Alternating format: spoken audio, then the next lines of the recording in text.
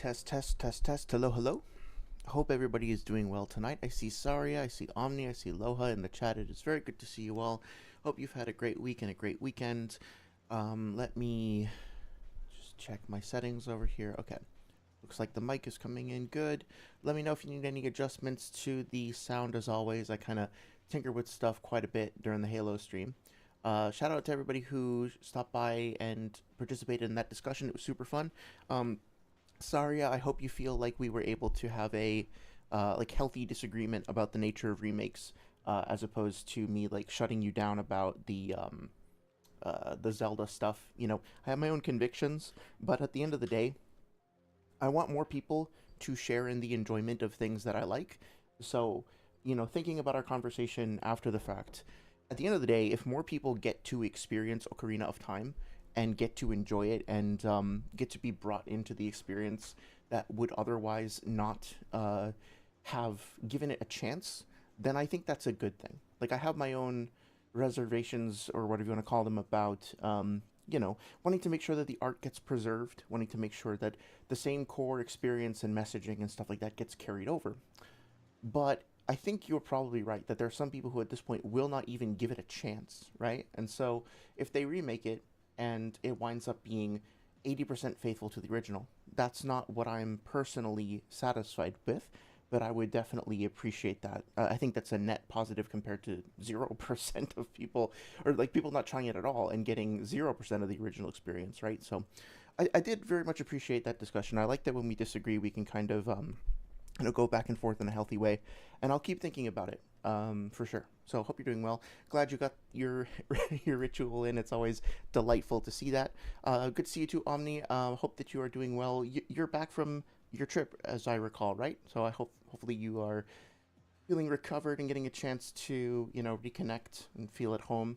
Are particle beams necessarily relativistic, or can they be much slower? I think that would be a question for Saria more so than myself. She'd probably be more knowledgeable on that subject. But yeah, as far as I'm aware, I think it would depend on the nature of the particle. As far as I'm aware, light is the only thing that can travel at the speed of light, right? But light itself has the properties of both a wave and a particle. So it doesn't necessarily possess the same attributes that other particles might, just because it has that particle property to it. As far as I know, which is not necessarily very far. I'm not the resident physicist here. So take it with a grain of salt. But it's a very interesting question. I'd be curious if there are particles in particular you are evaluating. But either way, yeah, it's a cool question. It's good to see you again, Loha. Minato versus Kakuzu is even a debate. So, as I understand it, Noodles and D1 had a debate on this topic years ago, and then recently had a rematch or like a subsequent one or whatever. And then also JTheGreat and Noodles have talked about this. I mean, you know Noodles, right? Like, if you're familiar with his debates at all, he is he reps Kakuzu. Like, that's the character that he's most known for defending and, let's say, evangelizing. So Minato, Itachi, Pain are also popular, strong characters.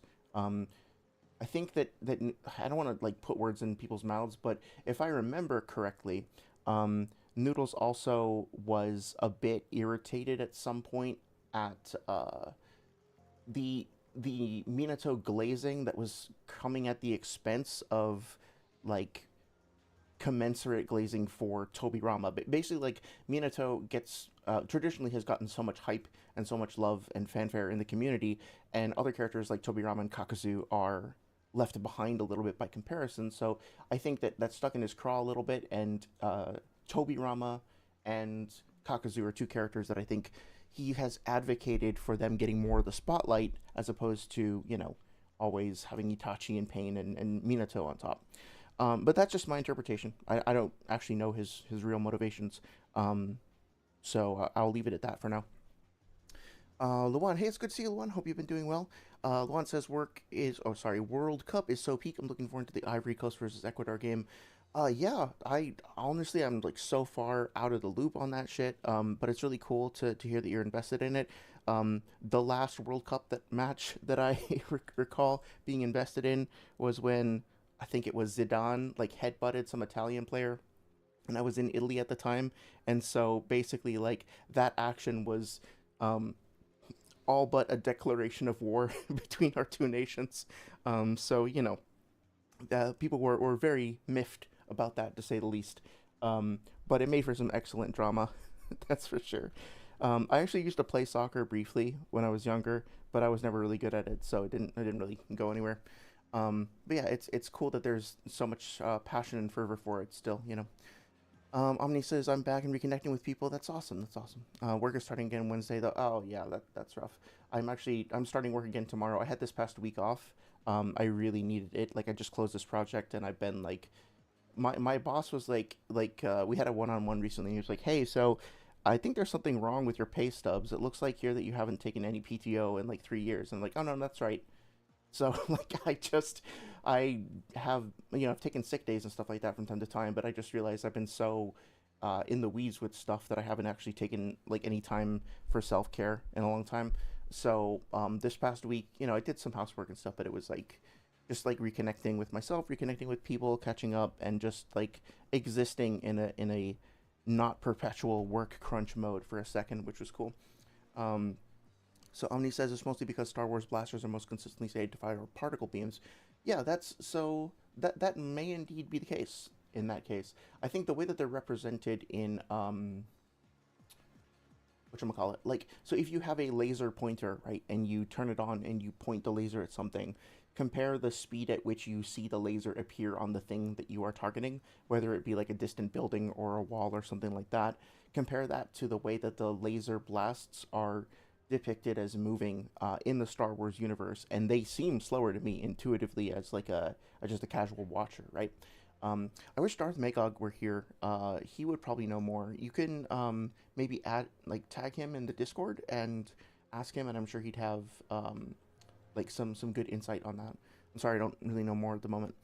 Omni then says, but I think I saw one statement that actually all but gave a speed, but apparently I didn't save it. Been looking for it the last hour. So yeah, I think that Magog would be the right person to ask about that. Feel free to ping him in the Discord. I think he'd be happy to contribute. Um, the football. Oh, Luan says the football is peak, not so much everything surrounding the World Cup. Oh, that sucks. Such as FIFA being greedy bastards and sucking off the Trump administration so they can keep the tourney in country and extort everybody. Ugh, that's awful. Yeah, I mean, like, I'm kind of not surprised that an organization of that scale and with that amount of profit in the mix is making decisions that they consider to just be whatever's best for business. But it does kind of suck if other people wind up suffering as a result, or things are unfair, people getting treated unfairly. Yeah, really does kind of suck. I wonder if like, I mean, I guess this is the idea with like public trading, right? But I guess I wonder if there's a would be a way to distribute ownership in a way that like prevents that from happening. I guess in theory, like owning shares in a company is supposed to do that, but obviously, that's not exactly a totally safe system. 1 second. So let me take a second and give a brief introduction. I'm going to get started, I think, pretty soon here, and this is going to be a relatively long stream, I think. I guess it depends on how long I last, but we'll see. So this stream is going to be a review of a recent debate between Noodles and JTheGreat. Noodles was arguing in favor of Kakuzu. JTheGreat was arguing in favor of Minato. The stream that I'm going to be responding to is on Serenity's channel. I've had some interaction with Serenity recently. I don't know them personally, but they seem very friendly and open to feedback, and so I appreciated that. I would recommend, watching the stream here. Six and Bubbles and somebody else, sorry, I'm forgetting the third person's name, did a reaction stream as well, but unfortunately they kind of, they were reacting to it in real time, so the audio is a little bit muffled. It's kind of hard to hear what everybody is saying from time to time. So this is where I would recommend checking it out. And this is the full, like, unabridged version.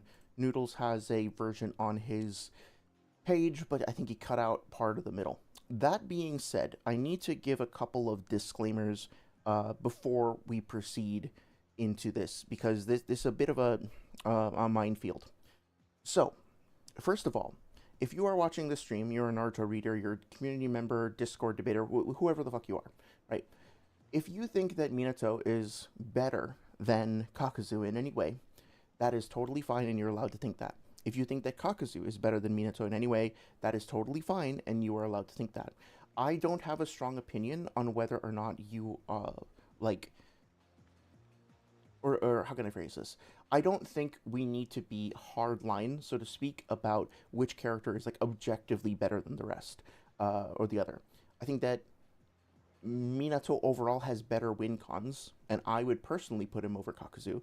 But at the end of the day, right, like the purpose of power scaling, to my mind, the purpose of debating is to encourage a deeper and closer reading of the text, yes, but at the end of the day, we are all interpreting art. Like a manga is art, literature, and we are, as a group, interpreting it together, coming up with our own opinions, testing our opinions, competing, sure, but at the end of the day, I don't want anybody to feel like they are stupid or they are excluded or whatever because you believe X character is better or worse than Y character, right? That being said, my personal view, as I said, is that Minato wins, but I think that Kakuzu has some arguable win cons, so it's not that big of a deal. I will say, though, that this was one of the hardest debates to get through that I've listened to in a long time. We have definitely, I think, very well established that Noodles' style of argumentation is extremely poor. His knowledge of the series is really bad. To the extent that he does understand the series, he like shoots himself in the foot with really bad, disingenuous, misinformed arguments. When it comes to his produced videos, he's often like not forthcoming and or manipulative of the data sets that he's using. He doesn't understand the data books. He omits a shitload of context from the points that he does use. He's not really forthcoming with his own pieces of evidence unless he's pressed, and his overall style of debating is very hostile and very, let's just say, tactical, right? Which I think is largely not conducive to any sort of productive conversation, to say the very least. Now, D1 as well, or this is JTheGreat. I listened to a bunch of debates this past week. JTheGreat, I think in general, like listening to some of his debates over the past little while, is more cordial. At least initially, he keeps his cool a little bit better. And he is, unless you antagonize him, he is like easier to get along with. However, he also is not above getting like really aggressive and gritty when it comes down to it. And there is definitely a section of this debate where things get extremely hostile and extremely, let's just say, unacceptable, right? The type of rhetoric that is used is homophobic, it's ableist, it uses SA imagery, among other things. There are threats of violence, both in this and the D1 debate. It's frankly embarrassing and confusing as to why we as a community like associate with this kind of thing at all. So let me just say categorically, first of all, if you find mentions of sexual assault or homophobia or ableism to be difficult to listen to, I am going to do my best to skip the parts where that comes up because it's not relevant to the characters of the discussion, but be aware, I can't really filter all of it out because it keeps coming up. So there will be pretty awful shit that gets dropped over the course of this debate. I just want to give you a heads up about that in advance. Secondly, if I were in a position to judge or moderate or whatever or host this debate, both debaters would be disqualified. The conduct that is on display here is completely, utterly reprehensible and unacceptable. It is an indictment of our community in general for us to ever platform shit like this. When I see people in the comments being like, ha ha ha, that's so funny, I can't believe he actually said that. Well, the shit that is being said should not be said, period.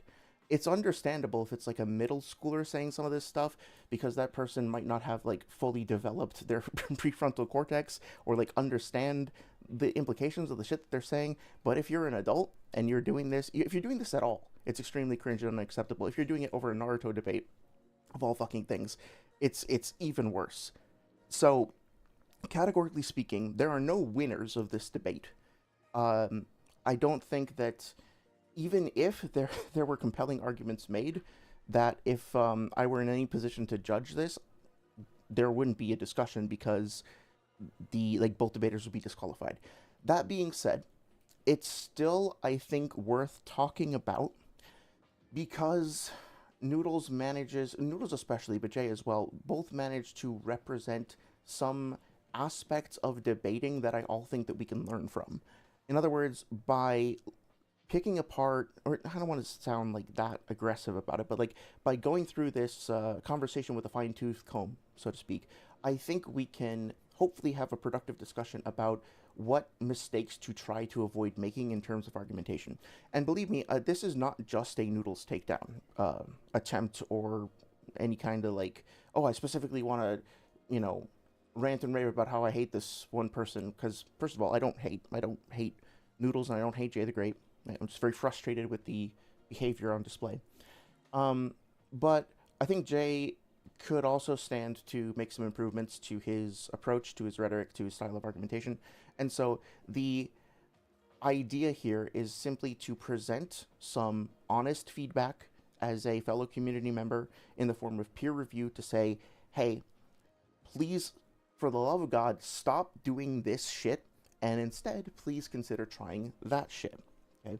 So, in terms of who I think won, I don't think either person won. I think even if we put aside all the horrible interpersonal conflict, that I don't really think that either party really made effective arguments. I will say that I think Shinigami, or no, I think it was Ryomen, mentioned in chat that in Discord that Jay cleared at least one point, and I think I agree with that.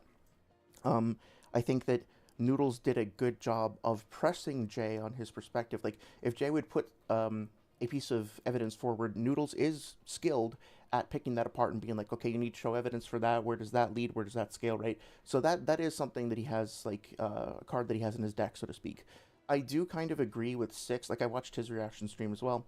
And I think that Six kind of hit the nail on the head when he described the way that Jay was engaging with the debate, whereas, like, he would put out a statement or make a claim, and I would usually, like, oftentimes I would agree with the claim in theory, in principle, but when Noodles would press him for evidence, Jay would be like, kind of just like dismiss it, or kind of pivot around it, or just be like, well, I don't need that anyway, so let's move on.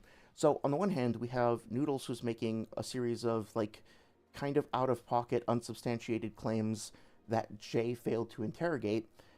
Well, not always, but like overall, I don't think he necessarily shot those down.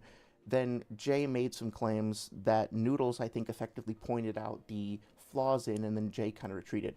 So if you were going to evaluate it purely based on tactics, I think I would give Noodles the edge. I think I would agree with Six in that regard. But when you actually break down the arguments themselves, ironically, like, Jay is closer to being correct in terms of representing the series or the data books or things like that. And so it really winds up just being a big clusterfuck that is very difficult to actually, you know, get a clear verdict on. Anyway, I don't want to waste too much time ranting and raving about this stuff. We're going to start at the beginning. We're going to skip over the more egregious parts. Obviously, we're going to take a look at the relevant chapters from the manga. But, you know, we've talked about Kakuzu and Pain a whole lot. We have several streams from, I think, going back to last year even, going over things like what is a perfect Jinchuriki, Kakuzu's durability, how the Raikiri works, stuff like that. So if you, so some of this stuff I'm not going to necessarily be taking, like, if Noodles brings up fucking perfect Jinchuriki Yukito, I'm not necessarily going to stop for half an hour and talk about perfect Jinchuriki like I usually do. I'm probably going to just, like, do a quick summary, and then not to glaze over it, not to deny you guys information, but if you want to learn more about it, I can point you to that stream, or we can talk about it elsewhere, right? So, that being said, I will catch up on chat, and then we'll get right into it. Shout out Serenity, please consider checking out their channel, and, you know, if you if you must, go and watch the stream on Noodles' channel if you feel like it, or I don't think Jay has his uploaded anymore, but whatever, you know. I am transparent about the sources and the people involved, so there you go. There's the information if you want to use it. Let me check up on chat real quick. Omnibomni says some SW characters, Star Wars characters, even have laser scopes for targeting. Weird to have it if they are supposed to be lasers, especially since some sources make it clear that lasers are used by different weapons. Yeah, that's interesting. I guess,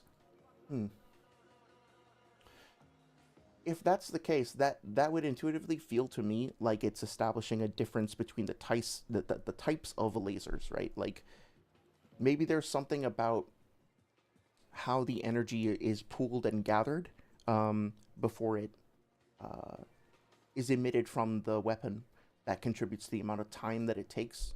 But I don't know. I'm really just speculating. That would actually be an interesting topic. I think it could be fun to do more streams where we're talking about like, let me write this down. Star Wars lasers. I think it would be interesting to do more streams where we like talk more about physics, astrophysics, even philosophy, math, whatever. I have this silly little math thing that I brought up here that we can talk about later, um, and use Naruto as a way of or like various fictional universes as a way of generating interest in and learning about those topics. Like I learned about lightning and about why am I blanking on the name? The modal realism. Modal realism. I've learned about planet orbits and gravity, and trying to think about all the other things that we've talked about. Horses. We learned some cool horse lore over the course of this the series of streams. So I do think part of the reason why I keep coming back to this is that I learned so much by using discussions of media as like a jumping off point to then go learn about other things. So yeah, we could talk about lasers. We could talk about we actually did talk about lasers a bit, going over the Naruto Retsu and stuff in the Lightspeed stream. So we could tie that in, and we could talk about like lasers, particle beams, fictional lasers in general. That could be a lot of fun. So I appreciate the suggestion there. Let's see.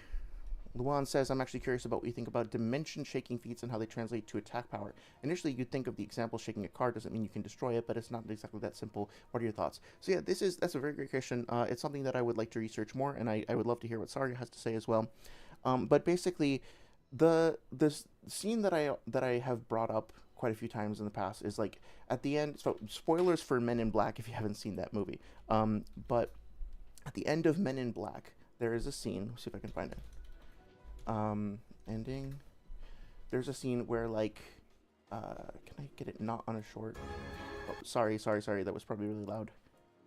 So, the entire like one of the fulcrums of the story takes place, or sorry, like the story takes place on Earth, presumably in a representative version of the Milky Way galaxy, and at the end of the movie, after fighting over this MacGuffin, which is like a little sphere that looks like it has a galaxy inside of it, we get this panning out shot at the very end of the movie. So again, heads up, this is a spoiler, obviously. At the very end of the movie, this is what we see. We pan up, obviously. I'll probably keep the music off just to avoid copyright. Pan up and out and further, getting further and further away from the Earth.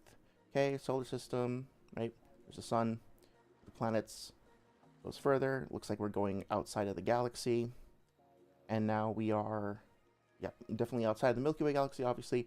And the sphere that was contained within the Milky Way galaxy itself appears to be also represented by this sphere that is held by an alien outside, and it's simply being used as like a totally trivial object in this game of like celestial marbles, essentially.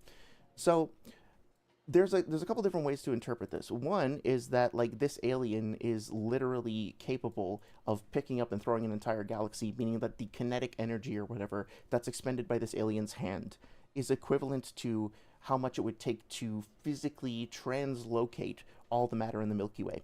Or there's another interpretation, which I prefer, is that there is some dimension manipulating shit going on here, right? Like there is something about this marble, this sphere, whatever it is, that encapsulates the universe within like a pocket dimension, essentially, that allows the alien to more casually pick it up and throw it around. This planet that the alien is on, the alien itself doesn't need to be bigger than the entire galaxy if there is some sort of like spatial, temporal, dimensional manipulation shit happening there. Another good example is like the Gamahiro frog from Naruto, right? This is the pocket dimension that Jiraiya drags one of the paths of pain into. Now that whole area has like has water, or like it's acid, it's like stomach acid, I guess.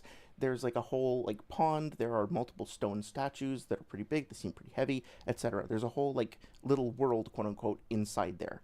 Now, that being said, if Kid Naruto were to pick up that frog and throw it, right? And was able to do that, would that mean that Naruto himself was capable of like picking up all those stone statues and the equivalent weight of them plus the liquid plus everything else in there? I don't think so. I think that technically speaking, he would be moving that space, right? Because he is moving the frog and the space is contained in the frog. But because of the way that the dimensions are layered or set up or whatever, Naruto himself isn't actually expending the equivalent amount of kinetic energy that it would take to move all of the objects inside the space. So the answer to your question is I don't really know, but probably not, but maybe, but it depends. So I'm sorry I don't have a clearer answer for you, but it's like it's one of those things that I don't necessarily think we have figured out yet in real life. And sorry, I can correct me if I'm wrong, obviously. Um, and I'm sure people who know more about physics would be able to provide a more detailed breakdown of this. But as far as I know, it's still something that we're working with. Like our forays into like uh, beyond third spatial dimensions are still like experimental and theoretical. So I don't know if we really have a good model to explain this in the real world. Even if we do, various fictional universes are going to have their own treatments and interpretations of this, right? So hopefully that gives you something to think about. Sorry, I don't have more of a like a concrete answer, I guess. Let's see. Oh, hey there, Shinigami. Hope you're doing well. Good to see you. Doing okay. Doing okay. It's been a pretty restful week, so it's nice. Gonna be drawing. That's awesome. I'm glad that you're keeping up with it. Got some things. Sorry. Got some things to share. That's awesome. I would be happy to check them out as well. Luan says, "Chillin' Shinigami. Looking forward to Ivory Coast versus Ecuador." Yeah, yeah, yeah. That should be super fun to hear about too. Those two really don't like each other's guts. Huh? Yeah. So inevitably, this stream is probably going to be like more drama adjacent than some of the other ones. I won't get into like I'm very hesitant to talk about people's personal lives or to talk about the drama and the history between these two humans. I am not either of them. I don't have their perspective, so I'll probably stop short of talking about specific details of their drama. It's relatively easy to find out specifically what they think of each other just by looking at their channels. Suffice to say that I used to be, like, I was in Noodles' Discord very briefly, and part of, like, the friction between us, I guess you could say, was I really, didn't like the way he was addressing Jay and talking about Jay and instigating stuff. And I was like, hey, how about if we don't do this? And Noodles was like, well, it's not my fault. He started it and whatever. Like, if as long as he's going to keep being X, I'm going to keep doing Y. And then I kind of talked to Jay on his streams because I was going to his streams fairly regularly at the time. And I said the same thing there. Like, can we please put this to rest? Can we bury the hatchet? And he basically said the same thing. Like, as long as Noodles keeps being an asshole, I'm going to keep being an asshole. To be fair, Jay did have a stream, if I recall correctly, where he like invited Noodles to have a discussion and was like, "Okay, let's see if we can wrap this up and bury the hatchet." Like, so he tried at one point, and Noodles wasn't having it. So they have a beef that goes back a long time. Um, Batman, aka V. Sorry, please correct me if I'm getting this wrong. I think it's VI Batman VI, who Noodles mistakenly refers to as Vitamin Man. Um, Also is involved in this, and like they have a history. So I will leave it at that. I will say that um, for Jay, that like as much as I'm going to be extremely critical of what Noodles has to say and of his conduct, and I stand by that, it's also not cool and completely irrelevant and unnecessary to bring up things from people's personal lives in a Naruto debate. So I'll say this: this applies to Jay, this applies to D1, to anybody else who's done this shit, like Arrowflame. There's no reason to bring up where somebody works or what their relationship is or any of that shit in a fucking Naruto debate.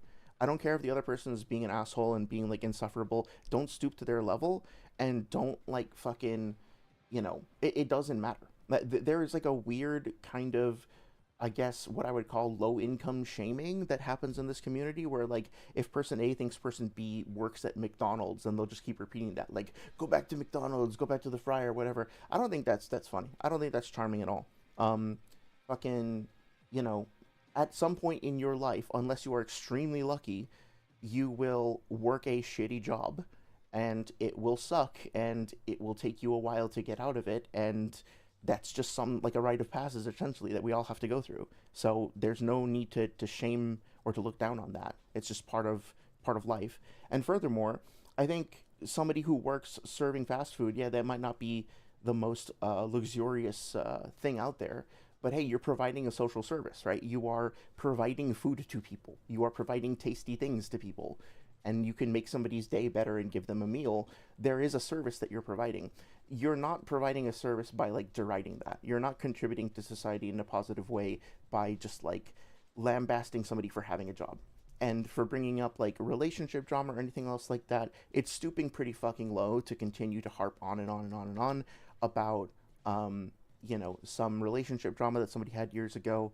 That is also uncalled for. Now, again, I'm not picking sides here because Noodles did a whole lot of reprehensible shit too, but I'm just saying on both sides of the aisle here, there's some serious problems with the discourse. Um, I saw Omni's comment and I'm still looking at this. Yeah, guys, I don't want to be like I don't want to shut down a conversation or police things or like tell you to knock it off because I don't want to be like condescending, but you two have had some pretty spicy disagreements it seems about intelligence. Please be friendly. Please keep it civil. Um, I don't think that's too much to ask. Um, if you want to have a debate or something, please do it in the text channel in the Discord, and that way I can like moderate better than I can on stream. I appreciate that.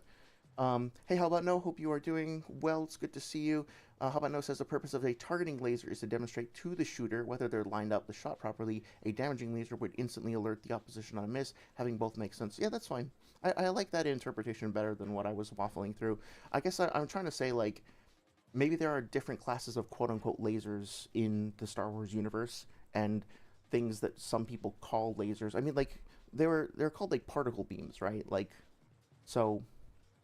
I don't know. This is a topic that I don't really know enough to have a solid opinion on, right? Anyway, but it's interesting, and I appreciate the feedback there. Um, yeah, the targeting layer is just portrayed as being in an instant. Yeah, that makes sense. I think that context is important. Shinigami says, for what happened on Twitter, there was a debate where we were talking about intelligence. The guy asked me what makes a character's intelligence feel natural, not script reading. Yeah, that's an interesting topic too, for sure. Oh yeah, Rioman, I'm sorry, I didn't actually say hi to you yet. So, sup, I hope you are doing well. It is good to see you. Happy to have you in the streams and all. I just want to make sure that you guys are getting along, okay? Um, Shinigami said, I explained it and bro thought I was copy pasting AI and I was just laughing my ass off since all I do is research. I think, like, the abuse of AI has unfortunately led to a lot of skepticism about people using AI. And, like, I say this as I have a chat GPT window up here, which, just to show you if you want to take a look, I literally just asked, like, a very simple math question, and I think it is a good tool for that. Obviously, I haven't like fact checked this yet, but we can definitely go over that later. Feel free to pause it if you want to read over this. But yeah, this is just to discuss relative speed with an actual equation on screen later on. But yeah, I think it's so easy to break trust and to ruin trust, and it's very very hard to regain it. So if you get like burned by a service like AI even once, then you're probably going to be skeptical of it going forward, and rightly so. But yeah, I think that we should also try not to be too like I remember somebody like, not to call them out, like I appreciate what they were trying to do. Somebody in the Discord was like, I think that Sage was using AI to generate a script, and here is an AI generator, or no, maybe it was I can't remember what it was. Was it you? How about No that we were having this discussion? You were like, here is a thing that you were talking about on stream, and just so you know, here is a AI detector software, and it says that it is very likely to be AI. And I was like, oh no, yeah, it might have been actually as opposed to Sage. It wasn't Sage. I think it was one of the translators that I used. You ran what they had said through through an AI detection tool, and was like, this is probably AI. So. I appreciated that, and also I think it's useful to give people the benefit of the doubt. Um, you know, I just don't want people to be dismissed out of hand because some people use AI inappropriately. But also being healthily skeptical is valuable for sure, right? So, let's see. Him thinking he used AI should be interpreted as an insult because AI only has low quality arguments. I don't necessarily agree with you, Rioman. Funny enough, I asked AI, or I asked ChatGPT when I was doing my like translations of Haku's ice mirrors for ChatGPT's take on the translation, and the take that they provided me with was, I think, the second best one that I got after a native speaker. So it was like kind of scary how good it was, which just makes me, wonder. I'm realizing now that I don't really want to have some of this text on the screen indefinitely. So let me switch. Yeah, it's one of those things where, like, I know that Warlick is probably going to be upset about this, but like, I do think it, in theory, it's an amazing tool. It's an amazing concept, right? Like, if it's done ethically, which I understand it's not consistently done so, and it has major problems and caveats, right? In theory, if it could be done ethically, the technology behind it, the potential for exchanging information, for synthesizing data, for creating is immense. It's crazy that we even live in an era, like crazy good, where this sort of thing is possible, right? And I think that's worth celebrating in principle. But just like, I don't think we as a society, as a civilization, are ready for autonomous robots. I don't think we're ready for autonomous drones. I don't think we're ready to have, like, fucking robotic dogs patrolling places and cars driving themselves. Like, we are not mature or responsible enough of a species to handle the shit that we are making. And we already are doing a terrible fucking job of handling and managing the things that we do have, and like legacy tools, so to speak, like fossil fuels. We are really, really, really bad and irresponsible and greedy and ignorant about the effects that our abuse of the tools that we currently have are wreaking on the environment. So now we're going to introduce AI into this fucking mess. It's a really bad time, and it's really not something I'm very optimistic about in terms of benefiting humanity overall. Not due to the inherent nature of AI, but just because, you know, because it will be abused. In a more enlightened society, we wouldn't be having this conversation, but hey, it is what it is. Let's see. I'm triggered by the mention of Dax, if you're talking about the musician. I actually have a bit of a history with Dax, but we can talk about that later. Bro thought I was a copy-pasting AI. Yeah. Never understand how low intelligence works. Yeah, okay, I see. There's no need for that. And best intelligence scaler in history, I don't know. Second only to everyone else, even Dax. Hope you guys are only joking. Yeah, that's a good point for bringing that. I appreciate you bringing that up, Omni. Rioman, I think attacking Noodles' personal life is perfectly fine. I don't want to encourage that because I just, like, I don't know. First of all, in the realm of a power scaling debate, like, personal shit has nothing to do with the topic at hand. So if you are spending your time investing in that as opposed to putting your energy towards the arguments, to me it's kind of an L. It's kind of like saying that you can't, like, stay focused, or you have to go for a personal instead. That being said, like, if I'm in a debate with somebody, and, like, Mortified or Noodles or anybody else, and they, like, come at me personally, I'm probably going to respond. Like, there's a limit to my patience, and there's a point after which it's like, okay, if you are getting really personal and really nasty, I might, like, not be able to stay perfectly zen about it, like, forever, right? So I understand we should aim to be mature and to treat each other with dignity, and also we are human beings, we have our limits, and, like, I understand that people can snap sometimes. I understand that people can get heated.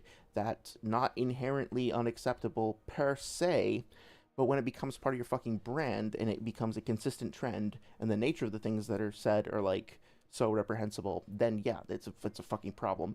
And I think that we as a community would do better if we just encourage each other not to even go there in the first place.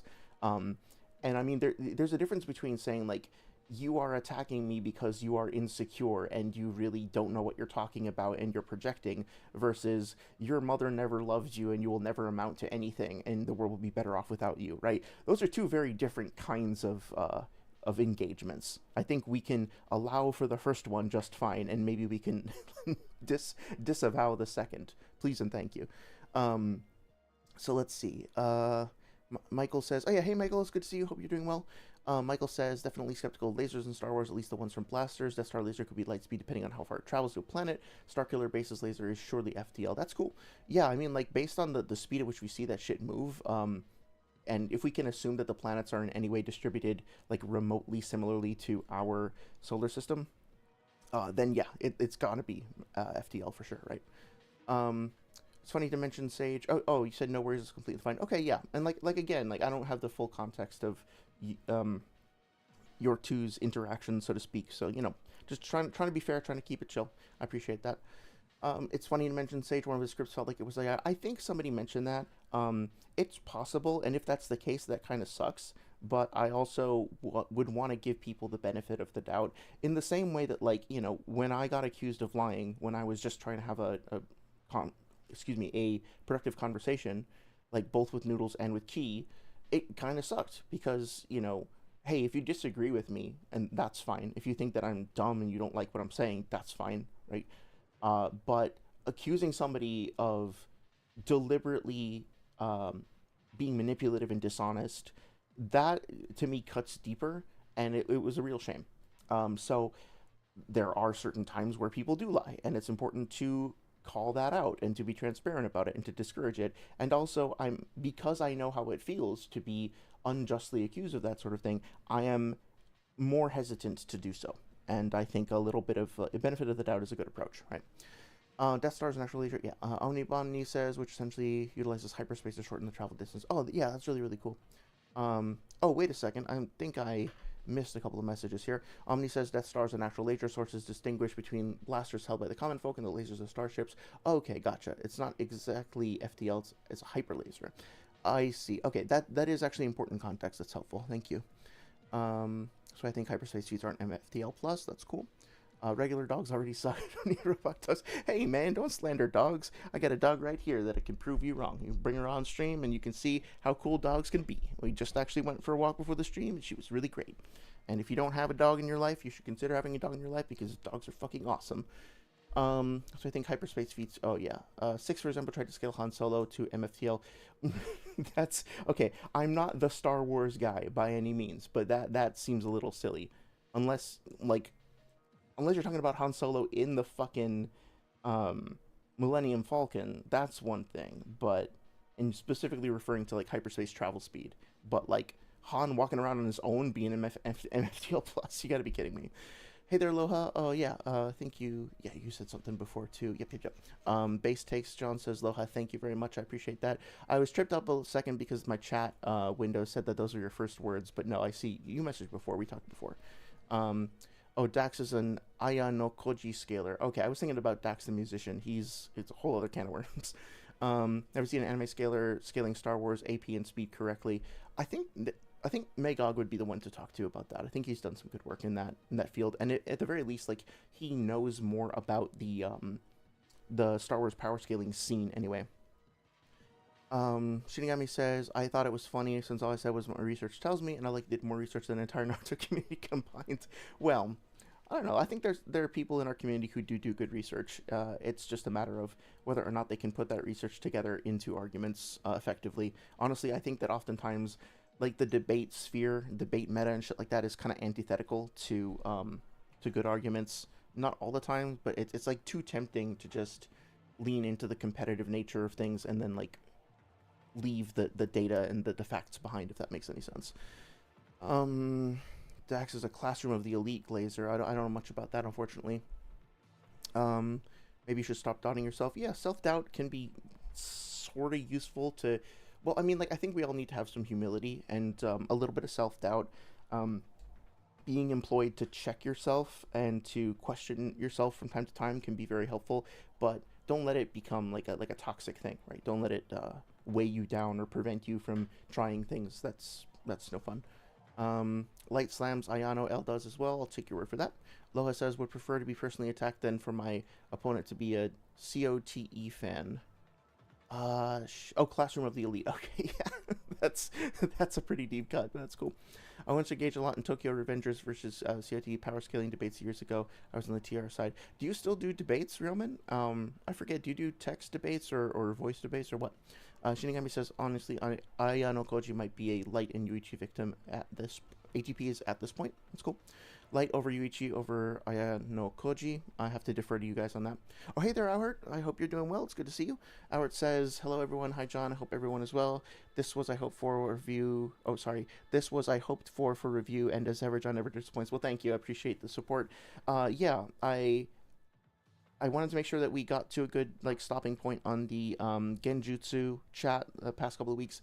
But yeah, definitely had some strong feelings about this one. Some familiar arguments, some familiar behavior, but still I think worth trying to identify opportunities for learning here. Glad to have you. Michael Dorsey says, pretty sure Star Wars guides have maps of the galaxy giving a rough approximation of distance. And Rioman says, yeah, they do, at least for EU. That's cool. Yeah, that those sorts of things are extremely useful, especially given how much discourse can lead to misinformation, misinterpretation, or just confusion, right? It's good to have official sources that can come forward and clarify those things, which is, in theory, what the Naruto databooks are trying to do as well, right? So, like, again, just as a brief aside, I understand the appeal of something like a databook to try to reconcile the confusion. The databooks don't consistently work that way, but if there are similar things for Star Wars, that's great. It's a great resource. Let's see. Even if I didn't have an irrational disdain for dogs, I couldn't own one. I'm allergic. Oh, I'm sorry to hear that. I'm sorry to hear about your irrational disdain too. Like they're very lovely creatures. Although there are so many different breeds of dogs. They have different personalities, different temperaments, different needs. So like, I have a feeling that you'd be able to find one that fits your personality. But I don't want to pressure you into owning a dog. Even if I don't. Oh, yeah. Shinigami says, if you must know, it's in the context of episode 7 where Han needed to time precisely when leaving hyperspace to time so he won't crash into Starkiller Base. Oh, interesting. Well, wouldn't he be able to, like, I haven't seen episode 7 in years, like, but wouldn't it be, he be able to, like, use his targeting computer or, like, his onboard computers and, like, his estimation of how fast the craft is currently going to, like, pick the correct time in advance? Like, I feel like this is a sort of thing that he could calculate and estimate, as opposed to having it be like a knee-jerk reaction, so to speak. But I would have to look at it, obviously. Starkiller bases, reflector shields can't detect things. Oh, I see. Okay. Well, still, I want to take a look at it. Honestly, I haven't seen that movie in so long. I should probably just, like, go watch it at some point. Han Solo could actually be relativistic. Oh, text debates. Okay. Omni says he isn't. Pod racers are 900 kilometers an hour at top speed, which is still pretty crazy. Humans can only react with precog due to force sensitivity. Oh, okay. And is Han not force sensitive at all? We have actual numbers for speed and explicit confirmation that you only react to the speeds with precog. So since Han is human, he is by no means even relativistic. Any light speed argument would be extremely inconsistent with the explicit speeds we are given, as well as the logic of the world. That seems like, from a casual viewer perspective, that seems in line with like what my personal experience of the series is. It's very difficult for me to envision any character moving that fast or being able to process things that fast. But the Force being a sort of mysterious, flexible power source, I'm not going to say definitively like that can't happen. I don't know if the Force could potentially be used in that way. With precog, it makes a bit more sense, yeah. Shinigami says, I think mine tends to be the toxic kind. Just recently I questioned my own writing and a friend told me it was fine. I was just sharing what Six said, but yes, we said it's great. Oh, okay, yeah, I gotcha. Yeah, I think that's worth interrogating a little bit. That's worth talking to yourself and to friends about. Look, I know very well what it is like to have self-doubt and to have that be a present force in your life. And like I said, I think it can be healthy in some contexts, but it can also be like shackles that keep you down, prevent you from doing things that you want to do. Part of the reason why I made that Itachi versus Pain video and I spent so much time on it was to get personal for a second here. I was in a phase in my life where like I kept starting projects and then doubting myself and then just refusing to finish them or losing interest. And it was like music projects, it was like whatever, like weightlifting, whatever else that I was into at the time. And so part of why I really wanted to make that video and make it as good as I could at the time was to prove to myself that I can like take on a big project of my own, like a personal project, not just like a work project or whatever, like something that I didn't have to do, and then just really stick through it and see it to the end. So like I go back and I look at that video and I see a lot of things that I could have done differently, and like some opinions that I expressed that I don't necessarily hold now that I know more about the series. But man, I'm so glad that I just have that like up on my wall, so to speak, so I can say like the next time, like, oh, I don't think I can do this, I'd be like, well, you did that. That's something, right? So I would encourage you to, if you're ever, like, anybody listening to this, if you've ever felt yourself being beset upon by self-doubt, give yourself, like, little opportunities for victory. Give yourself manageable tangible things that you can do to say like, well, I doubted myself and then I did X, Y, or Z anyway, and look, I have proof of this and I have proof that I can overcome my self-doubt.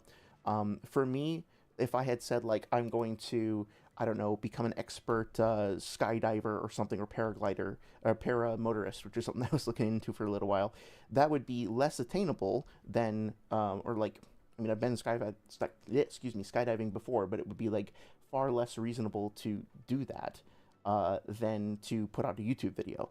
But the YouTube video means a lot to me because it was something that I saw through to the end, right? So, yeah, just hope that you do okay with that. Let's see, sharing with six. Anakin isn't actually reacting, but just predicting the future. That adds some important context for sure, Omni. And no human can do what he does. He's the only human to ever do what he's doing. It was thought impossible to do. Oh, cool. Okay. Omni says, I'll send it on Discord in the Star Wars chat. Just one sec, but I'm pretty sure Qui-Gon just says it in the movie too. It might be time for me to go back and watch the movies. I've been watching the Lord of the Rings movies with my partner and then reading the books, or like listening to the audiobook together. Man, I didn't realize how different the movies really are from the books. There's a lot of stuff that was carried over, but a lot of stuff that's like, wow, okay. Like, minor spoiler for the first couple hours of the books, but like Frodo is in his 50s when he starts he starts off in his adventure. Like, he's 33 when Bilbo has his birthday, and then like gets ready to depart and stuff, and then he's just like in the Shire for what, something like 17-20 years, and before he even starts out in the adventure, where it's like basically a few days later, as far as we can tell in the movie, right? So yeah, just like very strange changes, but, or like very dramatic changes, but also they make sense given the context of like wanting to keep the momentum going for the movie and all that. So yeah, not a detractor from the movie per se, but it is a very different experience. Shingami says, I do hope I proved to a lot of people that even if I am not the best, I can prove that my ways of scaling, writing, and the likes related to intelligence works. Yeah, that makes sense. And hey, look, I feel like that you guys have heard me talk about Mortified before, and I have listened to some of his debates, and I've been in conversation with him, and he's a good example of somebody who, I hope I'm not being unfair here, but like, when you actually get him in a good mood and listen to his arguments, he can make good arguments, and he can, like, he has knowledge of the things that he's talking about that he can bring to bear. But within the first 5 to 10% of any debate I've ever heard him participate in, he immediately, like, he very quickly stops engaging with those points and then starts like ranting and pontificating very loudly about how great he is and how much better he is than everybody else, and what his rankings are, and how other people are lower ranked than he is. And to me, when people do that shit, it's like, it's coming from a place of like, I haven't gotten enough validation, I've gotten too much criticism, I've gotten rejected, and now I'm on a mission to prove to everybody that I am better than what they said. And I tried to tell him this before, I guess it didn't get through, but like, the fact of the matter is that if people are going to hate you, if they don't like you, if they don't like your style, they're going to keep doing that, right? Like, at least as far as I know, you can't really debate somebody into liking you.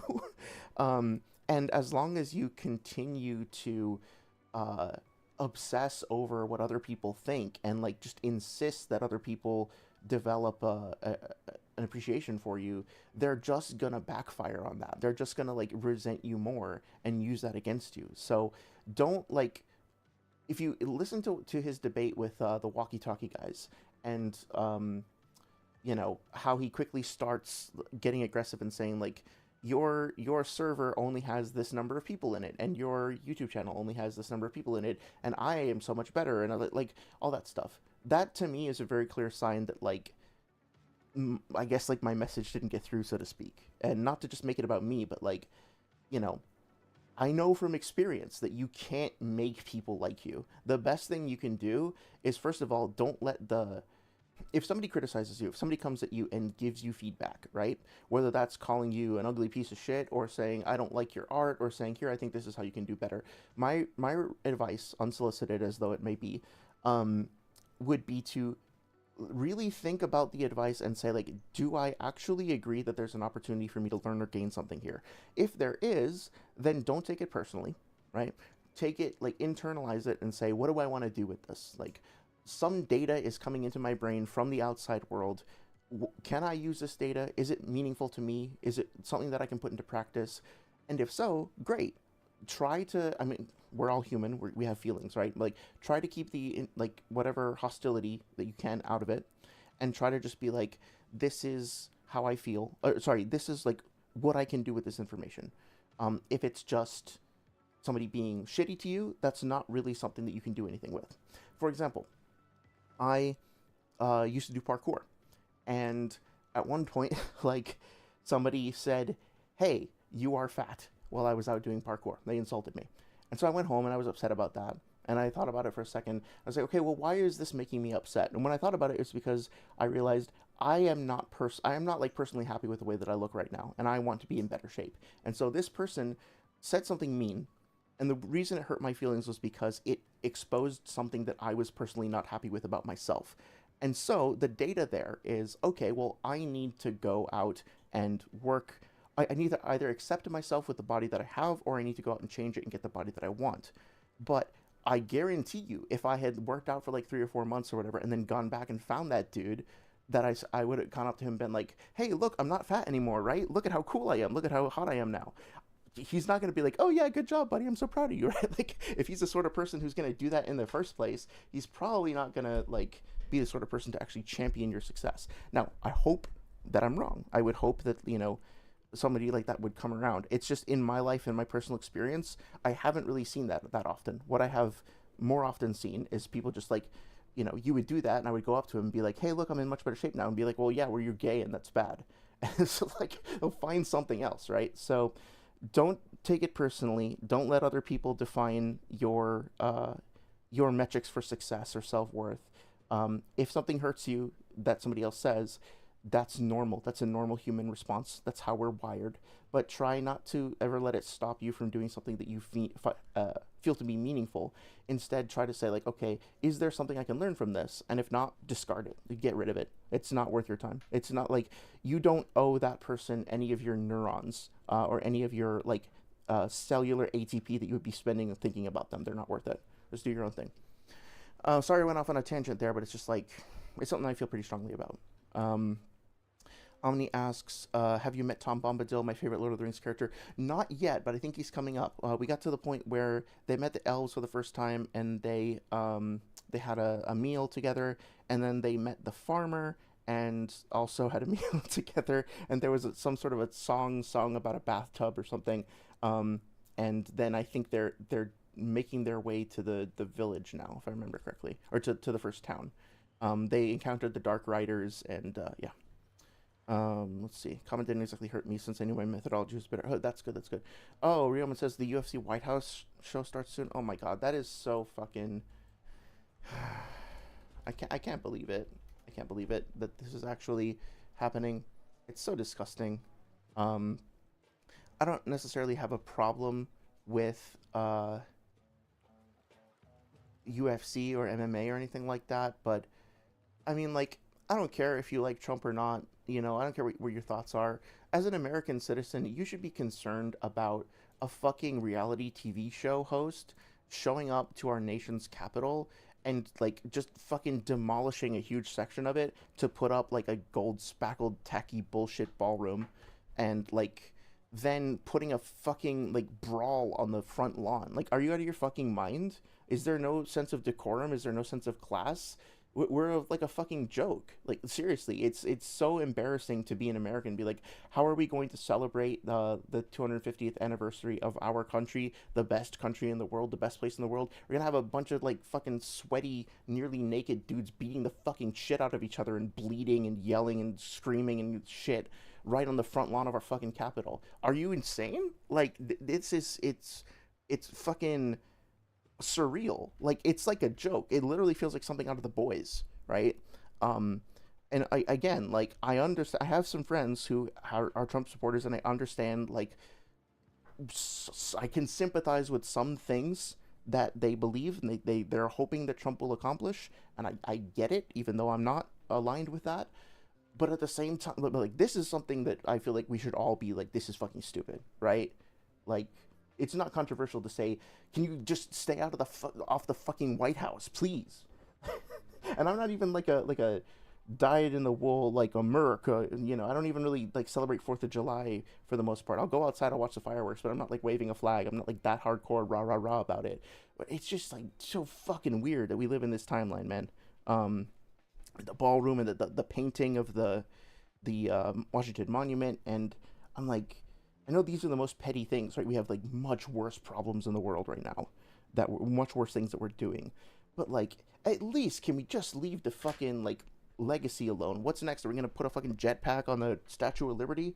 Like, just leave some of the shit alone for the love of God.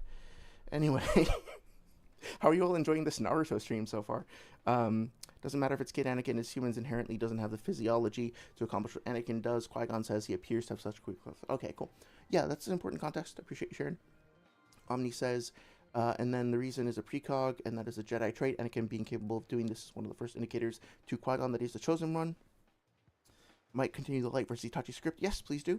On the emotional intelligence point, yeah, I'm sorry that I didn't have more time, Shinigami, to read through all that. Not that I wanted to deflect or to not give you attention, like the attention for, not attention, what's the word I'm looking for, like a review, for sure. It's just like, I think that I probably like need more time to be able to just like sit down and focus. So please don't feel discouraged by the fact that I haven't responded to it yet. I hope that you'll continue working on it. It's obvious, like at first glance, that you've done a shitload of research and that you have good thoughts. I didn't really have much more to add, but I definitely encourage you to keep going. And with that being said, I think this is a good time to start the debate. So again, this is on Serenity's channel. This is Noodles versus JTheGreat. Noodles is taking live Kakuzu, and JTheGreat is taking Hokage Minato. I will obviously be stopping to comment. I will be commenting both on the nature of the matchup as well as like the actual arguments themselves and like whether or not it reflects the series. And also I will be talking about the arguments themselves and the debate tactics. So I think what I'm going to do is I'm going to move this off screen. So I'm going to be playing this. This is the video, and I can like let you know what timestamps I'm pausing at. Or I don't know. I don't really want to have the chat up like this because it's a stupid comment. Because I don't like there's some pretty bad shit that gets said in chat as well. So I think what I'm going to do is I'm going to move the window over to the side. Oh, sorry. I have the D1 debate up here too if we want to go over that.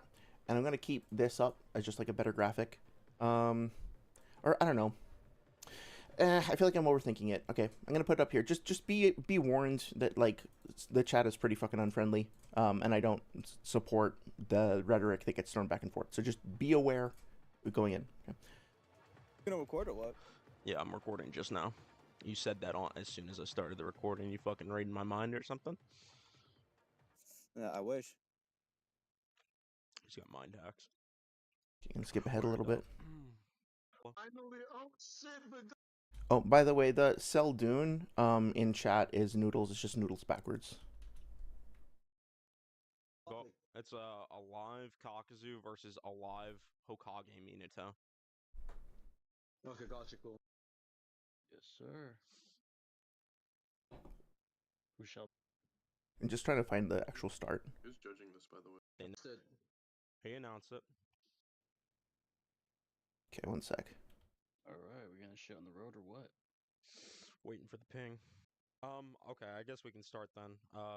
Okay, so starting point is around the 3-minute mark. JTheGreat, so Yeah, no worries, Michael. Thanks for hanging out with us. Hope you have a great evening and rest of your weekend. Bye-bye. you think Minato beats Kakuzu, right? Yes, sir.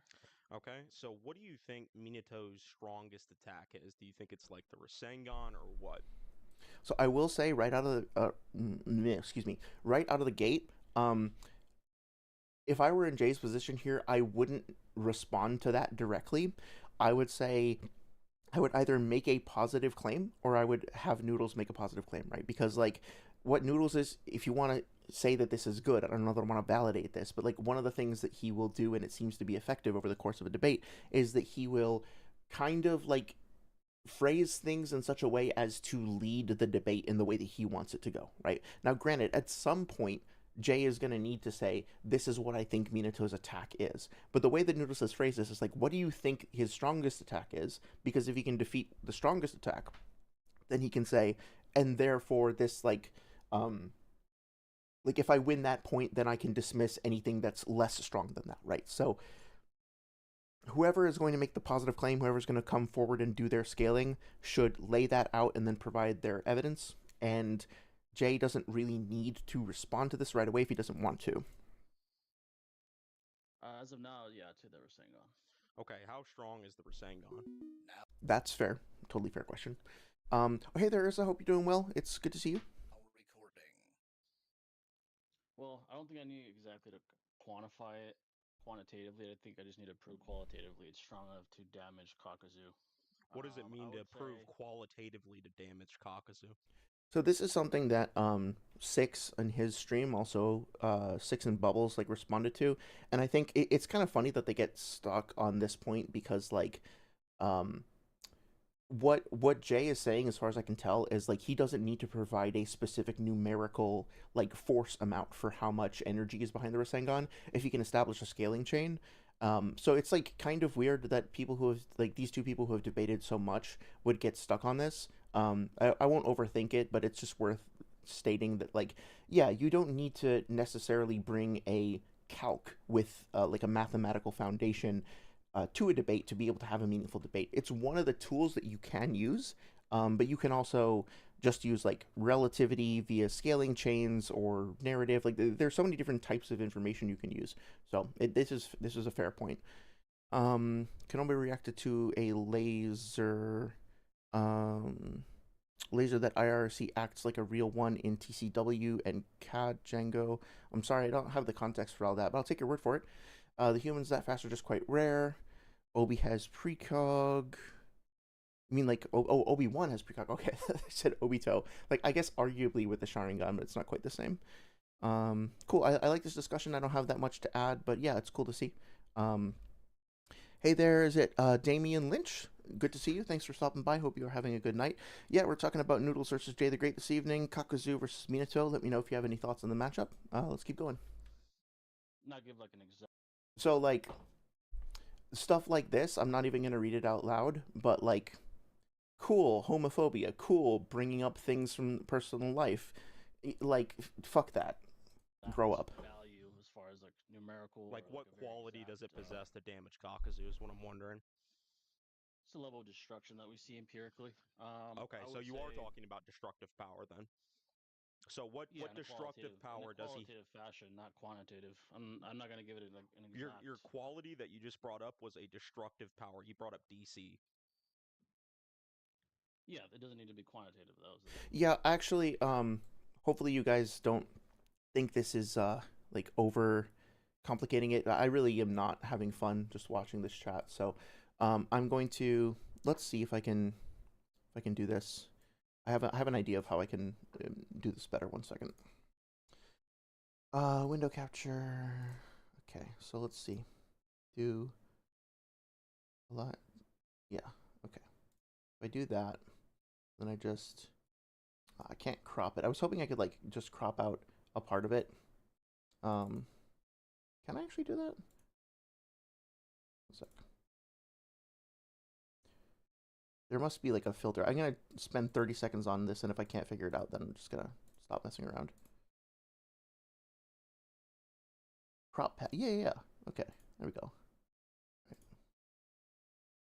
Okay, I'm getting there. Just want you guys to be able to see like in real time where exactly we are in the debate. So you have the time codes for everything. So 1 second. Sorry for the wait here. Okay, yeah. And let's do bottom pad of 150, or sorry, 100. Let's try 75. Okay, that's working. Okay, almost there, guys. Sorry. All right, so here we go. So what I'll do is I'll put this like over here, I guess, and that way you can see like put it there, so it's like over chat. It's not ideal, but this will at least let you like tell where we're at in the debate actively without without it being such a distraction to see all that shit in chat. Except I'm seeing now that it's not. It's cropping out the bottom. 1 second, almost there. Thank you for your patience. So I think we probably want to crop less out of the bottom right. Yeah. Okay, yep, almost done. Let's do 30. Okay, and then top we'll do 750. Okay, yep. Yeah, just so you know, like, where exactly we are in the debate. I can hide this if we're going over scans later. Okay, looks like it's showing up. You can see the time code, you can see the channel name, stuff like that. Okay, there we go. Cool, cool, cool. Sorry for the wait. Let me get back to it in just a second. Shinigami says, I'm wondering who should win the emotional management point in the interpersonal sense. Interpersonal, it's a split between Light's feet. Yeah, I'm not as familiar with those characters, so I'm not sure. I think emotional management probably goes to Itachi, but I'd have to go over Takara as well. I mean, Itachi scales above Sasuke at most points in the series. Not say just 6 paths, obviously. So I don't see Kenby winning. Obito should out hacks. Let's see. Kenobi at subsonic, then Obito does. Okay, that's cool.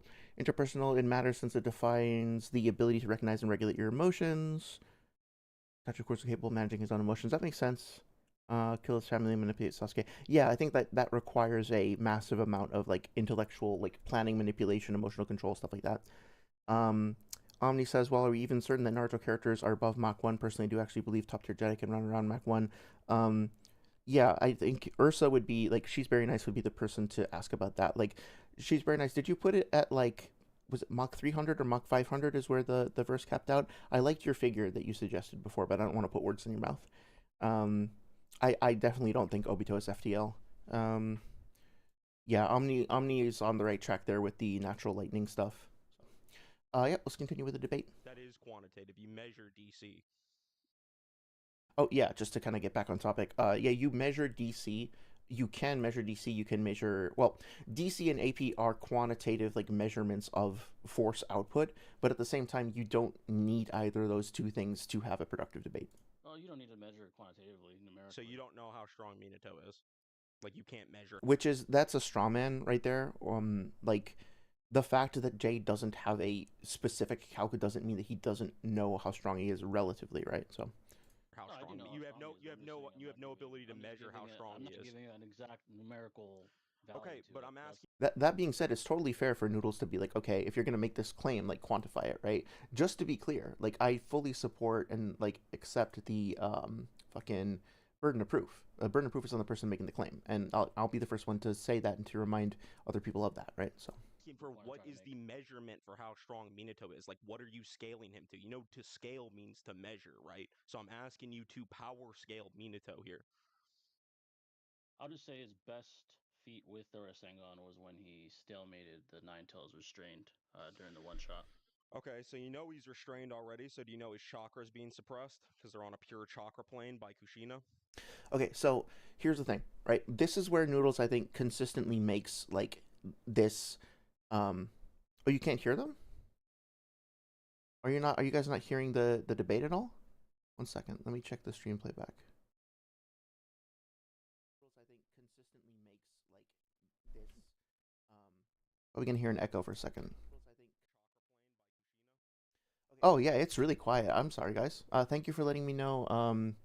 Shinigami. Yeah, if you guys have any other audio issues like that, please let me know. I will be happy to boost them up. Let's see. How about now? To an extent, it's being suppressed, sure. Okay, so can you quantify, like, no, obviously you just admitted it, and the Nine Tails is not at full power. Then it's not even finished charging the Biju bomb, and it's being suppressed in power. So you would agree this isn't the full strength Nine Tails, right? Is that okay? Does that sound better? Right. Yeah. Sorry. Let me just make sure I got this all set up good. Okay. Yeah. So let me know if that sounds okay. Again, like, I'm gonna keep this relatively small over here, but so you can, like, see where it is. Much better. Yeah, sorry about that. Yeah, please let me know, because I want to make sure that you guys can actually hear things correctly. So if you need any adjustments with the volume or whatever, I'm more than happy to hear that. In fact, I thank you in advance for it. What I was going to say here is just, like, this is, I guess, you could call it a mistake. It's just sort of like a tactical, error, inefficiency that Noodles tends to make. Is he'll make a claim that, or like he'll do a good job of addressing his opponent's claim and being like, hey, I think that you haven't provided enough evidence for this, you need to go into this more. But then he'll volunteer something that's completely fucking out of pocket.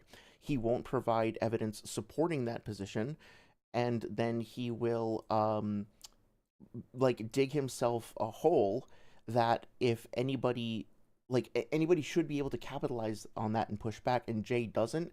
And that's sort of like the one of the most frustrating parts of this debate. And the same thing, I had the same feedback for like Swag's debate with him, the second one on Itachi versus Pain, because it's like, don't let him get away with just saying dumb shit all the time. Like, you gotta get in there and challenge him on that, right? So let's go back a little bit.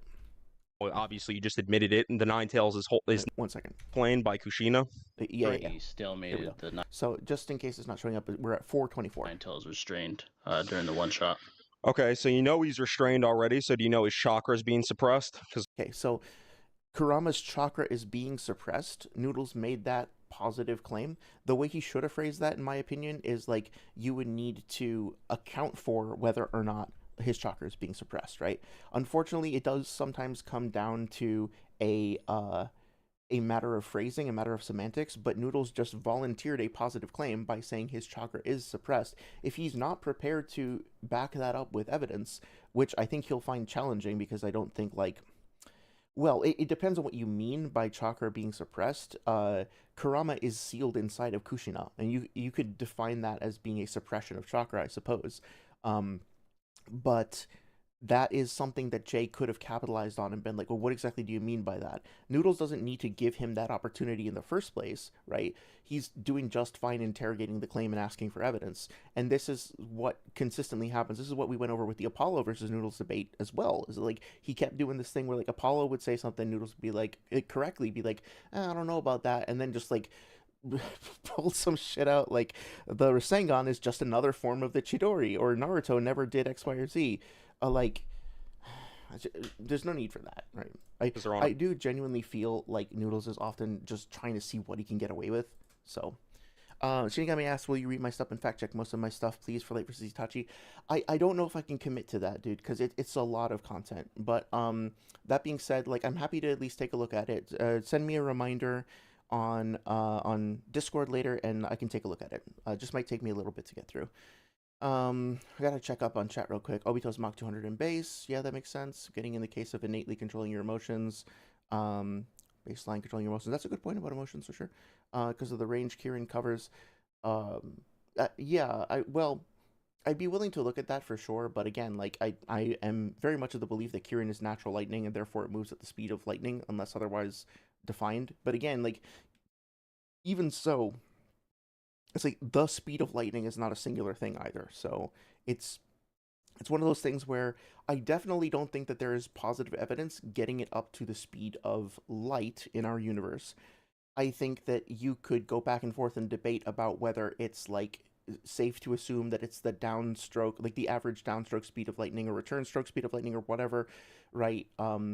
You could get into the nitty gritty of that. Personally, like the way that I personally feel about it is that it's lightning, so we can estimate that it's like it's visible lightning, it's a flash, right? So that would be analogous to the return stroke, so I'm happy with using that as a metric personally. But yeah, it's one of those things where, again, like the way that lightning works in real life and the way that it's represented in media isn't always one-to-one. I don't like lightning isn't a bolt that just gets cast down from a cloud, like thrown like Zeus, like we've talked about before. So again, like it's one of those things where we wind up running into the limitations of applying physics to a fictional universe. Sometimes that works, sometimes it doesn't. And I think that that's one of the areas where there's a bit of ambiguity, but I absolutely would not say that there's any evidence to say that it's light speed, though. Do you have, like, calcs for that? I'm intrigued. Yeah, I'd be happy to see calcs. What's more impressive, controlling your emotions when you are used to regulating or just feeling a lot? I think controlling complex emotions under pressure is very impressive, if that answers your question. Irony of having a hot head and controlling himself. Oh, yeah, you told me about the volume. It's more scaling to A, who should narratively be comparable to a lightning bolt. The slowest value we can get from that is Mach 200, which matches lightning moving through air. Oh, that's a good point. That makes sense. Let's see. How about Noah says Kieran specifically with the 1/1000th of a second is like Mach 8,000 plus. It's fast. Yeah, it's very fucking fast for sure.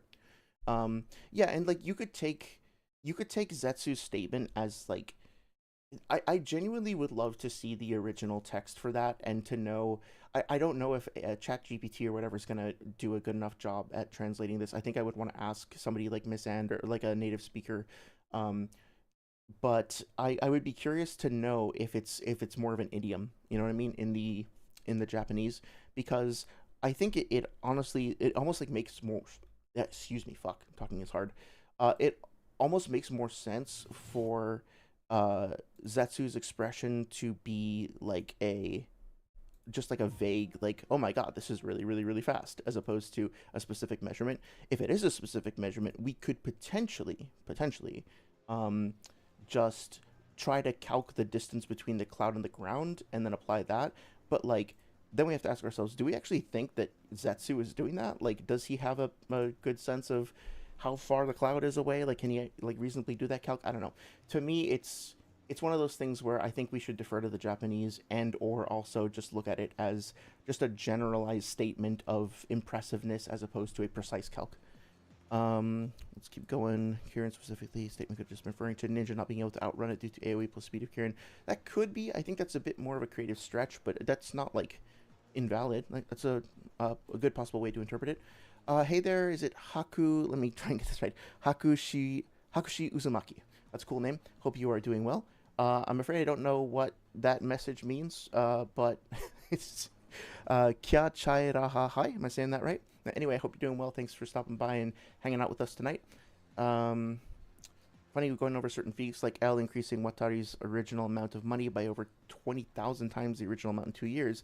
Yeah, exactly, right? Like, that would probably have like a huge effect on the economy, right? I don't know for sure, but like something about that. It's like if you were to print money, for example, for a given character in a universe, and it's a universe that represents our Earth, then that could have an effect on the economy, right? So it's worth talking about things like that and how it fits into the world building overall.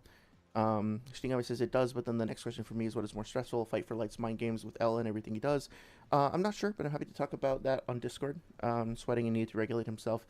Yeah, that makes sense. I don't know about the bus jacking thing, but I think I know what you're talking about in terms of like sweating, and I think L can control himself under certain contexts, but he might not be as stoic and stalwart as Itachi is. On a pure chakra plane by Light really smacked up L.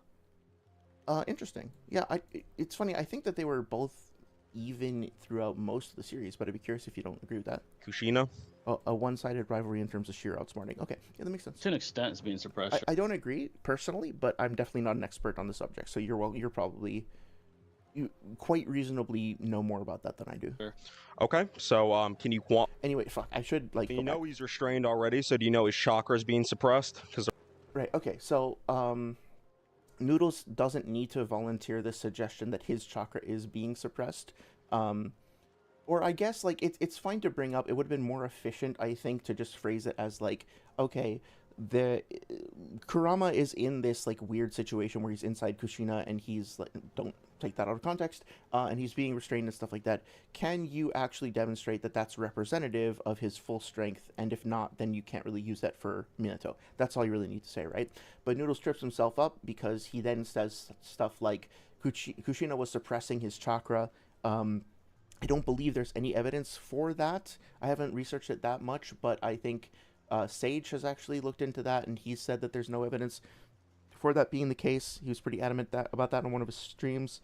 I think Bubbles and Six also confirmed this, so obviously we can do more research on that, but I think that, like, Noodles needs to be careful about doing this, because he consistently does it across all of his debates, is he'll just, like, throw shit out there.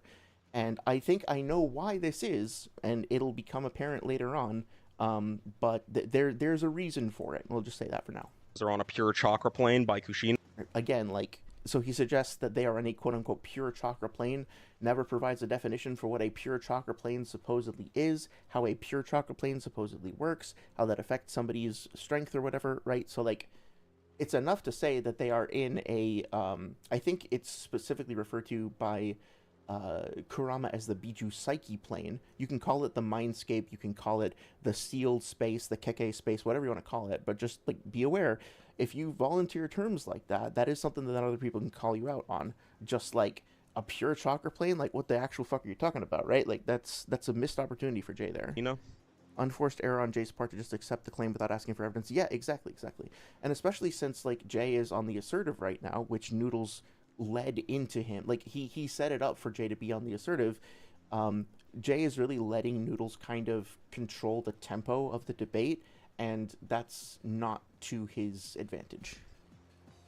To an extent, it's being suppressed, sure. Okay. Again, like, yes. I personally, as a casual reader perspective, I agree that Kurama is being suppressed, but you might want to interrogate that a little bit more within the context of a debate, right? So, can you quantify, like, no, obviously you just admitted it, and the Ninetales is not at full power. Then it's not even finished charging the Biju bomb, and it's being suppressed in power. So you would agree this isn't the full strength Ninetales, right? For what it's worth, I think, like personally, I think that this is a fine thing for Noodles to be interrogating, because I'm not personally convinced that the inner mechanics of like the Biju Psyche plane are identical to the ones outside.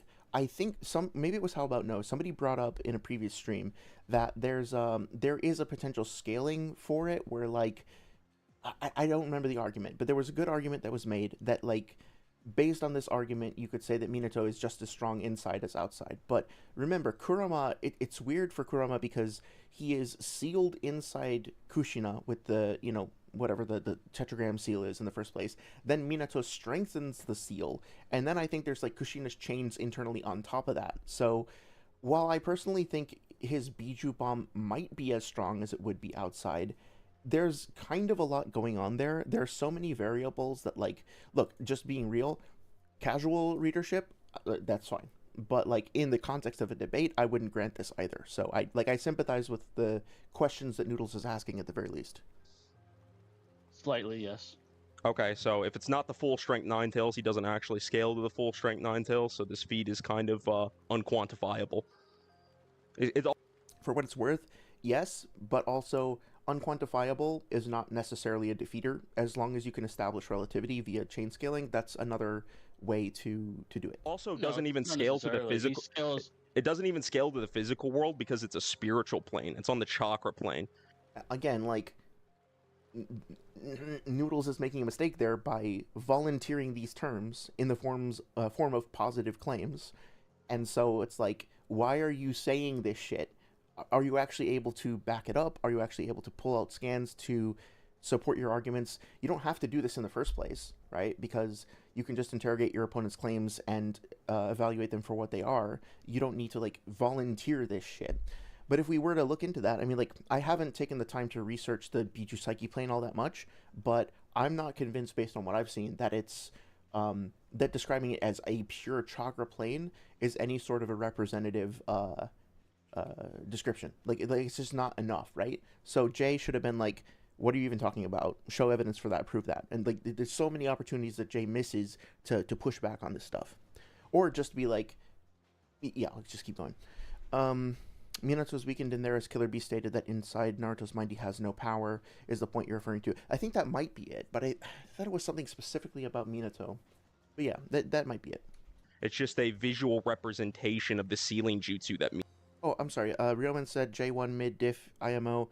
I felt like a stalemate for a lot of the debate, but then eventually Jay does, I think, clear some points. So maybe if you break it down mathematically, he comes out on top a little bit, but I'm not sure. Minato point would be inconclusive. Yeah, that's fair. Minato is doing.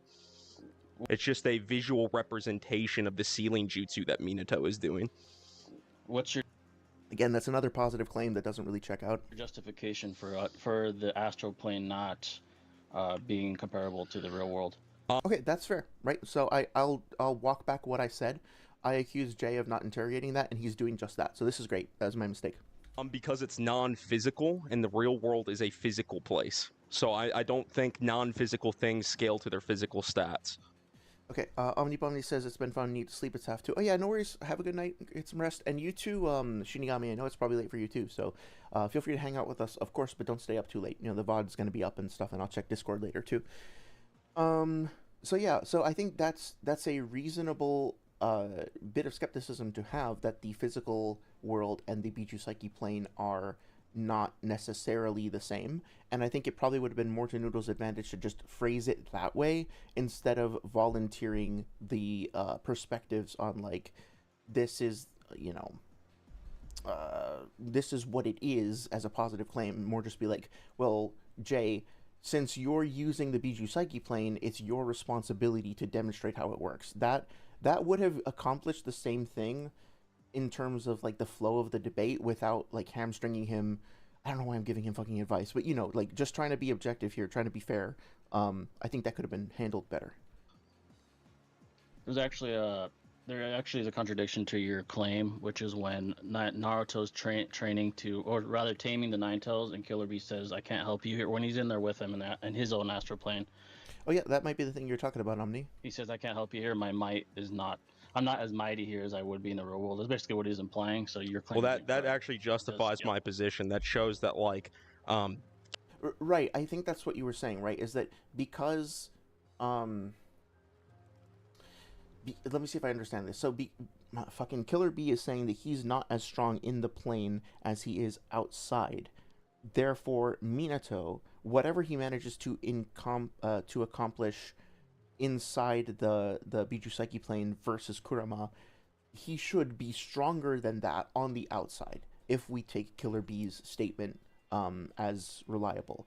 But the problem that Jay's still going to have is that, okay, so fucking Minato inside the Psyche plane is stronger than Kurama inside the Psyche plane, and Minato outside is even stronger than that. But where does Kurama inside the plane scale in and of himself, right?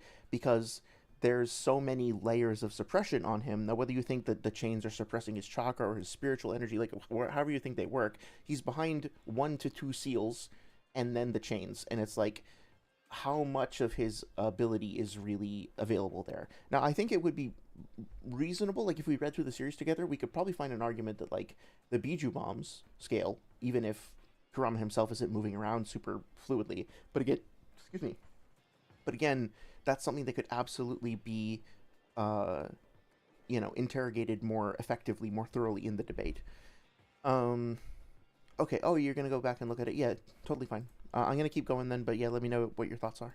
Killer Bee can't go inside of Naruto because he can't exist on his astral Pause. plane. So, like, his power level would be different on Naruto's astral plane than it would be in the real world. That shows it doesn't actually scale to the real world. Like, the Nine Tails wouldn't even be at full power either. It emphasizes that he's weaker. Maybe he's moving in the right direction there. In the astral plane in the real world doesn't mean he does. Yeah, that means the real world and the astral plane have different power levels, right? Right, yeah. Okay, so they don't scale to each other. Then the Nine Tails would also be weaker on the astral plane. You've basically conceded that now. Yeah, so I think that overall, I think Noodles, like, did a better job of navigating this point. I think that he didn't need to volunteer these weird takes on whether or not, like, the astral plane is X, Y, or Z. He could have just pushed that back on Jay. But so far, I haven't really seen Jay thoroughly defend this point, like, sufficiently defend this point. So take that as you will. I don't believe so. I think they're both going to be equally nerfed, so he still scales to the Nine Tails. They're both. Yeah, I think that's a bit of an assumption there to say that, like I get it intuitively. It makes sense if you are entering a place, like, if the two characters are both entering a place that saps your energy, then you could probably assume that it's sapping you by the same amount, and so they would still be relative. I mean, that makes sense. It's not like a terrible argument or anything. I'm thinking of Minato, Hashirama and Madara, like, by the God Tree, right? And, like, that scene where the God Tree sucks Madara's cloak, his Susanoo off of him, and I think it takes away Hashirama's Sage Mode temporarily as well. So, or something like that, right? We talked about that in Hashirama streams. So it would be tempting, and I think from a casual standpoint, kind of reasonable, kind of fair, to look at that and be like, well, they both got their chakra turned off, so they're both, like, equally nerfed. But in a debate, you could definitely push harder on that, right? And say, like, you're gonna need to to back that out better. Ryoman says Noodles actually lets Jay's point go through here later. I think Noodles let that one go through. Oh, cool. Yeah, could you elaborate on that? I think I might be missing something. So if you want to fill me in on that, that'd be great. Both going to be... Jay would at least have scaling to a suppressed Kurama. Well, I mean, that's pretty... Excuse me, that's pretty obvious, right? Like, Minato clashes with Kurama in the Biju Psyche plane. So there's some amount of relativity there. That being said, last time I read through the one-shot, I don't think, like, I think Sage, made an argument about, like, he scales to the Biju bomb, but then we talked about in one of the streams that, like, okay, well, Killer B also, like, nudged back the Ten Tails Biju bomb into its eye with his smaller Biju bomb. That doesn't mean that their Biju bombs are equivalent in power output. It just means that, like, they can be shoved around before they explode. That doesn't mean that, like, when they explode, they're going to have the same energy output. So, again, like, I think that what happened in that scene is that Kurama, being restrained, was charging up a Biju bomb. While it was still charging up, Minato clashed with it and pushed it back and won the fight. But I don't think that means that, like, there's the equivalent amount of energy in his Rasengan as there would be in the Kurama's, like, power output from his Biju bomb. I'm a second away from it. Okay. Equally nerfed. What does he do to the Nine Tails inside of... Plane. Hold on, real quick. So you also are aware Kushina suppressed the Nine Tails during Naruto's fight with him? Yes. Okay, you already agreed earlier that Kushina suppresses the Nine Tails chakra, so you'd agree that... Okay, well, notice what happened there, right? There is a statement that... And again, I feel like this is something that Sage would be able to say more on, but the idea being that Kurama was suppressed is absolutely verifiable, but the idea that his chakra was suppressed is more complex than it seems, because on the surface, fucking the Biju are like living embodiments of chakra. So you could say that, like, okay, semantically speaking, if Kurama is suppressed, then his chakra is suppressed. But also during the war, it's very clear that, like, there is Kurama himself, but then he has to mold and prepare chakra. So are the chains somehow turning off the chakra that's, like, available to him, like the stamina that he converts into chakra in his body? I don't think so. I don't think there's any evidence for that. They suppress him in that they keep him still. And maybe you could argue that the tetragram seal is suppressing him and that it's keeping him inside Kushina or Naruto's body. But in terms of, like, in that psyche plane, is his chakra being drained or stripped from him or reduced? I don't think so. I don't think there's evidence for that. So I would say that's another opportunity to push back on. Ryoman says it's basically they would be equally nerfed, Noodles equally nerfed. Well, what about Kushina? That's what I say, let the point go through, because he clearly decided to abandon that argument. Oh, yeah, so then that would just be, like, a pivot away again, which I think is something that Noodles does pretty frequently, is, like, if he starts to lose a point, he will very quickly, like, switch to something else and, like, change the topic. So that would make sense, yeah. This also isn't a full-scale Biju. Again, like, a better way to say that would be, Jay, the burden of proof is on you to demonstrate why the scaling is equivalent, instead of saying, like, this is not, because then you inherit the burden of proof on that positive claim. To an extent, yes. Okay, so you've conceded that position too. So, you have no scaling to the Nine Tails now. No, I have scaling to it. I just said no. You've just conceded that he's nerfed, no, unquantifiably so. You're straw manning what I'm saying. I do agree that is a straw man. Like, I understand that Noodles thinks he has pointed out a flaw in Jay's approach, which is fair, but also it's really obnoxious and puerile and pointless. The way that certain debaters will jump on and be like, haha, you just lost that point, you just conceded, I have it here on recording on camera. It's like, calm the fuck down, right? Like, okay, they didn't clear that point, or they did clear that point, or whatever, move on with the argument. Like, focus on the argument. Stop fucking gloating over, like, tiny minor victories, right? There's no point to it. It's cringe. I never said it was unquantifiable. Okay, so measure it then. How strong is the Nine Tails if he's unquantifiably nerfed? It's a very silly statement. How strong is he? Go ahead and measure this unquantifiable thing. Like, Jay has already acknowledged that he's not going to try to use math to quantify it. It's just going to be a relativity thing, right? He is slightly nerfed to a degree, I would say. Okay, that's an assumption. You have no idea how nerfed he is by the chains. The chains are stated to, like, suppress the full Nine Tails, so they're a very strong sealing jutsu. Okay, so I want to go back 1 second. To a degree, I would say. The Okay, that's an Ninetales Bijou assumption. You Bomb. have no. Okay, I think Noodles is confused about the definition of an assumption. Oftentimes, when somebody comes to a conclusion based on evidence that is not 100% crystal clear, then Noodles will say, oh, well, that thing that you just said is just an assumption, so I can dismiss it. He doesn't seem to quite grasp the nuance that you can absolutely put forward a point that is based on some evidence that is not like totally explicit, like circumstantial evidence or implication, narrative context, characters, hints, subtext, stuff like that. Not everything has to be mapped out in a totally discrete way. You can still build a case by assembling different forms of evidence. It doesn't just have to be like super discrete. So no, it's not necessarily an assumption. To me, it reads as Jay has come to this conclusion based on his best assessment of the evidence thus far, and then you can interrogate whether or not that conclusion is reasonable. That being said, I wanted to try one thing. Yeah, we went over this before, but let's actually see what it says about the chains. Right, it was I remember we had like a second where it took a second to find this because the name wasn't what I expected. Oh, yeah, it was. What the hell? Okay, yeah, so let's just take a look at it. Get away. Let's just take a look at this description, the Jutsu description for a second here. Adamantine sealing chains user Kushina, a secret technique of the Uzumaki clan that binds the tailed beast, driving wedges into it. It's a technique Uzumaki Kushina used to restrain the nine tails that was inside Naruto. It's a powerful sealing technique, sure, a characteristic of the Uzumaki clan. The chains released in the body firmly bind the target and seal their movements. The chains boast of an overwhelming firmness, and even the nine tails can't destroy them easily. Also, Kushina, a former Jinchuriki, completely sealed the nine tails with this power, and never once in her life it ran on a rampage. Even Karin, who's a member of the Uzumaki clan, was able to show a glimpse of this technique. She became the catalyst to help Naruto, who had been swayed by hatred and to control the nine tails. Right, so I don't.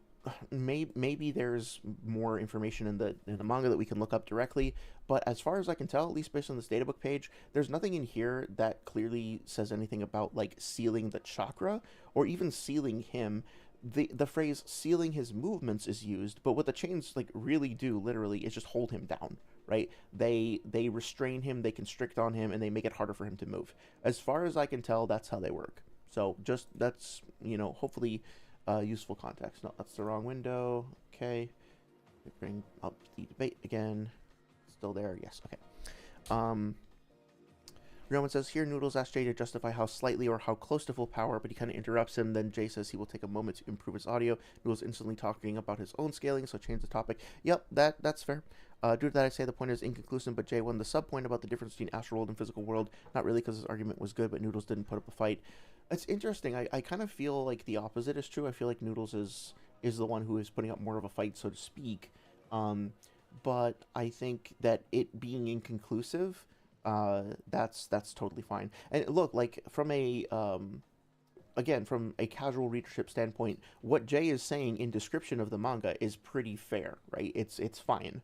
It's just that in a debate, it's harder to clear points like this. It's one of the things that I learned very quickly when I started trying to do debates occasionally, is that like there's a lot of things that I think we come to conclusions about by reading the series casually that are actually totally fine and totally fair. But then when it comes to the context of being able to like prove it, in a competitive context, sometimes it's much more layered and more difficult than you would expect.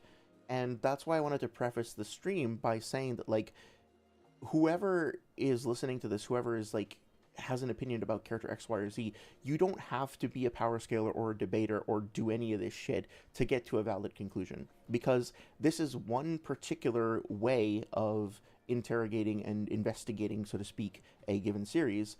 But the other thing that doesn't really come up in these debates, the other perspective, is one of literary analysis and interpretation of a more I don't know, more esoteric nature, right? Like they're not really talking about like character themes and messages and references to, I don't know, mythology and culture and stuff like that, right? They're talking very specifically about very discrete things in regards to their power and to their fighting capabilities. There's a lot more that goes into making a piece of art than just how strong characters are. And there's more that goes into the way that their strength is represented than just their straight up like physical feats or anti-feats or whatever. So this is one way of engaging with the series. It's not the only way. And us like fucking weirdo power scalers don't have a monopoly. We don't like hold the keys to the gate of being able to understand Naruto, right? It's free for anybody to enjoy and come to their own opinions about. Ryoman says yes, Noodles is doing more overall, but in the particular aspect of the point that's decisive, Noodles let that go through. They would be both equally nerfed point. Oh, I see what you're saying, yeah. Since Jay used that as reasoning for why real Minato would still scale to real Kurama, so by didn't put up a fight, I was only referring to the specific point that impacted who won it. Okay, yeah, I think that's a fair assessment. That's fine. No idea how nerfed he is by the chains. The chains are stated to like suppress the full nine tails, so they're a very strong ceiling jutsu. Can't hear him. Oh, give me a second. I said he can't hear you. Technically speaking, I mean, there's no real point to doing this, but like, Jay could have responded by saying like, okay, well, very strong is vague, and like suppress the full nine tails. Is it actually true that it's the full nine tails? I mean, is the nine tails inside of Kushina the same thing? Like, there would be room for Jay to push back there, but honestly, it's like, it wouldn't really help. I don't think. I'm just kind of pointing it out.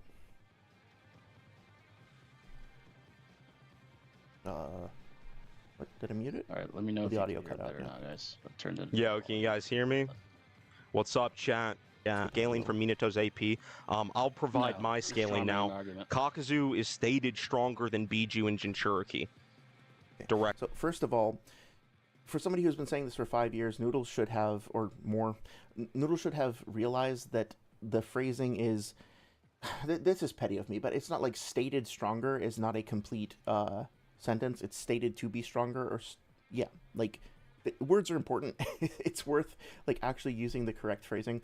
But that being said, not to be too overly petty about it, this is going to be a big point that comes up over the course of this debate, so as well as the D1 debate. So let's just take a minute. I'm sure you guys have already heard this from me before. You probably heard it in the community as well. But what Noodles is going to be talking about now is a statement in the third data book that says that the Akatsuki members are stronger than Biju and Jinchuriki, and he's going to argue that because of this, fuck, where is it? It's somewhere around here. Oh, I forget if it's in Payne's entry or something. We'll find it in a second. Anyway, yeah. I distracted myself, sorry. Basically that, like, because of this statement, we can take the statement at face value, and we can use that to determine that Kakuzu is categorically stronger than any of the Biju or Jinchuriki. Keeping in mind also that this same databook says, like, because he is immortal, he is unbeatable, referring to Pain, right? Like, among other things that we'll talk about in just a second. But let's see if I can find that. I think it's specifically in the, like, narrative summary part. They might actually bring it up on stream, so if I can't find it within the next couple of seconds, then I'll just go there and take a look. I think it's, like, somewhere around here. This is the third data book, by the way. Yeah, okay, so third data book, page 195. This is the official Viz translation. And the quote specifically is, hardened, skillful masters even stronger than a Jinchuriki. The Akatsuki organization is made up of rogue shinobi from various lands, but they are not run-of-the-mill rogue shinobi. They are wanted for heinous crimes, including a daimyo killing, bomb terrorism, and the slaughter of a clan. They always operate in two-man cells, and each member has a quota of one-tailed beast to capture. It's their leader's belief that when two members team up, even a tailed beast or Jinchuriki will have no chance against them. So he has recruited members with unique specialities such as human puppetry and clay bombs. The insignia ring each member wears is proof that they are part of the Akatsuki. When a newcomer is accepted by the old-timers and given a ring, then he can truly call himself an Akatsuki. At one time, Orochimaru belonged to the Akatsuki. Okay, so pretty straightforward, right? Basically saying that each of these characters are, part of the Akatsuki, and that the Akatsuki members are stronger than a Jinchuriki. And given that this is a data book, an official source, the temptation is to accept that at face value. But what we talked about before is that categorically, if you break this down semantically, what the statement is saying is that any member of the Akatsuki is stronger than any Biju or any Jinchuriki. And Noodles is taking that generalized statement to then draw a like sub-conclusion from, saying that like, or basically to set up a syllogism where it's like, okay, if Akatsuki member has property greater than Jinchuriki, then Kakuzu is a Akatsuki member, therefore Kakuzu is greater than Jinchuriki or Biju. And that category of Biju or Jinchuriki, he's then using to slot in like whatever he wants. Like he'll slot in like Yugito, etc. Right? But the problem is that like that statement itself, this statement here, doesn't actually check out when you break it down. And we can do this very easily by saying like, okay, take Hidan or Zetsu. I guess like Black Zetsu is one thing. So maybe like Zetsu is kind of weird. But let's just take Hidan, right? Hidan is categorically a member of the Akatsuki. Therefore, if this statement is true, Hidan should be able to defeat any Biju Jinchuriki or Biju Jinchuriki combo. So, do we think that just based on this statement, Hidan is winning against Killer Bee? Now, granted, Hidan might have a win con against Killer Bee if he can get his blood. We know that Killer Bee and Gyuki can bleed, right? And I can find evidence for that if you want to see that. But I mean, do we think that this is enough to say that Hidan is going to be capable of doing that? And this is something that I think Bubbles pointed out too on Six's stream. What about Sasori? Can Sasori kill Killer Bee? What about Datara? Datara loses to Sasuke, right? And one of the reasons why he loses to Sasuke is because Sasuke has lightning style, that's strong against his earth style. Kakuzu's best defensive feats are also based on his, whatchamacallit, diamond morph, which Noodles continues fucking up and calling it diamond armor in 2026, which is ridiculous, but whatever. Guess what Kakuzu's diamond morph is vulnerable to? Lightning style, obviously. And Killer Bee has lightning style, right? So we can go through this matrix of all of the individual Akatsuki members and compare them to the matrix of all of the Biju and Jinchuriki combos, and we can very clearly identify instances in which like this scaling doesn't work. For example, Datara and Sasuke were relative, and Sasuke gets stronger after absorbing Orochimaru, and then gets his ass handed to him. Well, okay, actually, let me stop myself. Okay, so he gets stronger after absorbing Orochimaru, and then he fucking gets like he loses Orochimaru's abilities, but then he gains the Mangekyo, right, including Amaterasu and stuff, and then he fights Killer Bee, and he gets rocked by Killer Bee. Now, you could interrogate that, and this is why I stopped myself, by saying that, okay, well, maybe Taka Sasuke is weaker than Heavy Sasuke. I don't personally think so, but there's an opportunity there for you to say, okay, well, let's look at other places that version of Sasuke scales to, and really see, like, okay, is it actually reasonable with him in the mix losing to Killer Bee to say that, like, based on his fight with Datara and potentially with other characters of that level, that they would all be able to win with that additional piece of data? Hopefully that made sense. And yes, I you're talking about cock with a K, Ursa. Yes. So this is something that Noodles will bring up in the debate. I forget if it's this one or the one with D1, but yeah, Kakuzu did categorically lose to a Jinchuriki.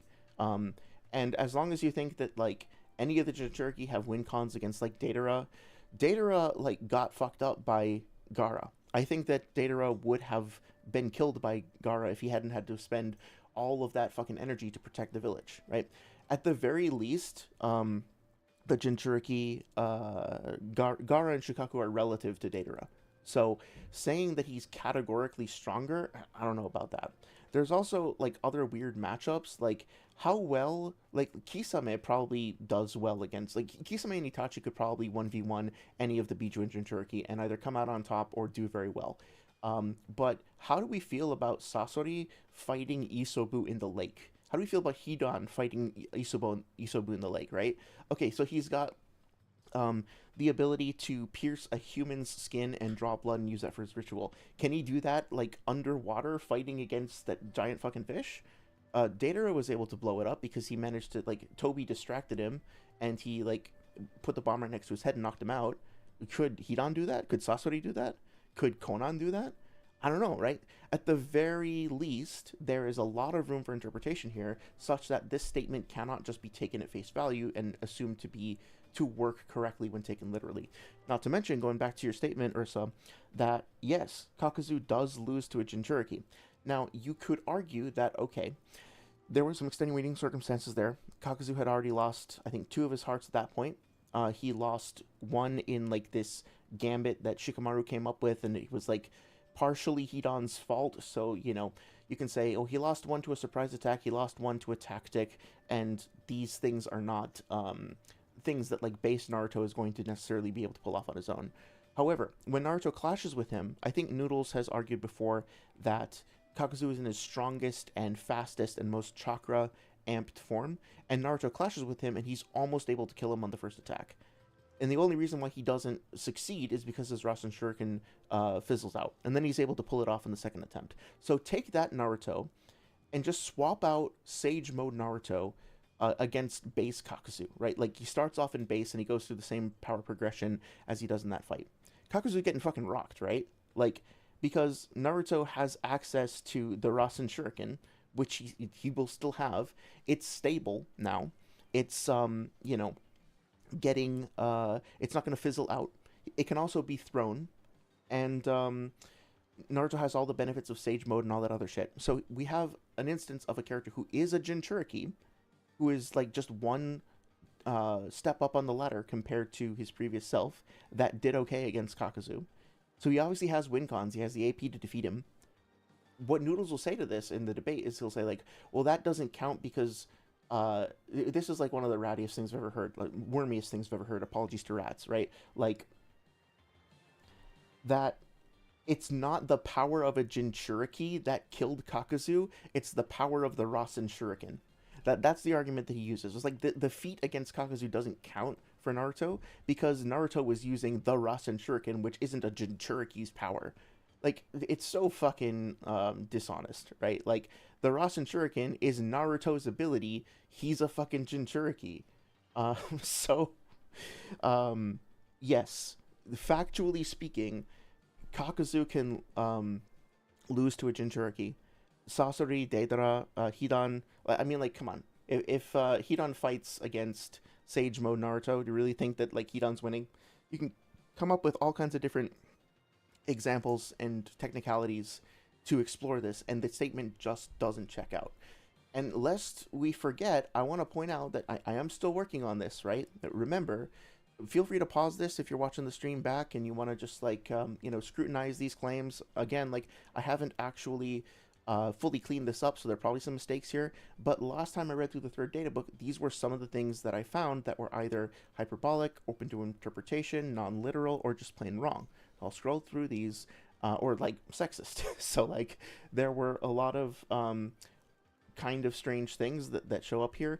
Just because a statement is from a data book doesn't necessarily mean that it is going to be accurately representative of the main series, right? Some silly examples, like, will a fire ablaze in his heart? That doesn't mean Naruto literally has an actual fire burning his heart and he has internal fire resistance damage, etc., right? Like, casting off the dark shroud from his heart, the Uchiha hawk is ready to spread its wings. He's not literally a hawk, right? There's a lot of metaphor, there's a lot of abstraction, and please feel free to go through this. And then, of course, like, okay, things about pain, right? He's referred to as a god. He's not literally a god. His sword represents a divine will for his bold, long, cherished hopes. He doesn't use a sword, right? The sword is metaphorical. His words always reverberate in the hearts of those who hear him talk and fill them with exhilaration. Really, every time he talks to anybody, he fills them with exhilaration. Do we think that that's actually true? I'd love to believe this because I'm a pain wanker, but, like, I don't, right? Hanzo's clan was exterminated by God's judgment, and the databook uses the capital G. These are all quotes from the third databook, by the way. So, like, use the capital G for that? Like, okay, really? We think it's literally God? Is Nagato literally a god? Or is he just masquerading as one? Because he's immortal... Oh, I think I got this wrong. It's not because he's immortal he's a god. It's because he's immortal he cannot die, right? So, like, third databook statements are not inherently valid. And I think that Jay does wind up interrogating this, but I just want you guys to have this context for this is going to come up so many times, and it's like, it's total bogus. Anyway, catching up on chat. I have a lot to catch up on. I think narratives, Ursa says, I think narrative is important to take into account. Absolutely. Never mind the amount of hype Minato has implicitly in the story. Do we really have to ask, based on facts alone, whether or not Minato can take Yeah, exactly. Well, like, yeah, I think that the narrative is that Minato is basically, like, you know, like one of the strongest and most supreme shinobi in the the village of his era, or of the shinobi world of his era, and he is on par with, like, he inhabits the top tier with other top tiers by definition, right? And so I think that based on, again, from a casual readership standpoint, I think that the combination of his teleportation and his like shrewdness and his mixture of different abilities, including sealing and the Rasengan, and like his sensory, and you can go through like his Narutopedia page and look at all the different jutsu that he has, his summons, etc. That's something that doesn't really come up all that much. He has multiple win cons against Kakuzu, and I think he's just like categorically much faster than him, especially if you factor in like FTG, and the fact that he can put a seal directly on Kakuzu.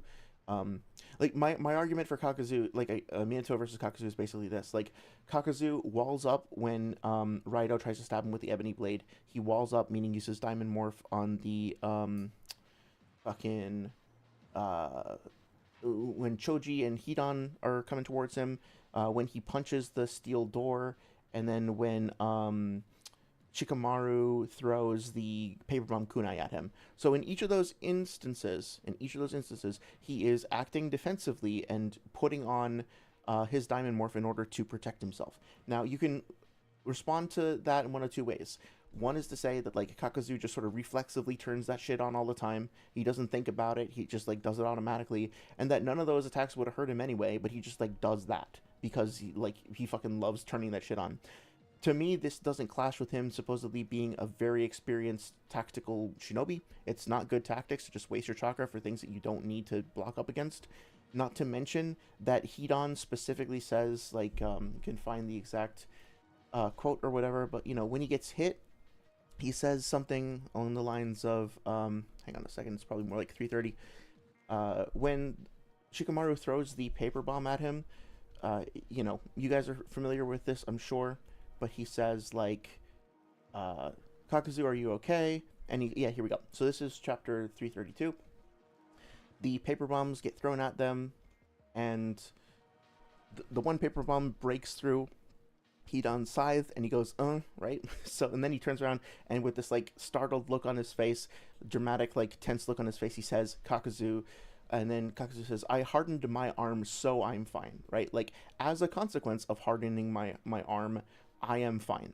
The implication here is that if he had not hardened his arm, he wouldn't have been fine. So Kakuzu's durability scales below a paper bomb and a kunai. And I know that that's like hard to accept, but at the same time, like Minato himself as a Hokage, say it with me now, gets hurt by a splinter. Like Hidan, this fucking this dude who is a Biju killer, Biju hunter, or whatever, he's stronger than Jinchuriki and Biju, also just gets stabbed by Izumo and Kotetsu's, like, daggers. Not daggers, what are they called? Like, those, I don't know, whatever their weapons are. Those sharp, pointy, like, scissor-looking things that they stab him with. So these characters, just in base, are vulnerable to piercing damage. Okay, so this is just how the verse works. I'm sorry. I know that we like to think of these guys as, like, being able to tank nuclear bombs in base. That's not how the shit works, at least as far as I can tell. So, as long as Kakuzu can get hurt by a kunai or a paper bomb, Minato doesn't even need to use his Rasengan, but I think it's safe to assume that, like, there would be no point to Minato developing the Rasengan if it scales below standard ninja tools. Like, what is the point of, like, spending 3 years developing this extremely, like, difficult to control jutsu if you can easily surpass it with basic shinobi tools like fucking daggers or like kunai knives and paper bombs, which he already has access to in abundance. So if that's the case, then the Rasengan scales above that. Therefore, the Rasengan is capable of damaging Kakuzu in base. And Kakuzu can put Diamond Morph on all he likes, but once he does that, he's unable to move the part of his body that's hardened. So, all Minato needs to do to win is he just needs to throw a kunai at Kakuzu. Kakuzu, in character, will harden up and block it. This gives Minato an opportunity to close the distance with Kakuzu and put an FTG seal on him. If Kakuzu decides to harden, that's cool. Minato can just chill out until his jutsu comes off a cooldown, immediately teleport to him and stab him, or use a Rasengan, or use a paper bomb, or whatever else. Or, there's many other ways that he could potentially approach the fight. So yeah, I think that wait, oh, I'm seeing some fire in chat. Hang on a second. I'm gonna go check in on you guys in a second. Yeah, that's my opinion. Anyway, sure, you can interrogate some of the stuff that I said. Maybe it wouldn't hold up in a debate, but like I think that there are absolutely ways to get Minato to deal with Kakuzu, right? I think there are very reasonable ways to approach that. Anyway, catching up on chat real quick. Sorry, that was kind of a tangent. But I just wanted to provide that for context. Rioman says, yeah, that's what I thought. The point was inconclusive because Noodles didn't even let him make a point and started talking about something else. Yeah, that makes sense. Like, he's more than happy to capitalize on opportunities to like derail and deflect. Future points, I mean, the one we covered so far wasn't a clear win. Yep, that's fair. Noodles does have a very inflated opinion of himself, Shinigami. I'll just leave it at that. Yeah, he did. Well, so Ursa, yeah, from a casual readership standpoint, he does die to a Jinchuriki. Technically speaking, Kakashi kills his last heart and like finishes him off. Technically speaking, the other two, like he's damaged by other people before the Jinchuriki shows up. But Naruto displays relativity to him. And this is actually one thing that I wanted to bring up in regards to Minato. Even if you think that like Minato just on his own isn't fast enough to get close to Kakuzu, Minato is capable of making shadow clones, and Naruto has demonstrated very thoroughly that Kakuzu is vulnerable to shadow clone fucking diversions. Not to mention Minato's summons, right? So as long as he can like distract him, which he should be able to do since Naruto can do the same thing, then yeah, he plants an FTG seal on him, and then if he wanted to, he could literally just like walk away and then teleport to him whenever he wants and just end him, right? So worth pointing out that Minato's entire suite of jutsu needs to be considered. Let's see. Here in APK points, sorry. Here in AP points, I think J wins very clearly. Mostly future points, I mean, the one we covered so far was, oh yeah, we talked about that. Jinchuriki plus others. Yeah. So like, I agree with you, Ursa, but I think also in a debate, these are things that could be challenged and pushed on against. Jinchuriki boy had taken call by himself during the end. During the end, he only won the overall fight due to help is the point. Yeah, so like I don't know for sure if Naruto would have beaten Kakuzu in base, if Kakuzu had all of his hearts and was just focusing on him. But I think like the Rasen Shuriken is a win con, right? It like definitely here's one way you could approach this, right? Like if Kakuzu is actually faster when he's in his Jiangu all arms out like tentacle mode, Naruto was able to use 3 shadow clones to create a diversion to attack him effectively. So he would be slower in base, therefore Naruto should be able to do the same thing and close the distance with him. And as long as his Rasen Shuriken doesn't fizzle out, he should be able to kill at least 2 of his hearts, right? So Naruto can very easily put him in the same position that he winds up starting in when he arrives at the battlefield. And then if Kakuzu gets up again, Naruto can just use another Rasen Shuriken because he uses 3 over the course of that fight. So, yeah, I'm pretty sure he can do it, regardless of the specifics of this fight, right? Statement refers to Jinchuriki boy during the end, yeah. Shinigami says, something to share. I am talking to someone a lot on intelligence. They love glazing my main female character. Oh, that's awesome. Congratulations. Yumineko, no diffs, or Yumeko, no diffs, probably. Wow, I'm way behind. Yeah, okay. Very Nice says a statement is supposed to be descriptive of their purpose. Obviously, from their perspective, they think Gak and body Biju. Yeah. That's the other thing too, right? Is that like that statement is also supported by this thing where it says it's their leader's belief that when 2 members team up, even a tailed beast or Jinchuriki will have no chance against them. So what is it saying? It is the belief of Pain that when 2 of them fight a Jinchuriki or a Biju, that they won't lose. Pain thinks that if 2 of them fight together, they won't lose, right? So that's not exactly ironclad, right? Don't care about the cope. Trying to run on a technicality. Someone on intelligence seems supposed to be descriptive. Okay, catching up a little bit here. Being entirely honest by logic, if they said he won't lose to Itachi and then he loses to Itachi plus a million other Uchiha, then the statement isn't necessarily contradicted. think that makes sense. I don't really know much about Yumiko and all that, so I'll leave that to you guys to discuss. Ursa says the fact that you compare Naruto dominating cock. I love this new name for him.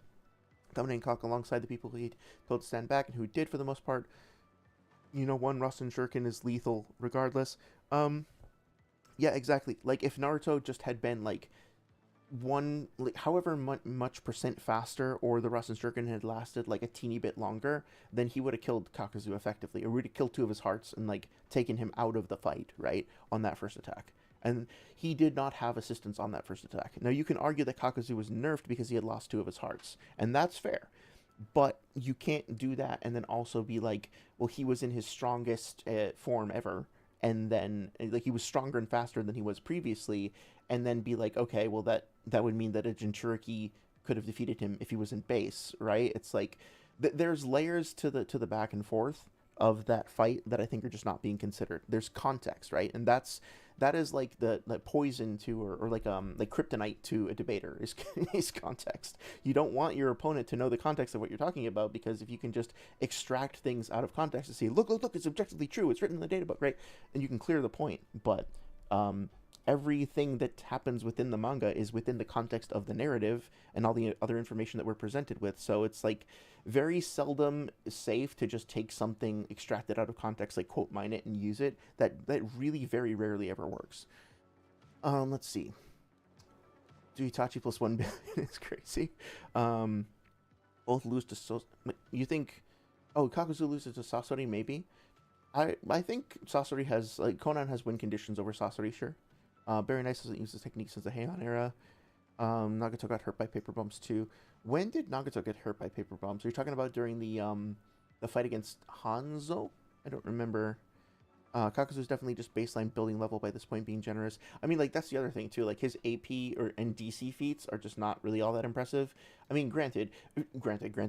From a general readership standpoint, like, remember, but when Pain, like, makes his little planet with the Chibaku Tensei, it's like exponentially vaster than any DC feat that we've seen up to that point, right?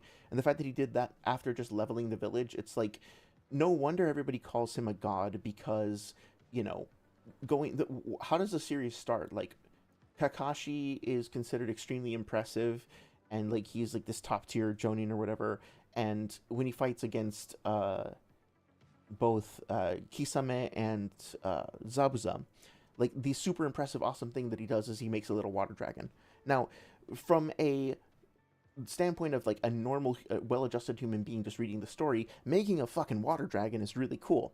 It doesn't really compare to Mado's meteors though, right? So it's like, what Pain does, what Kakuzu does narratively when he punches through that iron door is impressive in general for shinobi within this universe, especially based on what we've seen at that time, because not only is it a thick reinforced steel door, it's also got a sealing jutsu applied to it. So the fact that he can just, like, casually bust it open is fucking cool. It's impressive, right? And I think that reading through the series in and of itself, like, on its own, regarding the Akatsuki as like supreme high level shinobi who are extreme threats, who can contend with Jinchuriki, who are, like, up on that top tier, makes sense. And like I said before, a lot of them, like Kisame and Itachi, could probably go 1-1 and win with a lot of them, but not all of them, right? And that's what we're interrogating here. So, to be fair, what Kakuzu does is cool and impressive and awesome, and also it's not necessarily going to validate this statement. This statement is not necessarily going to clear in terms of a debate context. Let's see. Kakuzu is in the same cross-verse tier as Kaguya. Oh,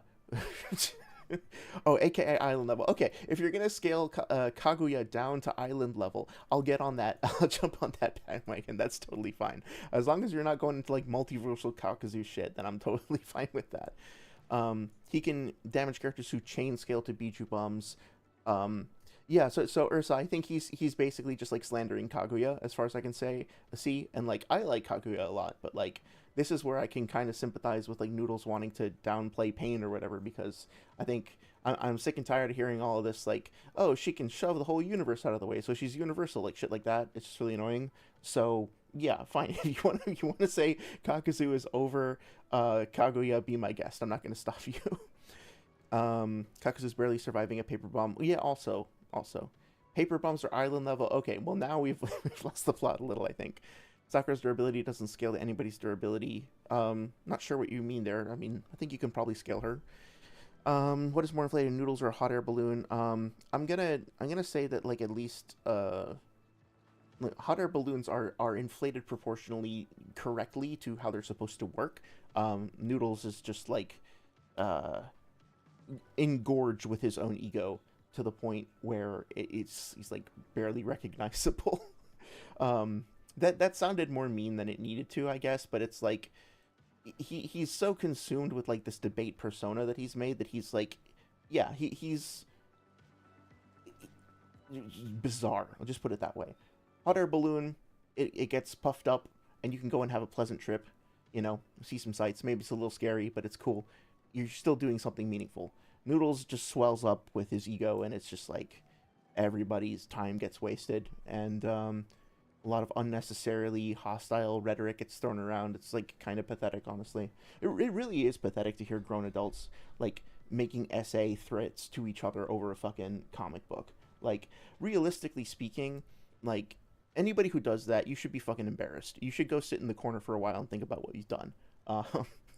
Dad isn't just disappointed, he's also angry. But, like, seriously, like ask yourself this honestly. And I left this comment on one of Serenity's videos. You know, Noodles' mom did his face paint for his debate with Swag Kage. I wonder genuinely what his mom thinks. Like, if his mom is like, oh, cool, I supported my son in this this online thing, and I helped him out, and I helped, like, draw attention to his channel, and now she goes, watches his videos, and he's shrieking about how he's going to rectally do certain things to his opponent, right? In front of an audience that contains teenagers. Just, like, screaming that shit.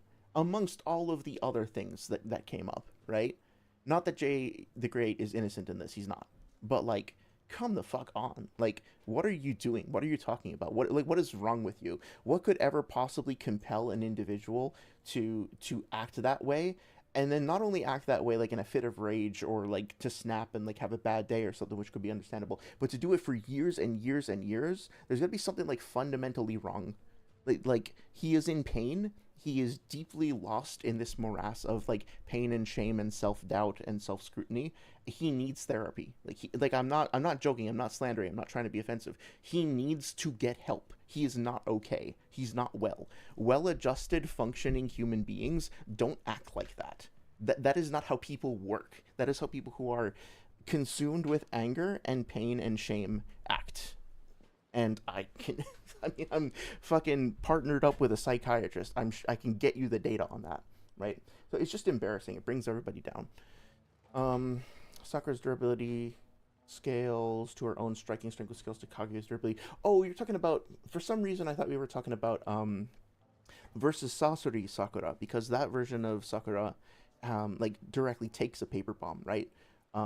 But obviously, I would say that her durability probably increases as she gets older and more experienced and levels up and shit. Oh, especially with the Byakugo on her forehead, right?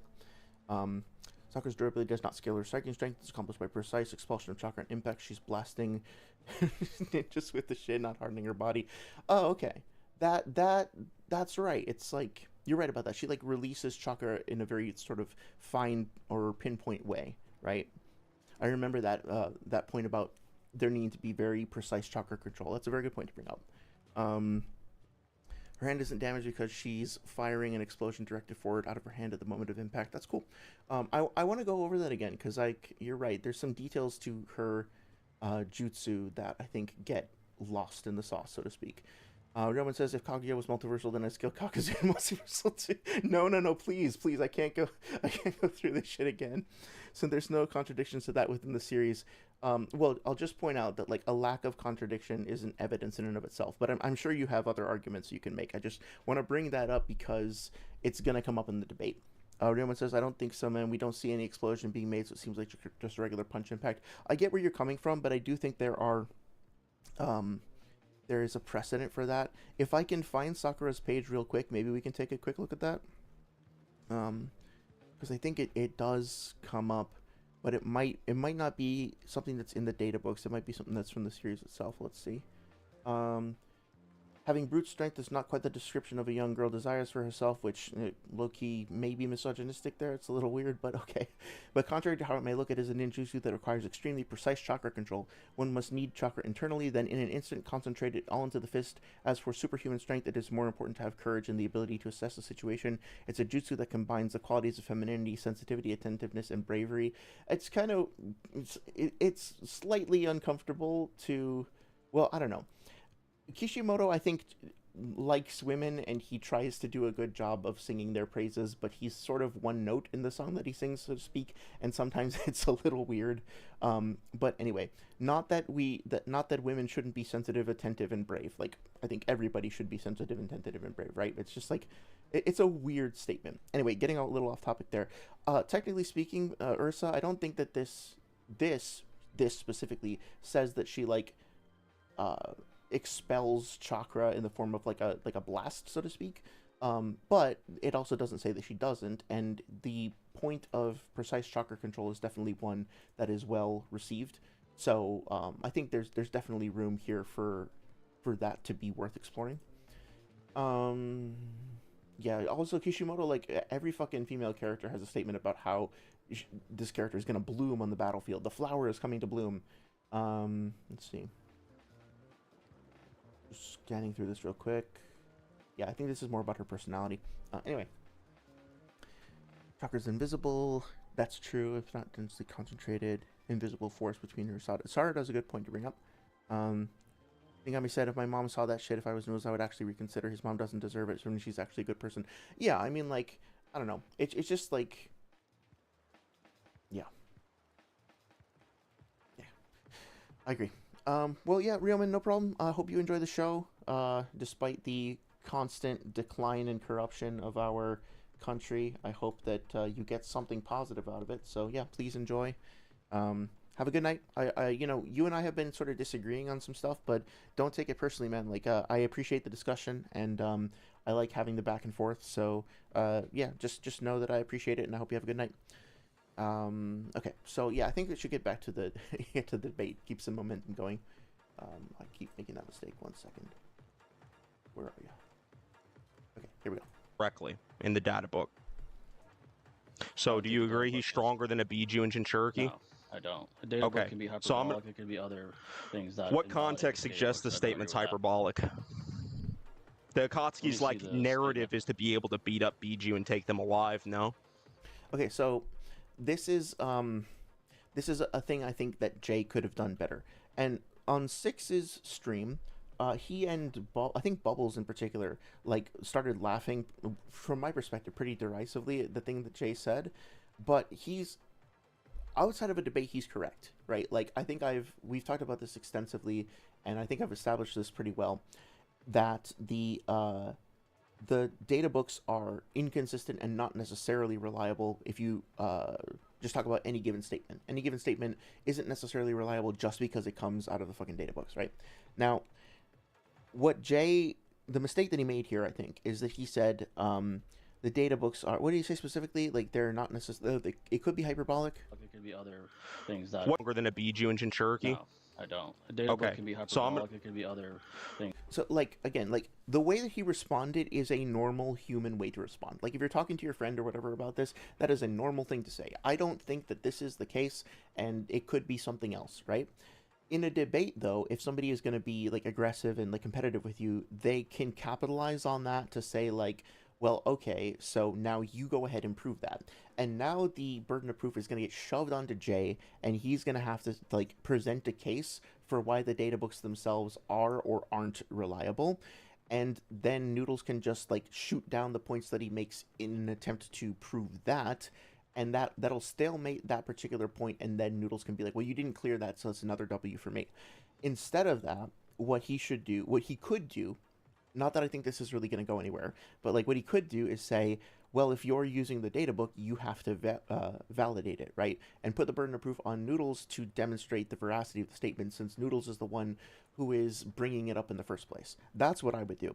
Now, I don't think Noodles is going to, like, or pretty much anybody that I've disagreed with on the data books thus far, Well, I shouldn't say that. I shouldn't like cast aspersions, but basically, my experience in disagreeing with people about the data books is that like when I say that, it's not like they're going to be like, oh, okay, cool, let's take some time and let's do some research and let's explore this together and figure it out. Obviously, like you find folks on the stream, yes, but people that I've disagreed about on like various servers and stuff, no, that doesn't tend to happen. So I think that Jay is still going to have an uphill battle here, but at the end of the day, it's Noodle's responsibility to demonstrate why this source is valid, and there's plenty of opportunities to push back and to demonstrate that it's not inherently valid. And granted, if this was Jay's first debate, I wouldn't hold this against him, but like Jay has debated for years, and he's also debated Sage on this topic. So I think he should be prepared to push hard on this. What context suggests the statement's hyperbolic? Right, and like also, that's kind of a red herring.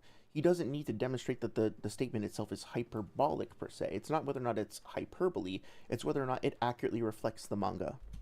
The Akatsuki's like narrative is to be able to beat up Biju and take them alive, no? Yeah, yes, it is, but that doesn't mean that like any individual one of them can necessarily beat any other one, right? And like, look, it could indeed be the case that if Kakuzu goes up against Yukito in a one-on-one that he wins. That might actually work. Just saying, just to be fair, that might actually work. But you're not going to be able to fairly and reliably get to that conclusion from just using the statement.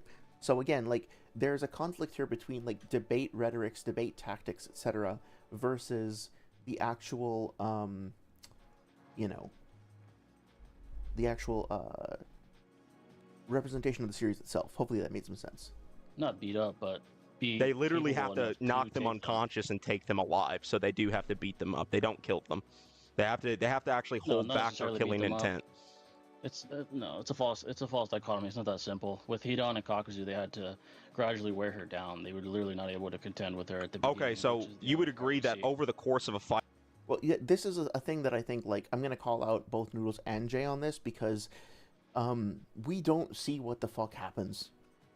It's unfortunate for power scaling. I know it's frustrating, but the reality of the matter is that we don't see what happens off screen. And we can try to make some vague assumptions or, like, try to get, not assumptions, like, try to come to some conclusions, do some forensics work, right, on analyzing, like, the destruction in the background, which Noodles talks about like, there might have been a Biju bomb that went off here or there, or whatever else. But the reality of the matter is there is an indeterminate amount of time between when they are fighting and when we see them next. Now, I think that it's at least a half an hour because I think Zetsu said something about, like, hey, can you speed up your long-winded ritual or something like that, right? Or Zetsu says that to Hidan. Oh, yeah, here we go. So it's Kakuzu, actually. He says, it's been 30 minutes. Are you done yet, Hidan? But in terms of, like, how much actual time has transpired, I mean, if we go off of the color manga, do we have any hints about, like, the time of day? Well, before, again, like, this is contingent upon the coloring being correct here.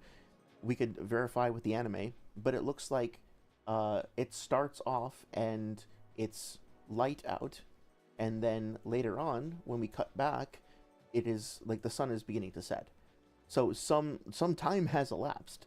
It's hard to say whether it's like a couple hours or more than that, but it's definitely not just a couple minutes. The sky doesn't like transition that fast. I think at the minimum it would have to be something like 15 minutes, if not longer, if not closer to like half an hour or an hour. I don't know for sure, but the point is that there is this like big gap of time that we just don't have any accounting for. We don't know what happened. So I hear some people say that they think Hidan killed her or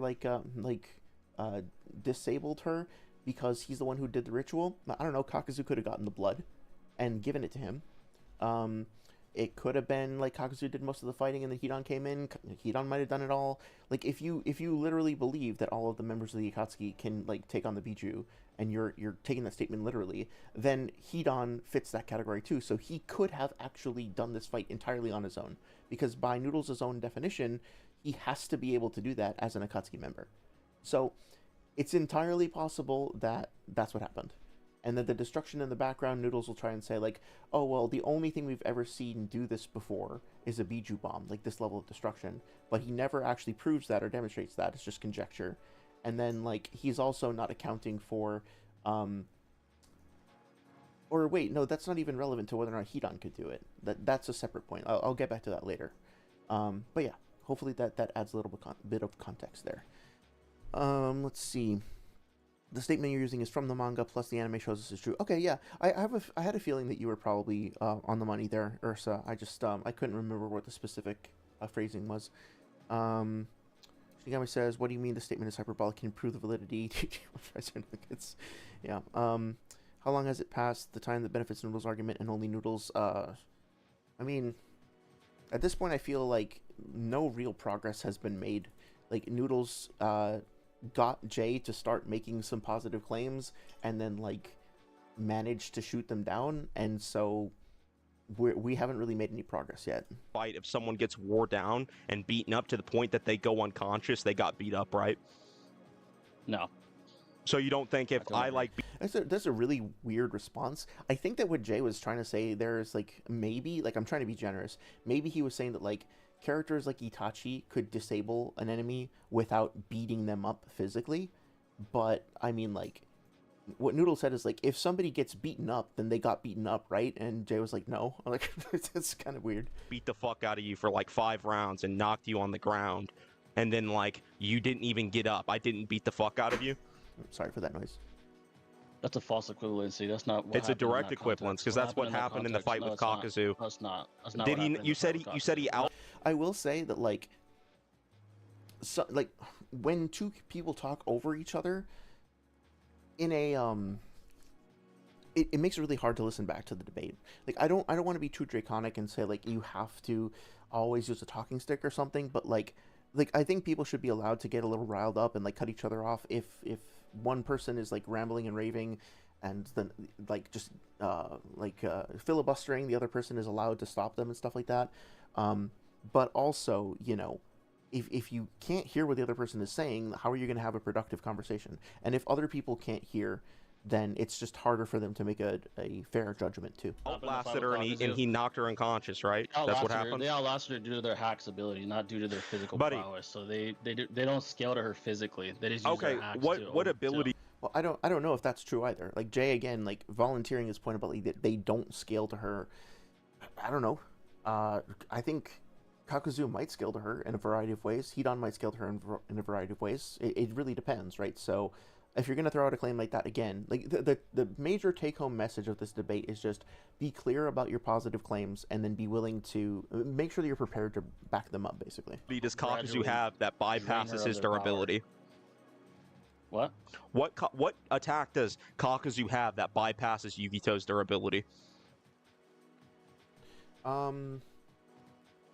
Again, like, fucking, I don't know that Jay needs to even ask, like, to make a point about that, right? Because it feels like Noodles, again, is, like, trying to get him to make a positive claim so he can shoot that down, rather than building up his own case. So I don't think Jay should engage with that.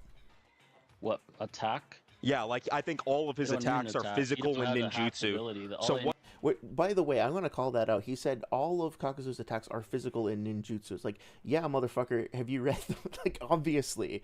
We looked through the third data book together a couple of weeks ago, and there are only, I think, 2 or 3 genjutsu actually mentioned in the entirety of the third data book, whereas there are dozens and dozens of ninjutsu, and then secondary to that is taijutsu. So saying that Kakuzu is mostly a taijutsu and ninjutsu based fighter is like saying Kakuzu is a ninja who fights. It's like, yeah, genjutsu are kind of an exception, right? There are very few people who actually use them consistently, and when they do so, it's called out and it's like a major part of their skill set.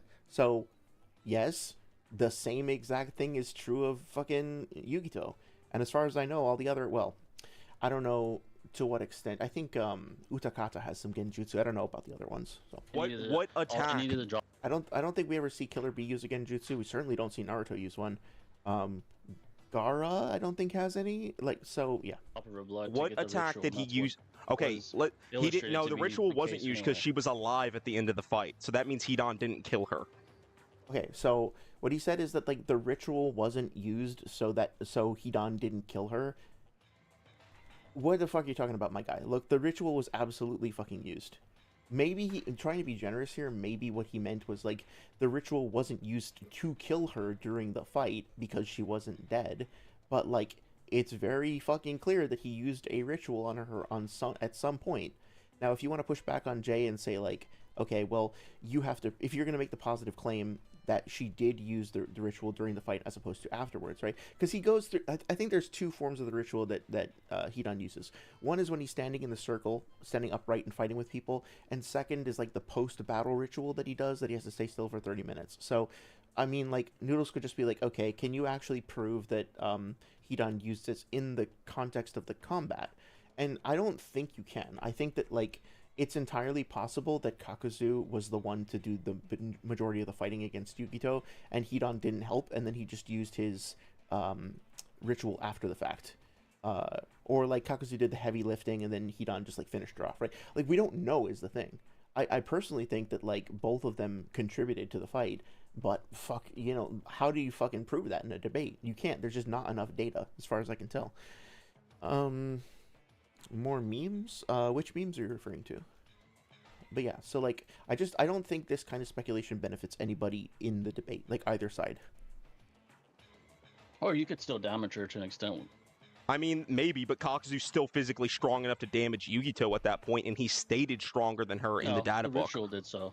They allowed her to gradually decrease in ability. I don't think so. I think Kakuzu scales to her at the beginning of the fight and is able to tank her attacks, and then he shows the capability to be stronger than her via the data book statement, which says he is stronger. You claim this was hyperbolic earlier. Again, like, that's a misrepresentation. The data book doesn't say Kakuzu is stronger than Yukito.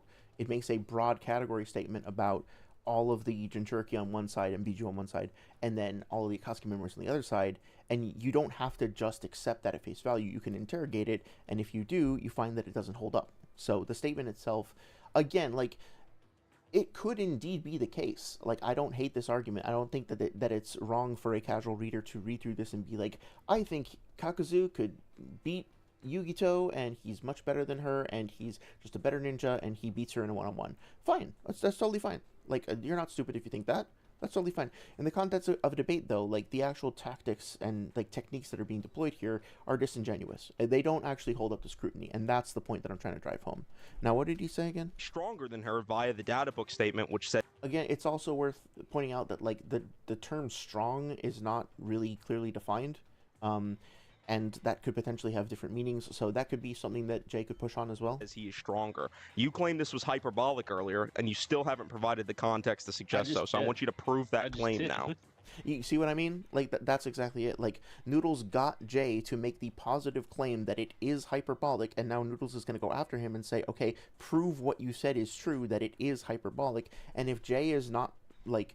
Which was never his point in the first place. His point was that the databook statements can be hyperbolic, as I understand it, and therefore they are not inherently reliable. But now Noodles has, like, tried to corner him and be like, okay, you are going to answer this question for me right now, and if you don't, you lose this point. And this is what he does time and time and time again, right? He tries to box you into a corner and be like, okay, now I have navigated you into this position that's advantageous for me, and if you don't, like, I don't think you're going to be able to respond to this. If you don't respond to this in a way that I like, then I consider this my victory, and if you do, I'll immediately pivot to something else, right? So that's the cadence, that's like the pace of the debate. Identify, get your opponent to say something incriminating, push on that thing, then get your opponent to concede that point. If they don't, then immediately move on to something else. Never let up the aggression, never let up the assertiveness, and absolutely don't worry about building up your own case, because all you need to do is make sure that you make the opponent look worse than you. Now, to be very fucking clear, I hate that shit. I think that it is a terrible way to engage in a conversation with another human being. It is acerbic, it's toxic, and it really doesn't accomplish anything. If anything, it simply saps all of the, like, veracity and the, well, what's the right word for it? It sort of, like, rewards aggression at the expense of factual accuracy and fairness, and really doesn't help anyone except, I guess, for the ego of the person that's on the offensive. The silver lining is that if you treat anime debates as like a simulation, right, as like, you know, a relatively safe space for us to engage in relatively low-key conversations about things and to learn lessons that then we can take into our real life. Like, imagine that Jay wants to get into debating about religion, and he wants to do, like, I don't know that he would ever want to do this, but like, let's say that he wanted to do a thing like an Alex O'Connor, right, where he wants to act like have real debates against people on a public stage with higher stakes, you know, then being on the receiving end of this kind of shit, like, you're gonna run into that eventually. So it's like good to have practice, you know. It's good to have practice dealing with all kinds of different opponents. So I guess there is some value here in that, like, you should be aware that your opponents, like, you might show up to a boxing match with somebody and they might just throw pocket sand in your eyes, right? You might not get a fair fight. You might not get, like, an actual, like, honorable bout. And as a result, you should be prepared for that. Not that you stoop to that level and that you bring, like, I don't know, fucking a can of mace to counter the pocket sand, but you just, like, know that it's coming and know what to do with it, right? Shinigami said, how would Noodles react if you forced him to prove something? The moment he tries to, just say it means nothing and move on. I feel like that's what happens in a lot of his debates. I mean, like, I have to go back and double check. I have it in my notes somewhere, but the recent debate that he did with Apollo, I say recent, it was like last year on Kakuzu versus Pain. I think he did that. At one point, Apollo pressed him and, like, was like, hey, this point is wrong, and then eventually Noodles said, yeah, well, fine, but I don't need that anyway, so let's move on. And then Apollo said something along the lines of, like, yeah, so you're admitting that is wrong, you're dropping that point. And then Noodles immediately was like, why are you still harping on this? I'm trying to move on with the debate. You're just slowing everything down. Like, why are you fixating on this? What's wrong with you? You're just, like, so fixated on this one point. I didn't even need this point. It's not even all that important to me. So in addition to just, like, being, you know, like, using all these underhanded tactics, he seems to be incapable of, like, admitting any of his mistakes with any sort of, like, humility and grace. He's just, like, because you're not allowed to, right? Like, from a certain perspective, anytime, like, admitting a mistake or admitting that you're wrong is a sign of weakness. Now, I don't endorse that, right? But it is something that I've heard people say. It's like, oh, you can't, you know, if you're in the middle of a fist fight with somebody and somebody lands a hit on you, you're not going to be like, hey, good job, that was great, let's keep going, right? I mean, if there's nothing wrong with doing that. In fact, it could be a sign of, like, respect between fighters. But the way that the Noodles approaches things, like, he's not going to do that. He's just going to immediately pivot away because he doesn't care. He doesn't care if what he's saying is correct. He doesn't care if what he's saying is right. He cares whether or not he's going to win and whether he gets attention, right? That's the whole point. In a way, I'm kind of making everything worse by even giving him more attention by responding to this. But I think it's still useful to talk about, so whatever. Yeah, he ain't Saul Goodman, you're right. Despite the fact that motherfucker Seth compared him to Saul Goodman, I mean, like, they're on completely different planets. Not that Saul Goodman is a good person either. I mean, like, that's kind of the whole point of the show, is, like, whether or not Saul Goodman is a good person, right? But not that his conduct is to be emulated. It's not. You're just trying to negate what I said. I literally just proved how that's not the point. That is not the case. You're getting, like, rolled right now. You need to shake the fuck up, because you're actually. See what I mean? It's like, regardless of whether or not Noodles won that point or lost, there is no reason to then start to dip into this, like, I'm better than you and you're not as good as me and you're worse than me and I'm better. Like, you're taking time away from actually establishing your points to like, taunt and mock. I mean, I know it's funny to say that, like, real men or whatever, but in the context of this specific kind of arrangement between, like, a conversation between people, it's like, it's really pathetic and transparent and juvenile. Like, this is the sort of shit that, like, you can get away with in middle school once or twice, but as an adult doing this, being like, I mean, it's literally, he literally does this. He'll be like, what are you, scared, pussy? What are you, a pussy? You scared? Like, oh my god, it is so fucking juvenile. I don't know why anybody finds that amusing or entertaining. It's not. Getting, like, shit on bad. not at all. Wow, very impressive, very cool. He said shit. He said I am shit. He said you're getting shit on. Wow, I guess that won the debate, right? Like he really humiliated his opponent by saying he's getting shit on. Very impressive, very cool, very entertaining. Like shut the fuck up. It's so fucking lame. All. Like this is like a one-sided fucking like shit right now. Very reasonable. You were not ready for this topic. I warned you you were not ready for this topic. And again, all of this shit is just like lame and transparent and a waste of time. What actually happened. So please mic the fuck up and give me one argument. Like give me one argument that can go through this. Retard. Oh wait a minute. I think that Noodles' audio cut out and he wasn't able to hear Jay. So part of why he's responding the way he is, I think, is due to an audio glitch. To be fair, that being said, it's still not justified. He's still acting like a little brat, but you know. I just did. Boys, he's gone fucking quiet. What's happening, chat? Let's fucking get it on! Let's get it on, chat! Yeah, remember when I told you that sometimes he does that like cringy screaming? Well, there you go. It's a great example. What the fuck is happening? The context I provided, or the likelihood is great. Bring Jay the fucking gay here! Nice homophobia. Fuck off. I just provided, retard. Nice. Oh, by the way, Jay, nice ableism. Cut that shit out. It's fucking like society is moving on from this shit. You guys have an opportunity to be on the right or the wrong side of history, and you're choosing to stay in the mire of like using these outdated phrases and terms that were never really good in the first place, but now are just like cringe and stale and harmful and vapid. So grow the fuck up. Drop the R words. Drop the like homophobic rhetoric. It's like so fucking like last century. Where is he? He's muted! Unmute, bitch! I'm decapitating! That's right. Wow, I'm so impressed. I'm so shaken. This is certainly very impressive and good conduct. We should all emulate this. Ow. You're not refuting anything I'm saying. You're wasting time. Yeah, I think it was just an audio cutout thing. Are we done? Do I need to say anything else? You don't want to attack what I said, so that's. Do I need to say anything else? Why can't I hear shit? Wait a second. Can I hear shit?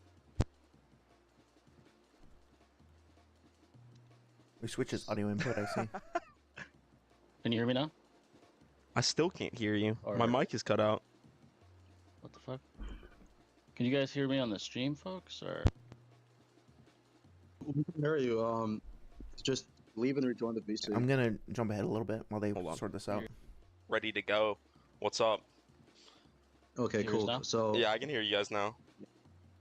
Okay, cool. Yeah, you're right. It's embarrassing. It's embarrassing for both, and it's embarrassing for a community that just like sits there and lets this happen. Like, aha, it's so funny. The angry man said the angry words, but I mean, like, actually think about what this means. Like, every time something like this goes down, every time something like this is represented and encouraged, it just continues like validating this shitty behavior. I have to ask, like, is this really what we want? Is this how we want ourselves to be represented? Is this like what we actually value? Unfortunately, I think the answer for a lot of people is yes. Like, they don't care. They don't really care whether the arguments are true or false, and they don't really care if, you know, like, who's in the right. They just like seeing people fight. And, like, I guess I can try to empathize with that, but in the same way that, like, I'm not gonna say, hey, hey guys, don't watch boxing matches because people are fighting. It's not nice to fight and people are gonna get hurt. Like, I do kind of feel that way. I do, like, I've done boxing before, right? And I think it's an amazing workout and it can be fun to spar with people. But like, when I think about an industry being propped up around like seeing people beat each other bloody, not really something I support, but okay, you know, that's not for me. So I can kind of empathize with, I guess, the entertainment value of just seeing people fight, but I don't, there's a difference between this and something like a Fight Club, right? There's a difference between this and like people who are like, okay, I'm gonna see my opponent as somebody who like I respect and like use to level myself up and test myself against versus whatever the fuck this is, right? This is essentially Mike Tyson versus Logan Paul or Jake Paul or whoever it was, except instead of Mike Tyson, you maybe replace him with like XQC or some other fucking random YouTuber, right? It's just like nothing. It's like I don't see the point of it at all. So basically, we're trying to The last illustrate thing I the asked you was what's the proof that this is like hyperbolic? Because you said it was. Which I think is a straw man too, by the way. But I kind of already went over that. that it's hyperbolic. Yeah, you said it was like hyperbolic. Basically, the argument is that what we're illustrated at the very beginning allows us to imply what most likely took. Well, we were given the beginning and the end, basically, which is what we were. That's what was God did illustrated to in the us. beginning and the end. Yeah. So with that, we're able to. I don't even know what to say to that. It's just stupid. Essentially, the author is giving us that to sort of put the pieces together, logically speaking. So if Kakuzu and Hidon are essentially being overwhelmed physically, with Hidon having to hide and Kakuzu didn't even lose a single heart to Yugito. Okay, so this is a big mistake that Noodles makes, and this is something that Jay should have capitalized on. Granted, I understand why Noodles thinks this is a valid point, but again, Noodles just made a positive claim. The positive claim is that I need to get a fucking ad blocker. That's my positive claim. But Noodles made the positive claim that Kakuzu did not lose a single heart versus Yugito. So, first of all, just to be clear, the fact that he didn't lose a heart doesn't mean that he took 0 damage. Those are two separate things. You want to make the positive claim that he took 0 damage. That's one thing that we can interrogate and try to validate. You want to make the claim that he didn't lose a heart and didn't die. That's another claim as well. But all we see is Kakuzu is wearing a cloak. Cool. Again, sorry, I need an ad blocker. They fight. Okay. Yugito goes into her big cat form, Matatabi. Then she rears up with her her paw. She smacks down onto Kakuzu. He blocks it, and he doesn't seem to take any damage from this. I'm willing to accept that. But then he gets smashed into the ground, right? So he is underground now. He is surrounded by rocks. He's pummeled into the ground. At the very least, he's like pressed flat up against the ground. And then we don't see him at all. We do not see him at all, categorically. He's probably still like right over there somewhere, but we don't see him until after the fight, where like the day has advanced enough that the color of the sky is changing, right? So, and again, like you could dispute whether or not this is like a legitimate source, if like the coloring is correct or whatever. But I'll keep in mind that Noodles also uses the colored version of the manga to point out that fucking Naruto has like red eyes, to argue that he's like amped by Kurama during his fight with Kakuzu. So again, like he in the first place is using this colored manga, and by this colored manga, by the same source, we can see the time of day elapsing. So we have an indefinite amount of time that Kakuzu transpires, or like that spends or whatever, between then. So we don't know for sure if he took any damage. We don't know for sure if he lost a heart or anything. All we know is that like he probably maybe wasn't killed by that paw swipe, and then after the fight he looks fine. But since we don't know like how much time elapsed, we don't know if he like maybe he was wounded and maybe his jacket got all fucked up and he got another one. We know that the Akatsuki like get their jackets from somewhere.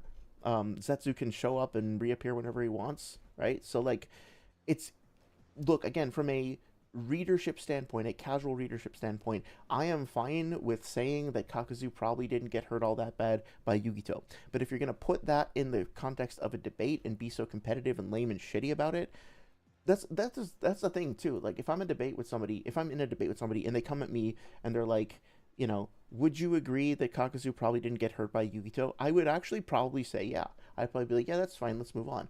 But if they're gonna be like this aggressive and this like hostile, then I'm gonna be like, okay, well, I'm gonna apply like a stricter standard here. You want to make the positive claim that this is the case, you gotta fucking back it up. So we can't validate this positive claim because we don't know what happened in between when Kakuzu gets hit. We don't know if he got another jacket. We don't know if he like took internal damage even though he didn't apparently take external damage. We don't know how much damage it is. All we know is that after we cut away to a completely different scene and come back in an indeterminate amount of time later, that he doesn't appear to be damaged. Now, I will point out also that in his debate with Weeaboo Warrior, Noodles was very adamant when Weeaboo Warrior said that he said that Kakashi was not damaged by Kakuzu's kick in their fight, And Noodles said, why? And Weeble Warrior said, well, look, on the outside, he's not like bleeding, he doesn't have any broken bones, he doesn't seem to be damaged at all. And then Noodles said, well, yeah, well, just because you don't see any external damage doesn't mean that he didn't take any internal damage. So using Noodles' own argumentation, his own argumentation that he's put forward in the past, you defeat his own point. We don't know anything about what Kakuzu experienced internally at all. Now, again, I think he's probably right. I think probably Kakuzu didn't really take much damage from this fight. But if you put it into a debate context, this shit doesn't work, and Noodles knows it. And I have the receipts. I can go back and find that exact point in the debate, and I'll put my money where my mouth is, and I'm happy to do that if people want me to later. And that's kind of why I wanted to talk about this as well, because it's not just about this one debate, right? It's not just about like two people who have beef going at it with each other for a while. It's also about like a legacy that you create for yourself as a content creator. It's about establishing best practices. It's about establishing like what you believe in, what your standards are, what you care about, and whether or not you are willing to be a fucking hypocrite in order to win, right? Like, where are your standards? Noodles doesn't seem to have any. As long as he gets through whatever his current bout is, that's satisfactory to him. I guess he feels like people aren't going to listen and aren't going to pay close enough attention to notice all the fucking, like, bullshit tactics that he used. Well, sorry, motherfucker. I did. I did listen. I listened very closely, and I'm not going to stop listening. I'm still going to be here, and I'm going to notice every single fucking time you do this. I have notes on every fucking debate that I've heard, and I can pull out the receipts for all of the times that Noodles has contradicted himself and used these, like, shitty manipulative tactics and, like, been essentially an avatar of hypocrisy in order to just try to limp his way through any argument that he's in, to just put the preference on getting through what's in front of him. It's really, really ungood. Let's just leave it at that. Hang on a second. There we go. Okay. Wait a minute, doesn't Naruto using a Kurama amp Mina disproves Noodles' point with Kakuzu? Well, that's the thing. We're going to talk about that in a minute, but I don't think that the QB amp that he supposedly gets is quantifiable. Basically, look, like, again, casual readership standpoint, Naruto has slit eyes, and I think they're colored red. They're blue in the anime, I guess, but then they're red in the comic, and it's like, okay, you could argue that a little bit of Kurama's chakra is leaking through there, and so it's like a quote-unquote Kurama amp, I guess. But the point is, and this is where, like, I get frustrated with debate tactics, because this is where it, like, whoever winds up with the burden of proof, it's kind of fucked, because if you make the positive claim that Naruto is QB chakra amped, it's really hard to demonstrate, like, how much that is, or if it's even significant at all. And if you also want to make the positive claim that it was completely negligible, that's also kind of hard to do. So we talked about this like last year, and so I've thought about it a lot. And my best response to this is that if we look through all of the times that Naruto gets a QB chakra amp, there is a very discrete and definite sequence of things that we see, including whiskers on the face, elongated fangs, his fingernails turn into claws, he gets the tail, etc., etc. And there are also commensurate statements from other people that he is gaining in power. Like when he goes into Three Tails mode versus Orochimaru, who is it?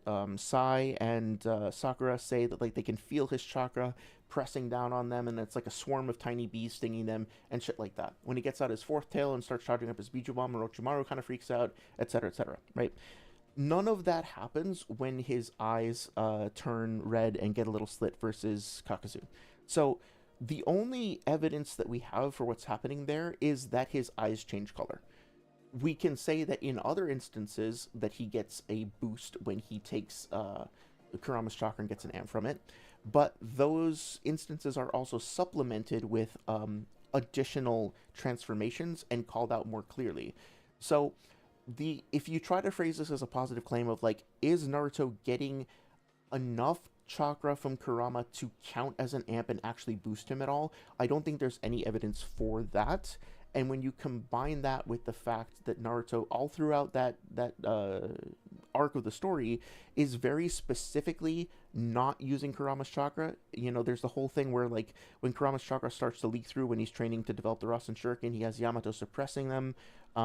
He also specifically wants to cross the bridge to Sasuke without, like, by relying on his own power, not even relying on Kakashi and Yamato's power, right? Like, he doesn't want anybody else's help, including Kurama's. He has to do it himself. Now, granted, he's going to be getting, like, some passive bonuses from Kurama, like having a bigger chakra pool, having regeneration, stuff like that. But that's just, like, how he is in base anyway. So I think, like, the only like, to be fair, in the context of a debate, the only thing that we can really say about Naruto's QBI transformation is that his eyes change shape and color. There isn't any direct evidence to indicate that it is any kind of a boost whatsoever. I understand coming to that conclusion based on the way that he gets boosted by Ninetales Chakra other times, but in this instance, there's not enough data for that. So hopefully that kind of answers the question. Come on, bro, why stop there? Just pull an L type thing. I'm honestly not sure what you mean by pull an L. You could elaborate on that. Literally just question every single breath and word that is said, and if it matches up with the manga 100% or even 1,000%, prove statistically why his arguments don't work. I think Jay is going to bring up the statistics thing in a little bit, actually. Then say if he tries to counter-argue, he is objectively, just use that to say his anti-logic. I think that might be a valid approach, yeah. I have to think about that some more. He actually remarks when he, like, loses a heart to Kakashi that it's been a long time since that's happened to him. So he... Okay, so, let's see if this is true. So, again, like, here's an instance where Noodles makes a statement. He says, when Kakuzu loses a heart to Kakashi, he remarks that it's been a long time since that happened to him. So let's see if this is true. First of all, obviously, if the scan comes up later, I will correct myself here. I don't think Noodles ever shows the scan, so this point would get dropped anyway if he's gonna, like, not provide evidence for it. But let's take a look and see what we can find here. Okay, so... says, read the signs, blah blah blah blah. Hidan is surprised. Leave it to Kakashi Sensei. Black Metamorphosis. Sucker Punch right through the heart. Honestly, this is something that might be useful. The phrasing Sucker Punched here. Okay, kicks him. Right, it's over with. I know I got his heart. What's going on? Okay, what are those? What are those? Okay, Lord Jashin, careful Choji. Okay, so go with the usual. Right, so I don't see him saying anything about, like, it's been a long time. If I skipped through it, if I was scrolling too fast, let me know. Maybe I missed it. You know, I'm sorry. Maybe I could have missed it. I could be my mistake. You know, that's been mistakes before. So let's see. Means you started with 5 hearts. Okay, good eye again. Use those hearts belong to Shinobi. Destroy one, I will simply replenish it with another. With your hearts, for example. Don't underestimate us, the immortal duo. I will say, to just like to kind of check myself, that it doesn't really make a whole... Well, actually, no. So what I was going to say is that, like, Hidan and Kakuzu, since they go right to drawing the chakra out with pain, that they probably didn't have time for Kakuzu to find another heart, but that's not how the sequence goes, right? Like, they go to the fire temple first, so it's entirely possible that Kakuzu took a heart from somebody at the fire temple to replenish the one that he could have lost from Yukito, right? Like, there's another variable there. Let's keep going. Oh yeah, Shinigami, thank you for stopping by. Thanks for hanging out. I hope you have a great night. No worries, and yeah, I'll check out your stuff when I can. Feel free to remind me in Discord later on. Okay, so again, we're just gonna check and see, do we have any other statements at all about this? Shameful. I think when Kakuzu loses his heart for the second time and he goes into, like, his full transformation, but he says something like that. But I just reread this earlier today, and I don't think that there was anything like that. Also, they're referred to as the immortal duo, but then Kakuzu says there's no such thing as immortality. I can store up to 5. Kakashi Yosha will replace the one that you destroyed. Okay. Alright, so this is the Hidan thing. Your heart is mine. Beautiful. Don't tell me. Okay, no way. When did you... Okay, so it would probably be, like, right after this, if it's gonna come up at all. Right? Hand it over to me, blah blah blah. You, Mr. Kakashi. Meet me later. Okay, there's Choji. Okay, here we go. So what he says is 2 of my heart's gone. Been a real long time since that's happened.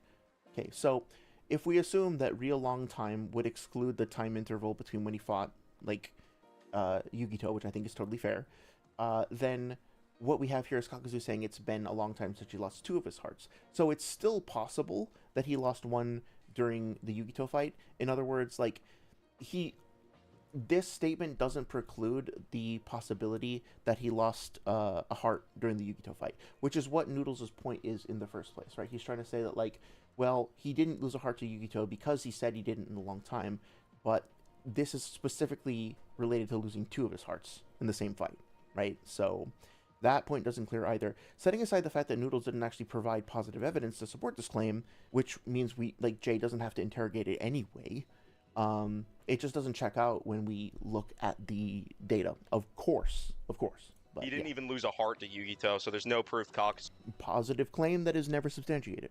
got overwhelmed. In fact, Kakuzu says physical attacks don't work on him after fighting Yugito. So I actually... Okay, so again, let's see. Jay is going to address this, right? So, not to jump the gun, but let's see what he actually says. And then I know Noodles is going to have a contention with this, right? But just to give some context here. So what Kakuzu says is, as you can plainly see, my abilities are countless. Okay, so he describes his abilities as being countless. Do you really think that that is an accurate description? Just keep that in mind. Analysis doesn't count. I guess it comes right after this, right? Can't remember. Let's see. Okay. He's got some jutsu that lets him harden his body. That's his ability. Good eye. It's true. Physical attacks are virtually useless against me. Now, I know what Noodles is going to say. He's going to say that this is a mistranslation, and he's going to refer to another translation. But he's also not going to substantiate that either. So, for what it's worth, I acknowledge that the base... that the Viz translation can be mistaken, and that there can be certain liberties that can be taken that don't accurately represent the source material. That being said, as we talked about with Sage's take on the clones thing with Hashirama, the fact that there is a slight difference in wording between the English and the Japanese doesn't mean it's a mistranslation. It's going to be important to, if you're going to challenge the Viz translation, it's going to be important to not just look up what the quote-unquote raw kanji, as people say, like the Japanese text, but also, and just like run it through ChatGPT or whatever, you're going to need to analyze the text and make sure that you understand the context and the nuance of what's being said, which frankly, let's just be real, pretty much none of us in this community are qualified to do so. Like, I'm definitely not. That's why I commissioned those translators for the Kieran video, because like it's a skill and an art, and it's something that you have to like develop, right? It's not just something that you're born with, unless you yeah. That's a weird way to put it, but yeah, it's a skill that needs to be cultivated. So what's more relevant here is asking whether or not, like, what is the context of what Kakuzu is saying, and does it actually make sense? Like, Kakuzu is saying that physical attacks are virtually useless against me. Okay, even if we dispute the virtually thing, we can still interrogate whether or not Kakuzu is accurate in his assessment. This is something that Apollo brought up in his debate against Noodles, basically saying, like, does Kakuzu actually know what... Like, how is Kakuzu defining physical attacks, and how does he know that the category of physical attacks are useless against him, right? Like, what research has he done? What data does he know? Like, Noodles will say, oh, well, he saw a Biju bomb probably, or got hit by it, and so he thinks that's a physical attack, and he thinks that it can't hurt him. Okay, but how do we be sure about that? Like, how do we know that that's actually a reasonable thing? You know what I mean? Is he, in other words, like, we are just assuming that the term physical attack applies to this Biju bomb that he supposedly saw. But when you think about the things that Kakuzu has used Diamond Morph on before, again, it's a Paper Bomb Kunai, it's Raido's Ebony Blade, it's Shikamaru and, Choji and Hidan with their, like, Human Juggernaut and the Scythe, and then it's the Fire Temple Door, right? So the physical attacks he's referring to, the data set that we have been given, is shit like knives and bombs and blunt force trauma. Not fucking Biju bombs. Those aren't in the same category. So Kakuzu's data set is rather limited, and there's an assumption being applied here that, like, we can just say that a Biju bomb would just conveniently fit into this category. All of this stuff is opportunity for Jay to, sorry, I keep going back to this shit, Jay to interrogate and to push on, and I don't think he really capitalized on that opportunity sufficiently. You think he tanked all of her blows? It says virtually. It doesn't mean. It doesn't No, mean that's it a doesn't mean exactly mistranslation. that In the all actual, attacks- that's a No, mistranslation. I'm not gonna. Okay, so again, like he puts forward this claim that it is a mistranslation. Cool. You've made that positive claim. You have now inherited the burden of proof on demonstrating that. Good fucking luck doing that. It's going to require you not only being able to reference the original Japanese text, but also to have the qualifications to translate it effectively, or to be able to appeal to somebody else who can do so, like to hire somebody who's actually qualified. So not only do you have to present the scan, you also have to demonstrate the qualifications of whoever you're using as a translator. Ideally, you would ask for multiple people to translate it, like at least 2.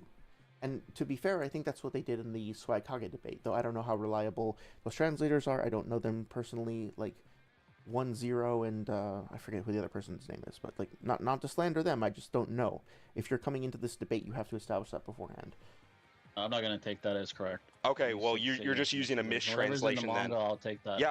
Again, like Jay is under no obligation to accept this positive claim that it's a mistranslation. The burden of proof is on Noodles to demonstrate that. And seeing as Noodles just used the Viz translation of the databook for his argument without double checking it or without presenting any contention that about the Japanese, like maybe he did off stream or whatever, but within the context of this debate, he is just assuming that the English translations are correct when it benefits him, and then he is like baselessly asserting that this is a mistranslation without actually providing a source for that.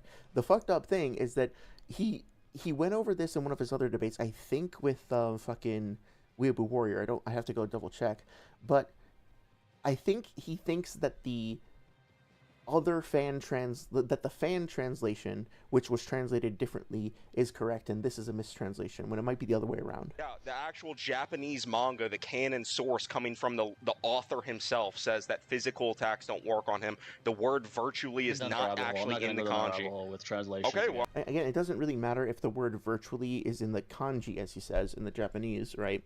What matters is, like, what is the actual meaning? And is the meaning relevant? And is the meaning delivered within the context of fucking...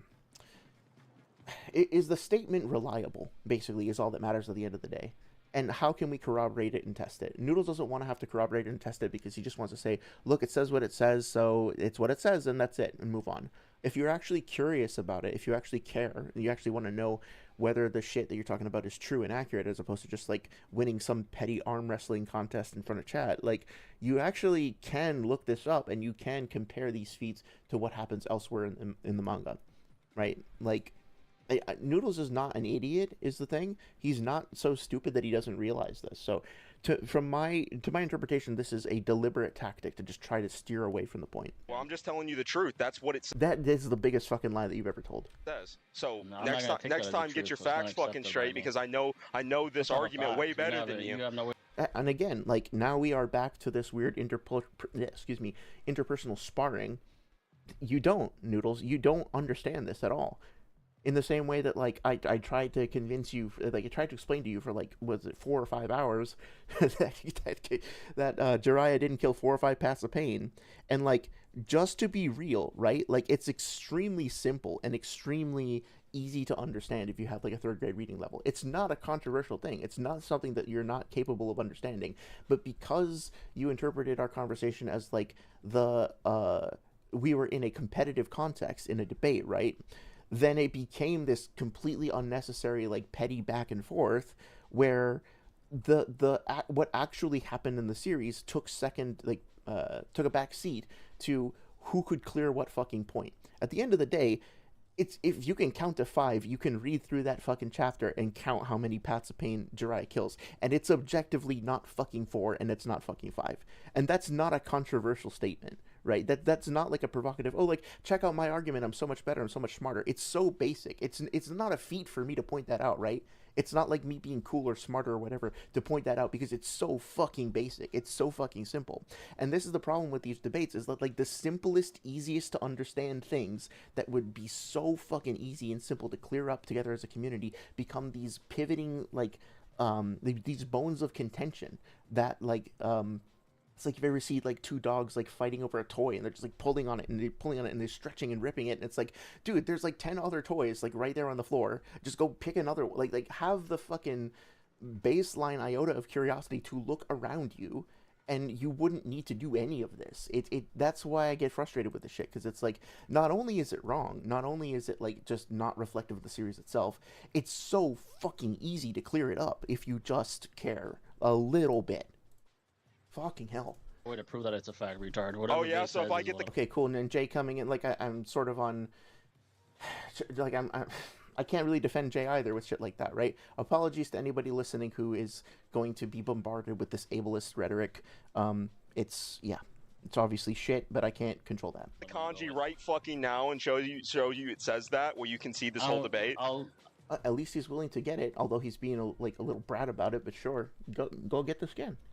I'll just let that. Come into the debate with the scan ready. I mean, he's been debating this shit for like 5 years, right? So fucking, you should have that on hand. Continue. I'm not going to go down the rabbit hole. Okay, exactly. That's what the fuck I thought, bitch.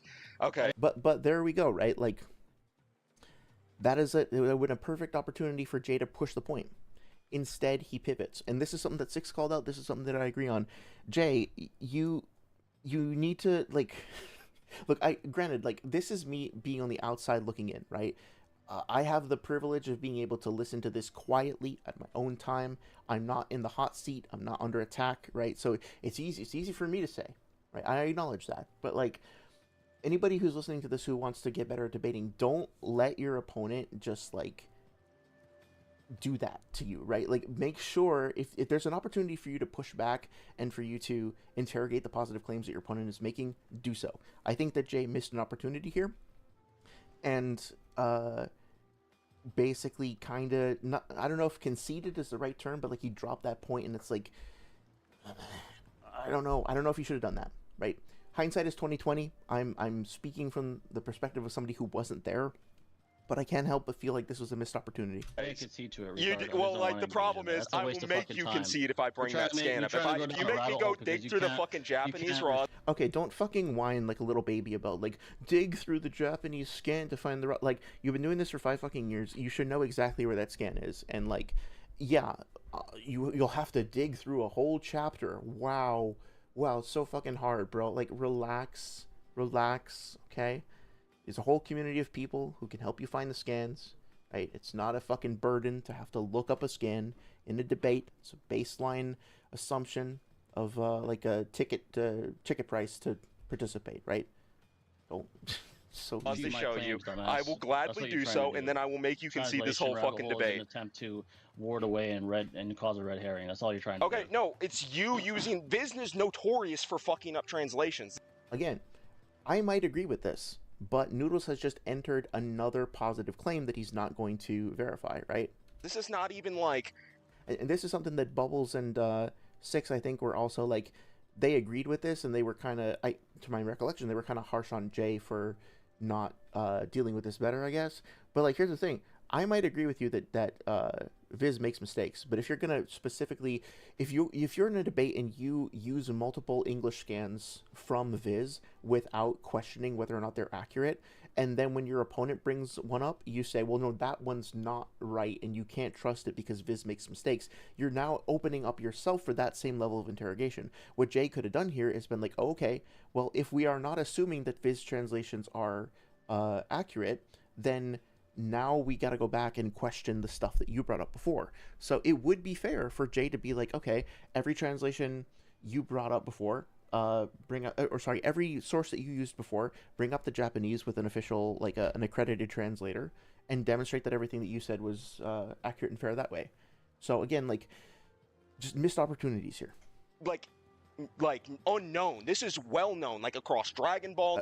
That's basically an argumentum ad populum, right? It's it doesn't matter if it's well known or not within the community itself. If you're granted, if there are things that the community can in general agree on, you might be willing to shake hands and be like, oh yeah, like, we don't need to interrogate this if we can both agree to it. But that requires a certain level of decorum and a level of camaraderie or whatever between the two debaters to be able to do. And I will say that shit can come back to bite you, because when I was talking to Noodles about Jiraiya's 5 Paths of Pain, whatever, versus the 5 Paths of Pain, we kept going back and forth about light speed, and at a certain point I said, okay, you know what, I don't want this to become a debate about light speed. Everybody else in the server, like Hashi and whoever else, were saying that, well, actually, Hashi might have not agreed with this, so I don't want to speak for him, but basically, like, at that point in the conversation, yeah, actually, I think Hashi, like, did speak up and, like help to resolve this, so I want to give him a little credit, but we'll come back to that later. So, setting that aside, what I had heard in the community from people like Noodles and Swag and Six, etc., was that the general consensus was that Naruto characters were light speed. I was skeptical of that at the time, and so I didn't, like, buy into it. And so in the, let's just call it a debate, even though it really wasn't, but it kind of became that anyway. So the debate between me and Noodles got to the point where we were talking about light speed over and over and over again, and I just said, you know what, I'm willing to admit some humility here. It seems like everybody else in the community already agrees that light speed is a thing, so for now, just for the sake of making the debate go forward, I will accept, for the purposes of this debate, that these characters are light speed. And then we won't have to argue about this, we can go on, because, like, it's what people call steel manning, even though that's not really what steel manning is. I was like, I'm willing to accept this for now for the purposes of the debate. And lo and behold, later on this came back to me, and I was accused of, like, what do they say? They were like, you said, I have it on recording, you said specifically that you accept that Naruto characters are the speed of light, and you think that this character did move at light speed. And that's literally not what I said. I said, I will grant it for the sake of this debate. I don't actually believe that, though. And I can come back and interrogate that point again if I need to. But that's the thing. You fucking talk to people like this who are not actually interested in having a conversation with you, are talking around you and through you, not to you. And anytime you give, like, a little bit of an inch, they will take it and run with that and, like, try to use it against you. You know, that whole thing, it's like, you know, anything you say can and will be used against you in a court of law. Well, anything you say can and will be taken out of context, quote mined, strawmanned, and used as a big fucking red herring to derail the debate. And you just need to be aware of that. And it sucks because, you know, when I debated on Eon's server, when I talked to, I forget, like, I've had a few, like, low-key debates with people, like, was it Lapis Lasers and whatnot, like, we disagreed about stuff, but, oh yeah, and, oh god, I'm sorry, Einstein's mistakes, right, like, when we've had conversations like that, we've been able to disagree, and maybe I lost all those debates for all I know, but it was still a positive thing. We were able to basically be like, okay, that's fine, we disagree, I maybe won that point, you maybe lost that point, or vice versa, whatever, right? It's fine. But then there's a few bad apples like this in the bunch that spoil the rest of the bunch. A few people like Noodles will just, like, turn every fucking conversation into a bitter bout and drag everything down, and because of that, you have to be on your guard at all times, because you never know when somebody is going to be like, haha, I got you, and try to play their stupid fucking trap card. It doesn't accomplish anything. It doesn't actually build up understanding of the series. It doesn't go anywhere. It's vapid. It's a waste of time, but it can get under your skin, and that's what Noodles is counting on. When people debate like this, they are counting on breaking your composure rather than actually, like, being intellectually more correct or whatever, or, like, getting the shit right. Right? So understand that. That's one thing that I've learned over the past couple of years. Like, be on guard. And I hate to say that because I would like to assume that we could all engage in these conversations in good faith, and that just isn't always the case. Naruto, like, pill to every swallow. single fucking anime and manga that Viz translates, there are fucked up translations. Okay, good. So first of all, prove that. Go through every single anime and manga and demonstrate that there are fucked up translations. And then when you're done that, you can demonstrate that this one is actually a fucked up translation. And it's because the translators don't always go one-to-one with the original Japanese text, because certain Japanese words in the manga kind of have, like, different meanings than English does. So they will take... Yes, words in Japanese have different meanings than English does. Very well said. like, creative liberties to change words and, like... Yeah, they do use creative liberties, but also, like, the creative liberty that Tobirama said about, like, reabsorbing his clone or whatever, it was a creative liberty, I guess, but it was... this is the thing, this is the arrogance that's applied here, is that, like, Noodles isn't actually providing any sort of explanation as to why that creative liberty was taking place, or whether or not it actually reflects the series, like, fairly, which is the same exact thing that the Sage did. He's like, okay, well, it doesn't literally say this, so I'm dismissing this whole thing. But if you examine it in context, like, give the translators a little bit of credit, you know, and actually be curious as to why they made the decisions that they did. And lo and behold, there was a reason for it, right? Like, they changed it a little bit, but it still retained the same overall meaning. So again, I think people like try to capitalize too harshly on minor differences, and they miss the spirit of the law because they're hyperfixated on the letter of the law, so to speak. Like alter the meanings of the Japanese. So that's what happens sometimes, and that's exactly why this scan did this. They changed it because the kanji probably meant something that sounded a little funky. Probably is speculative, so Noodles is really just like, all of this is just a waste of time. If you're going to stand behind this claim, then go actually do it. I think that, or go actually provide the evidence. I think that Noodles is just banking on his ability to, I guess, intimidate Jay away from the point. And to be fair, Jay does kind of let himself get pushed around about this. So again, I have the privilege of not having been there, benefit of hindsight, so I'm not trying to be too judgmental about this, but it's an opportunity for growth, right? Just like, don't be afraid to stand your ground a little bit more. In English, but it literally says that no physical attack can harm him. That is what it actually says in the Japanese kanji. So the fact that Kakuzu says this means...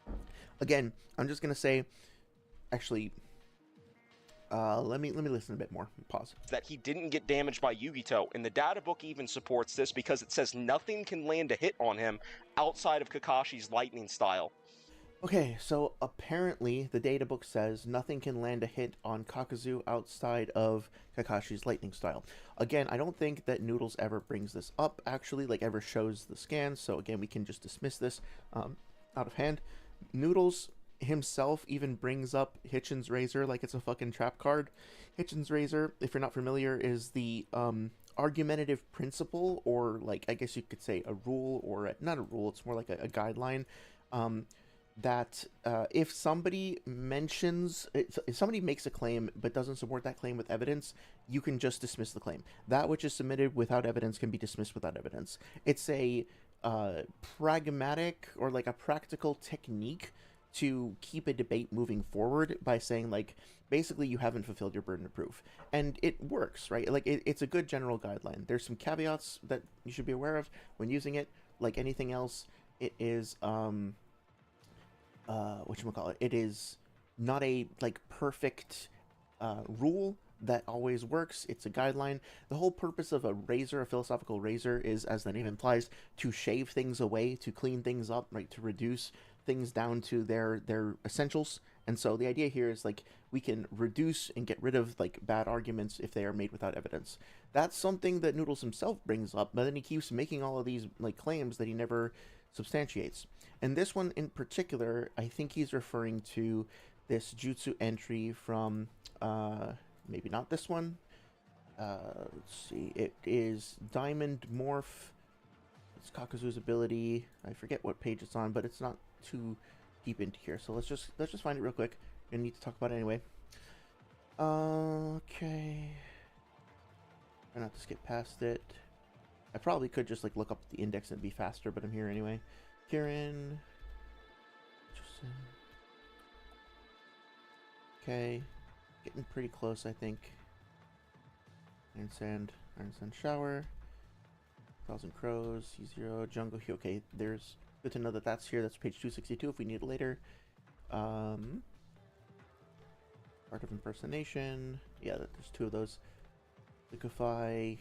Sorry, it's going to take a second, but I want to find it. It's going to be useful. And Brainwash. The Summoning. Chidori. Come on. See, notice how I'm like digging through how hard it is to have to dig through the source. Okay, so we're in the third data book. We're on page 290. Earth style Diamond Morph. Notice how it doesn't say fucking Diamond Armor, by the way. Diamond Morph. Kakuzu obliterated the fire temple gate with a single blow, which also isn't true, by the way. He didn't obliterate it, he just broke it open. So again, like, Databook reliability, question mark, question mark. Nothing can land a hit, a highly versatile jutsu that increases the destructive force of unarmed attacks and increases defensive capability to its maximum by sending chakra throughout the body to harden the skin. Although it has an Achilles heel and that the hardened body part cannot be moved, there are nearly no jutsu other than lightning style that can defeat Diamond Morph. Okay, so, again, like, I don't want to harp on this point too much. I think I can understand why you would look at this and be like, pretty, like, only lightning style can break through this, but the way that I interpret this, the phrasing is, other than lightning style, which can definitely defeat this, there are very few other jutsu besides this that can successfully damage Kakuzu, right? That's the categorization that's being made. It's lightning style can defeat Diamond Morph. Other than lightning style, there aren't very many others. So there are others. There are others out there, right? But apart from lightning style, there aren't very many.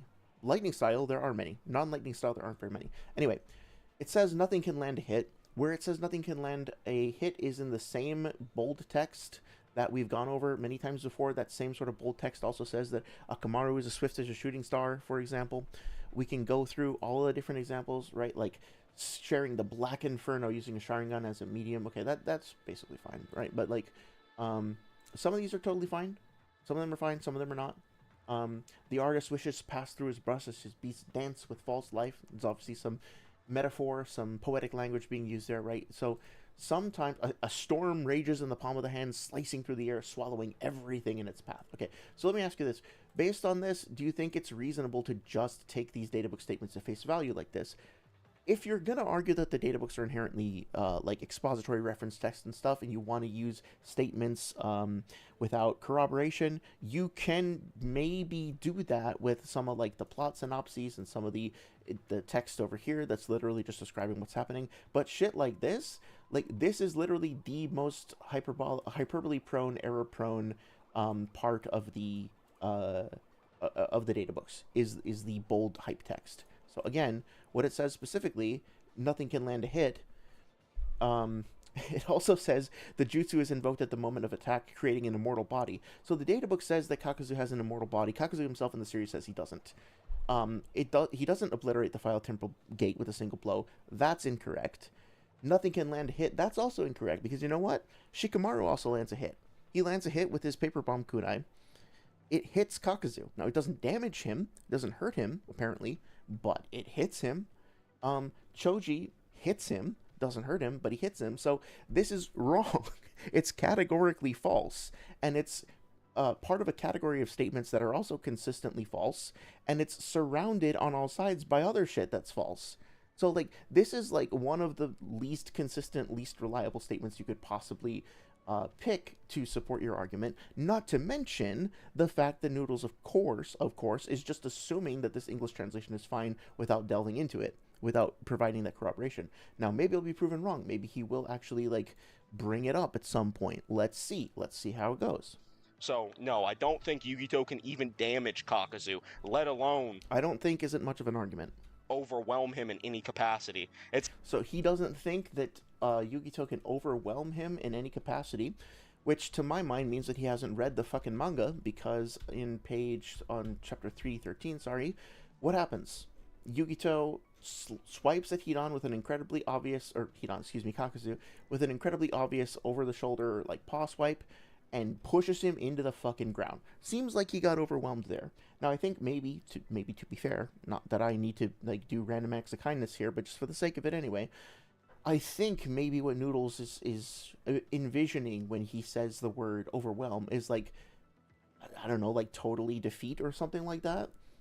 He struggles with definitions quite a bit, but, like, as long as you're okay with the definition of overwhelm meaning, like, pushed into the fucking ground and overpowered, then yeah, we have a discrete instance of Yugito pushing Kakuzu down into the ground and overwhelming him with a taijutsu attack. Now, granted, we talked about this before, right? Just to be clear, Kakuzu didn't dodge the attack. Kakuzu didn't punch up through it. He didn't, like, grab Yugito's hands like, he didn't do the thing that Naruto did when he grabbed the rhinoceros horn when he was fighting Pain and, like, threw the motherfucker up into the air, right? He gets pushed down to the ground. So, what do you want me to say? Like, he gets overwhelmed. And again, that's not controversial, right? That shouldn't be a bone of contention. It's very fucking clear if you just look at the page. But if you're in a debate and you want to try to like finagle your way around your points, you don't want to admit that. It's literally the narrative of the Akatsuki to beat the fuck out of Biju, knock them unconscious, drag them back alive to the Akatsuki compound, and then absorb the Biju out of them into the ghetto statue. That's their job. Kakuzu is a It's true that that's their job, but that doesn't actually address the point. Physical-based fighter. He scales to Yugito. That's Again, like a physical-based fighter. He's used that term before. That's a vapid term. It's not something that's defined. It doesn't mean anything. Yeah, he can do physical attacks. So pretty much everybody in the series performs physical attacks as well. That's how it works. So there you go. Firstly, I'm not gonna again accept the mistranslation argument because on a balance of probabilities, the chance that that's the case. Okay, I don't care if you accept it. Continue so though. You're trying to argue just because it happens sometimes that almost in every case we have to accept that is a fallacy. So I'm not gonna accept that. I actually do agree with Jay's point here. I don't know, like I've seen people and heard people like clowning him for this point. Maybe because it's like poorly phrased or something, but like I think I understand what he's saying. He's like, if you're gonna make the argument that something from the data books is a mistranslation, like we already together, like I'm doing a little extra homework for Jay, but whatever, right? Just to be fair. If you go through the whole series and we go through these debates and we accept all of this stuff at face value, right?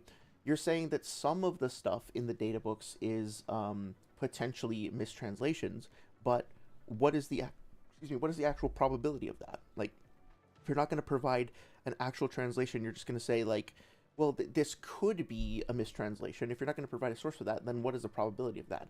Now, again, Jay might be making a mistake here by making a positive claim about like, well, it's low probability. He probably should have just turned around and said like, you prove it. But I don't actually disagree with him in principle here. I think that's totally fine.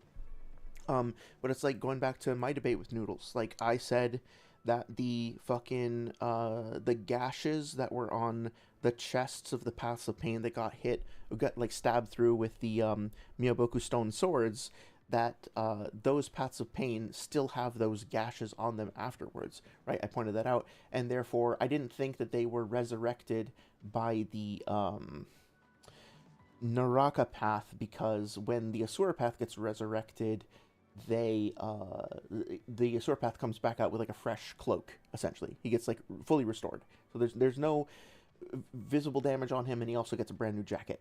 Okay, so the fact that those three show up and they still have blood on their jackets and like a hole in the middle made me think that they probably weren't resurrected by the Naraka path. Now, maybe you don't think that's a good argument. I don't know. I still kind of like it, but I think you could probably poke holes in it. That's fine. The point is that Noodles' rebuttal to that was like, well, fucking Kishimoto makes art mistakes sometimes. We know this. Everybody knows that there's a lot of art mistakes in the series, so this could be an art mistake. It's like, okay, go ahead and prove that. Go ahead and prove that this is an art mistake. Establish the probability or establish the likelihood or do something. Like just appealing to this like vague possibility of like, oh, maybe it could be. And then even when I pointed out that like this particular piece of artwork is represented the same way in the data books, and it also like we see them multiple times with the same thing, the same damage depicted on the cloak over and over and over again, I think at least twice, maybe 3 times. It's like, well, that could be an art mistake too. Okay, so the hypocrisy there is that like he does the exact same thing that he accuses other people of doing, and not to mention that he then went on that fucking stream with Six and was like gaslighting Six about, maybe that's not the right term, but he was doing that whole thing with Six where he was like, you saying that things X, Y, or Z things are possibilities or alternate possibilities, you're just being reductive to debates. You're just like, being antithetical to power scaling because you're just trying to appeal to possibilities. Like, motherfucker, you do that shit all the time. You did that shit to me. I remember. Maybe you don't, but I do. And so it's like, just at the end of the day, this is the simplest way to identify a key takeaway that we can all learn from is be very clear about what positive claims you're making. When you make that claim, make sure to substantiate it. If your opponent does that, call them on that shit. Don't be afraid to step forward and be like, okay, that's something that you just said. Are you sticking to that claim? If so, you need to prove it. That's one lesson I think we can all really benefit from. Secondly, it's a fallacy. Akatsuki Which fallacy is it to talk about the actual wording in the text, the original text, the canon text? Again, like that's As if the English text is not canon is the implication there, right? Like, that's ridiculous. Text. Why is it a fallacy to Continue. obey the canon? Can I continue? That's a bit of a straw man. That's not what Jay was saying. You made a claim, so I'm asking you to justify it, but No, you're not allowing me to finish my own claim. You just ramble. because for you a while and I already let you finish. you already presumed something to begin with. That's something that I think is I'll continue. I put a pin in something for later though. So I'm asking you What to did I presume? justify the presumption. You're not bringing evidence I against just my case right now. justified You're why I not. don't accept it. No, you're not You're even not allowing me logically. to continue What was the because you logical can't repeat contradiction what you I'm brought to saying. the argument I just said?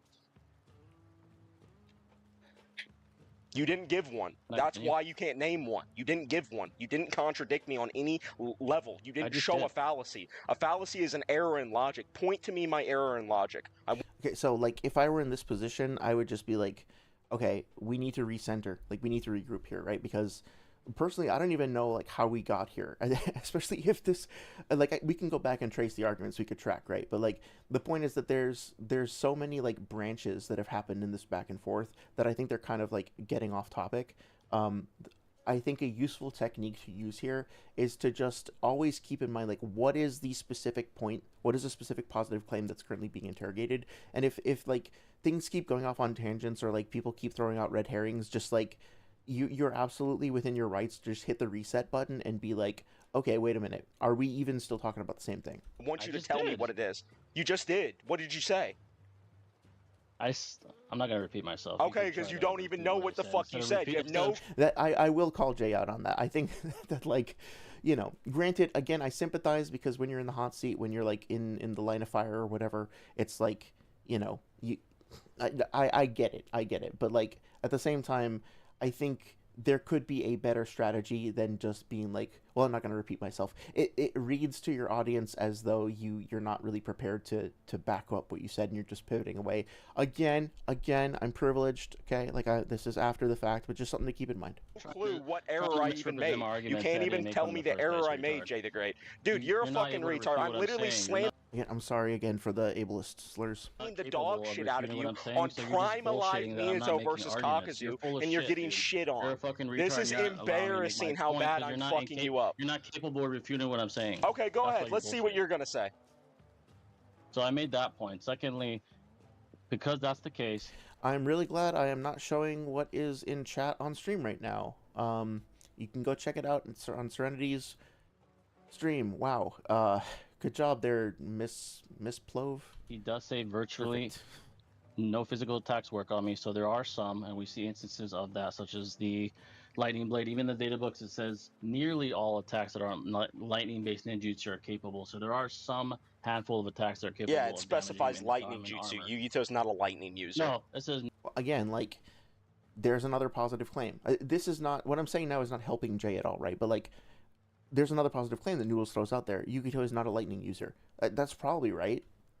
Probably. But like, again, that is a positive claim that could be interrogated. nearly all aside. Noodles just like shoots himself with in the foot by. This is my feeling on this whole debate. Like Noodles keeps like throwing out these claims that are unfounded, unsupported, and like most of the time, maybe not all the time, but most of the time, don't actually wind up being true if you double check the manga. And then Jay is just like, okay, well I don't need that anyway, and then moves away. Right? It's like there's. I'm just frustrated. Aside from lightning, so the specification is lightning jutsu, and that's the one that we see penetrate Kakuzu. Makes sense, right? Also, why does Minato... Well, not Minato, I'm not even gonna say It that. says nearly no jutsu other than lightning style ninjutsu can Yeah, defeat the diamond. exception is lightning style. Yeah, again, like Noodles is not understanding the semantics of the statement. I tried to be sympathetic, and I tried to be like I could see how you would get to the conclusion that it's saying only lightning style can defeat it, but it doesn't, right? It says nearly no jutsu other than lightning style. So, right, again, this is specifying that lightning style can defeat it, and other than lightning style, there are very few. That is what the sentence means in English. So, I mean, I get that words are tricky sometimes, but like, I mean, come on, it's not that hard.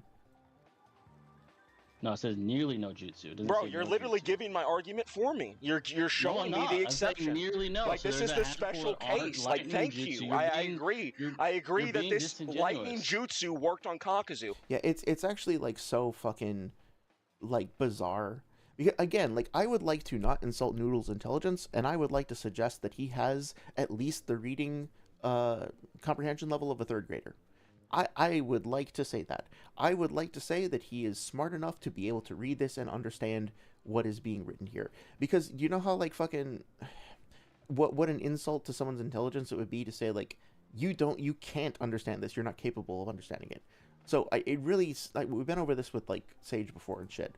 I really do think that like he's capable of understanding the thing here, and so it's so fucking like bizarre, like uncanny, right? It's like what's the term for it? Not uncanny valley. It's just like surreal to see somebody who is so like obviously capable of understanding something so simple, not only getting it wrong, but like staking his flag in the ground and being like, look at this is in my territory, I've won this point, look at me. It's like, dude, it's so fucking, you're bragging about being wrong about like something written for children. It's the dumbest shit I've seen in a long time, and that's saying something. You know what You're does being it? disingenuous, Yugito, man. because she got beat the fuck up and knocked unconscious. There's Literally got nothing that knocked the implies fuck that out. they beat her Kakuzu physically. knocked She got Yugito worn out. down Out and retired. Again, there's another positive claim that he threw out there, is that Kakuzu knocked her unconscious. That's a positive claim that can't be validated because we don't know what happened during that fight. So there's another one. Jay, you could have gone after that too. At the beginning, we see what the case was when she was at full power. They were being overwhelmed. They had to Okay, evade so why and did got slammed to Kakuzu the tank her ground. attack then? Then it shows Rhetorical question and a leading question. Why did Kakuzu tank her attack? Don't need to answer that. If Noodles wants to make that as a positive claim, let him make that claim.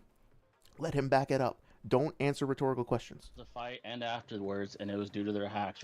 Be like Ray Shoesmith. Don't answer questions. Why did Kakuzu That's what is react being to her in implied by the speed and way tank that her was attack and illustrated. no-sell it? Why did Kakuzu no-sell her attack and react to her if he got... Again, rhetorical question which contains a hidden positive claim. Noodles just snuck in another positive claim that Kakuzu no-selled or no-sold the attack. If you're not familiar with that term, that's totally fine. I only learned about it recently. To no-sell means that, like, you take 0 damage from an incoming attack. Like, it doesn't affect you, it doesn't hurt you in any way. I think somebody in chat actually explained that to me, so I appreciate it. He got overwhelmed. What do you mean by no sell it? Like, he took no damage. Like, he's fine at the end of the fight. His cloak's not even got dirt on it. So he's fine after the fight, after an undetermined time skip. That's the reality of the matter. Again, casual readership, you want to say he didn't take any damage, that's okay. Debate, this shit doesn't fly. Like, he didn't even lose a heart. Like, he took no Another positive claim. damage from the attack from Yugito. Another positive claim. I can't believe you've never heard of what no-sell means. It means Irrelevant. it means 0 damage was done. So that means he tanked Yugito, which makes sense because he stated stronger than a Jinchuriki. Okay, well, stated stronger in addition to just like being bad English. Ironic that somebody who like struggles with basic English should be talking about like the validity of translations and shit like that. But moving on. And then he beat the fuck out of her. Never. He Bro, didn't. you need to get Vitamin Man in here for real, though. You need his help, bro. You need to tap. Okay, again, irrelevant deflection that's just intended to rile up. It goes nowhere. It's pathetic. Also, more to establishing Noodles' illiteracy is that for some fucking reason, he thinks that Batman's name is Vitamin Man. I think he just misread it and just decided that that was his name. And he's been getting it wrong for years and years. And when confronted about it, he's like, oh, I just like that one better. No, you didn't read it right the first time because you weren't fucking paying attention, like you usually don't. You got it wrong, and then you stuck to it because you didn't want to admit that you were wrong. And you don't want to change it. So he's basically just like, this whole time, for years and years, just been getting this name wrong. Just like the Tsukiyomi and Diamond Armor and all the other shit that he doesn't like care enough to actually pay attention for, and then he like runs from it when people call him out on it. Of course he does.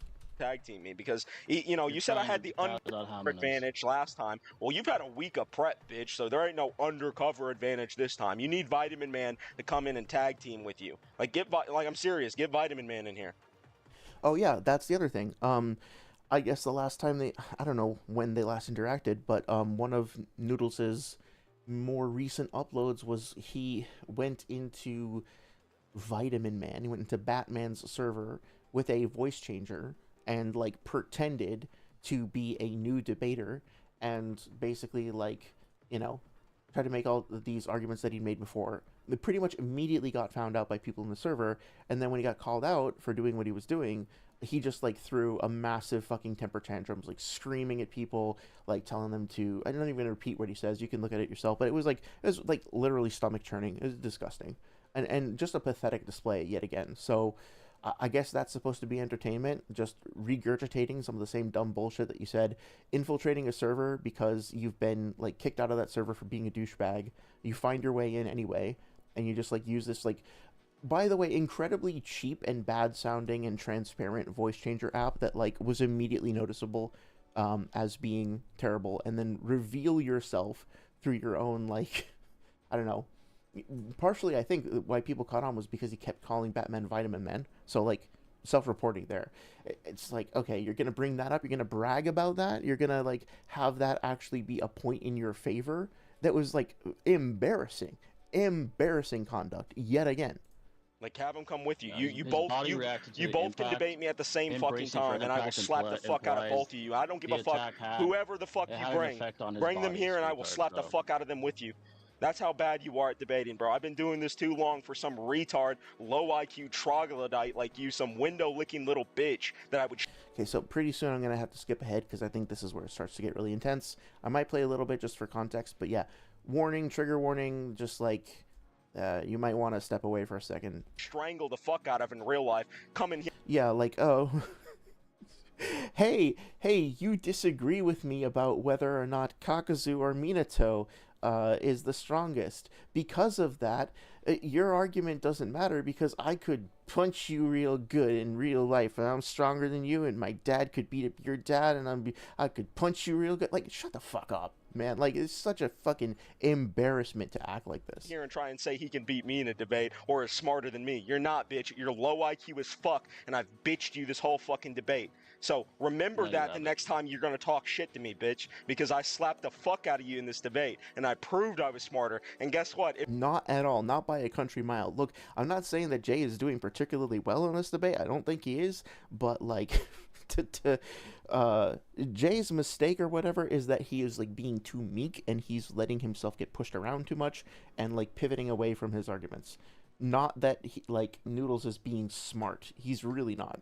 If you ever get the fucking balls to actually send me a plane ticket, I'll beat the fuck out of you in real life, too. Okay, so I think it's worth mentioning this briefly. JTheGreat and Noodles had a plan to have a boxing match, because that's the way that you resolve disagreements about anime characters, is that you punch each other in real life. And I don't know what happened. I guess Jay bought him a plane ticket and was gonna fly him out somewhere, and or maybe he didn't, and they fought about it, and then it fell through and it didn't happen. I don't know. I don't care. We shouldn't be punching each other over fucking anime debates. It's cringe, but like there you go. You have the context. Bitch. So remember that. Remember that too. Never come at me again, bitch. Never even speak my fucking name when you come.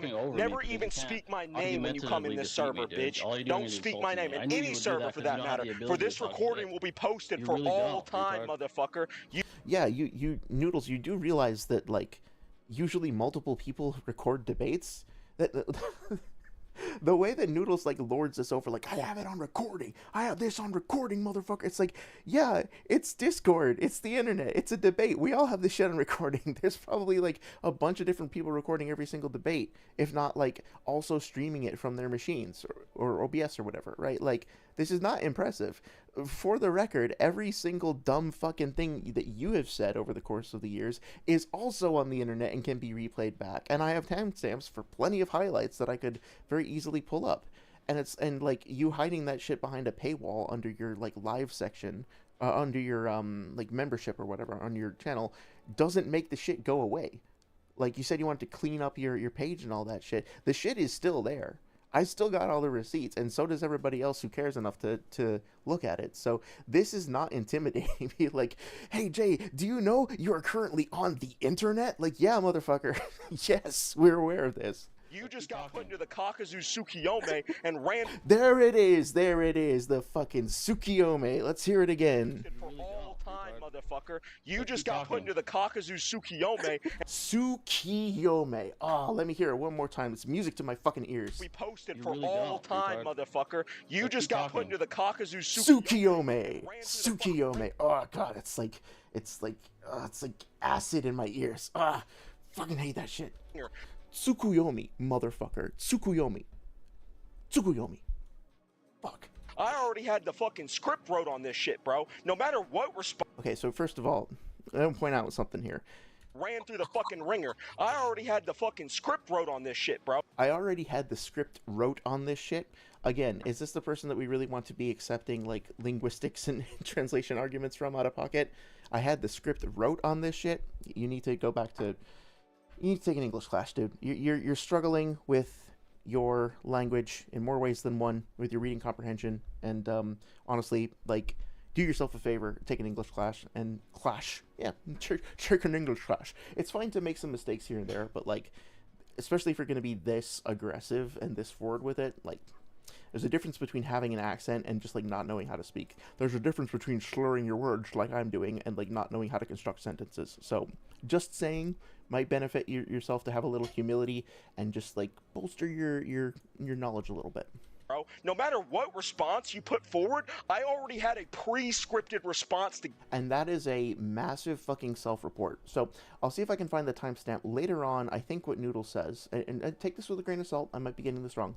He mentioned specifically Darth Dawkins, and I think what he said was that he had a script just like Darth Dawkins does.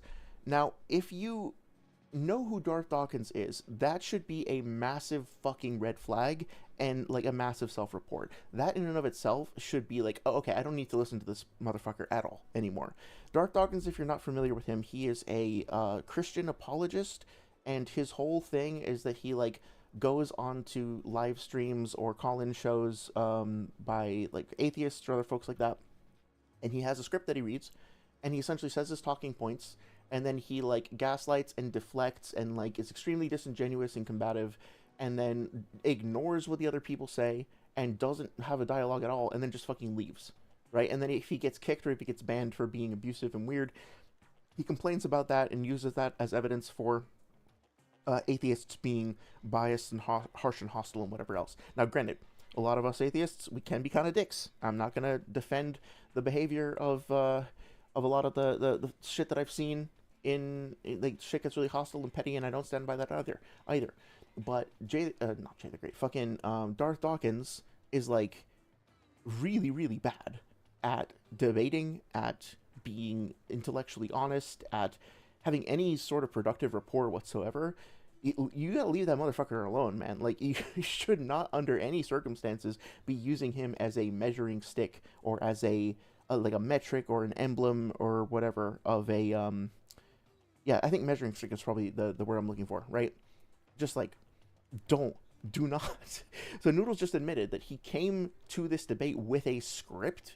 He's not engaging with the topics, really. Like, he's not really genuinely interested in understanding the source material and going through it. He's going to read his talking points. If he manages to intimidate his opponent away from interrogating the talking points, he's going to consider that a victory. And if they don't, then he can just move on and read the next thing on the script. He doesn't give a fuck. Gave to you. That's how much I've debated this shit, bro. So there was no reality where you won this debate. Literally none. Like, I calculated all possibilities, looked among all timelines, and you died in every single one. Again, cringe. Like, this is the sort of shit that's already cringe to say if you're, like, trying to impress your friends in middle school. It's even more cringe when you're an adult saying this shit. Look, I'm looking in chat. Even the people in chat were able to spell Tsukuyomi correctly. So, remember that the next time you ever speak to me, bitch. Remember that. You're I crying, fucked dude. you up. I'm crying? No, You're I'm crying while laughing, doing bitch. this I'm insult laughing. rant, Spurge, you're such I'm a laughing. pussy. I'm a spur. Is that all you Okay, again, sorry for the... Spurg is a slur. got? What do think you can talk got, shit bitch? and You win ain't your way even that doing way 'cause nothing. you're You're not getting smart slapped enough? in You're front of your own fucking argumentatively, audience. you're a fucking You're getting retard, dude. dominated No one in takes front you of fucking everybody. serious. Rhetorically, You didn't say shit. You didn't intelligently, refute in anything every I said. This capacity that you bullshit. I can didn't make fucking an say. argument. Okay, I can't stand listening to this shit. This is awful. This goes on for like 10 minutes, so I'm gonna skip through a lot of this. In You this didn't do debate. shit the whole How's it- time. Okay, so name one You argument you strawman my won. shit. Okay, let's keep going. I bought you an actual ticket. Keep going at it. Fusion Kicking your dance, and I'll ass. fucking go. I give I'll you- go I give 2v. you- keep fucking go. It goes on forever, and like. Again, like, what is going on in this server? Like, I'm not trying to be critical. I am trying to be critical. What the fuck am I talking about? Benefit of the doubt. I don't know the server. I don't know the people in there.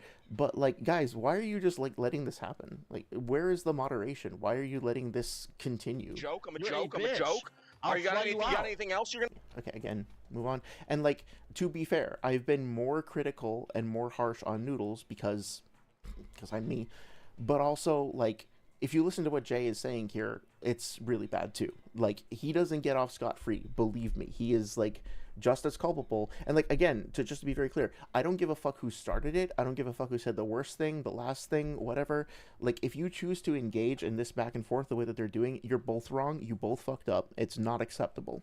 Right now, it's a mutual L. and I will come beat the fuck out of you in real life, and I'm gonna stream that too. You just Okay. Oh, hey there, hey there, Saria. Hope you're doing well. Saria says I was in a Discord call, so I'm late but holy peak. Yeah, thank you for the support. I'm enjoying this. This is actually very cathartic. I think it's going well. I think people left to watch the UFC match, so there might not be that many people around, but it's good. I'm having a lot of fun going over this stuff. It's been entertaining. You know, I like the topic anyway. But yeah, this debate is like reprehensible. I think I've said that before. I'm gonna give you a heads up if you just joined, something that I mentioned before. But like, they use language towards each other that includes references to sexual assault as well as ableist slurs, homophobic slurs. Like, they're not homophobic slurs, but like homophobic language. It's really, really, really bad. So I just want to give you a heads up about that. That being said, I'm gonna try and skip through most of that. No, get on stream right now. Let's do it. Let's do it, bitch. You got cuffed and you go against your Let's do it. And like, bringing up personal shit like that, Jay, is just unacceptable. It's gross. It's weird. Don't do that. You said you want me to spend money on your ass again? Bitch, you don't even make money. You don't bringing up somebody's job, employment, money. None of that matters at all. At all. You're some shit stain on the fucking sidewalk that needs to be scrubbed from existence. Really rude, really crass, like, awful. Fucking little retard. Low IQ little bitch. Bro, this clip's gonna be so good alongside the Vitamin Man debates. Me clowning. Just like, absolutely reprehensible, disgusting language. Show me an argument that why Minato wins. You can't even scale how strong. And it goes on and on and on and on. Show me your fucking money then. Show me your house. Show me your mortgage. I pay mortgage, bitch. I pay mortgage, bitch. Like, it's supposed to be a fucking threat? It's supposed to be intimidating? I pay my bills on time. Yeah, it's called being an adult, motherfucker. Like, it's supposed to be a one-up. Who gives a shit? What the fuck? I eat breakfast and brush my teeth, bitch. Like, fuck. Congratulations, you've demonstrated that you can at least do one thing like an adult. Wow, very impressive. You do. Do you pay mortgage? Do you have fucking rent? Do you have any bills, or do you live in your fucking mama's basement? I've asked for this. None of that matters at all. And also, the insults themselves aren't like very compelling, right? Like, if there were a couple of zingers in there, I'd be like, oh shit, at least he got him, right? Like, fucking D1 had some good ones, but this is just so petty and so basic. Bitch, no one thinks you're great. Why don't you change your fucking name, you dumb fuck? Wow, going after the name, huh? That's real deep cut there. Window-looking little bitch. Exactly, motherfucker. And it goes on. So I don't get to stream that fucking ass whooping, because I would KO you. And it goes on. Fuck, and I proved it. I cheat on you. And it goes on. Entire debate, literally beginning fucking ass. And it goes on. Wait, what do you say? JTheGreat, because he's been fucking his insides up this entire debate. Literally beginning fucking ass raped, you dumb fuck. Yeah, I'm sorry. I should have skipped that part. That was probably the worst part. I mean, like, literally, if I had any say, anybody who says that to anybody else, like, permabanned, like, categorically. It's just like, how can you not be bothered by that? I don't understand. Like, what the fuck is wrong with the mods in this place, or with the server owners, that you're okay? It's your fucking community. It looks like you guys have nitro and boost and shit. Your fucking community that you are paying for, that you're curating, and you're okay with people saying shit like that. You need to get your fucking priorities straight. Watching men run be there later. You hear this guy? What the fuck? Keeps going. Keeps going. It's the audio, and then the audio cuts out again. Bitch, get the fuck back here! I mean, if y'all want, I can go through this whole thing and break apart just like how stupid and petty and crass and irrelevant and pointless and time wasty each of those things that are being said are. I will say that Noodles does use a lot of references to him having sex with Jay. It is quite a theme, quite a consistent theme. When he is attempting to threaten Jay, the way that he does so is pretty consistently by describing sexual acts between himself and Jay. So, I think that might be worth examining. I'm just gonna leave that out there, and you guys can do with that whatever you want.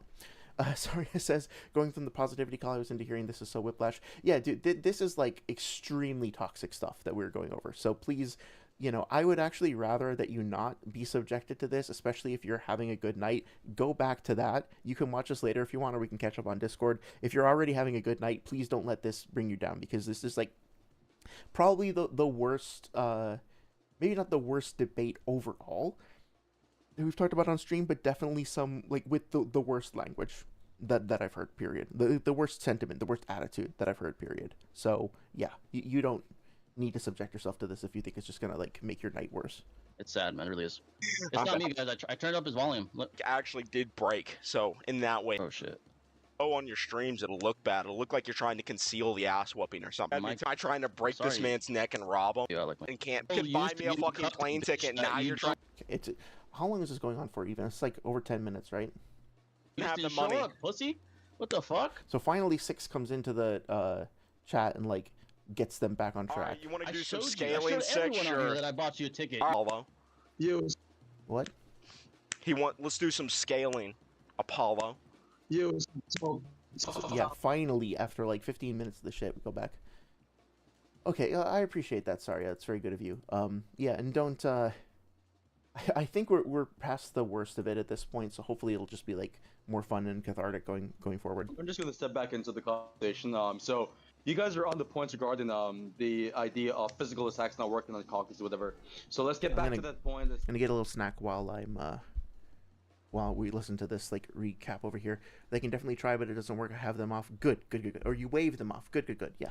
Nobody ought to break your stride, right? Get back to the substance. We had our fair,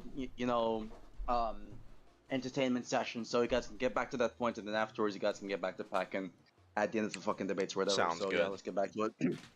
All right, so finally, Apollo of all people comes in and say, I don't know why I said of all people. It's fine, right? Like, I'm glad that somebody finally stepped in and like took charge and got things back on track. Thank you, Apollo, for doing something. The last point, Apollo, that you remember, just the physical attacks working on Kakuzu.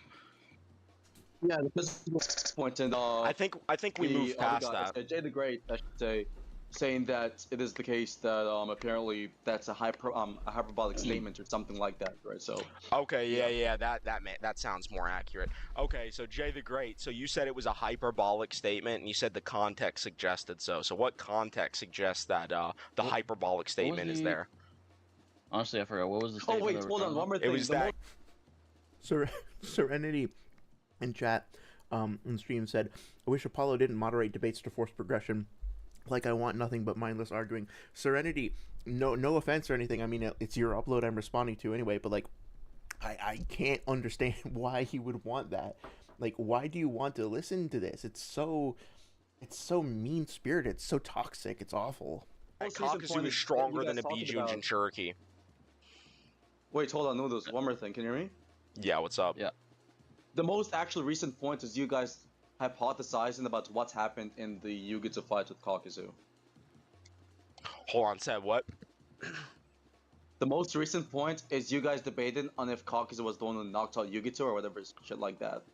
I do vaguely remember that. I mean, there's like a bunch of things that suggest that, like, Hidan says that Kakuzu's usually the doer of the two. Hidan admits that he's probably too slow to hit Yugito in.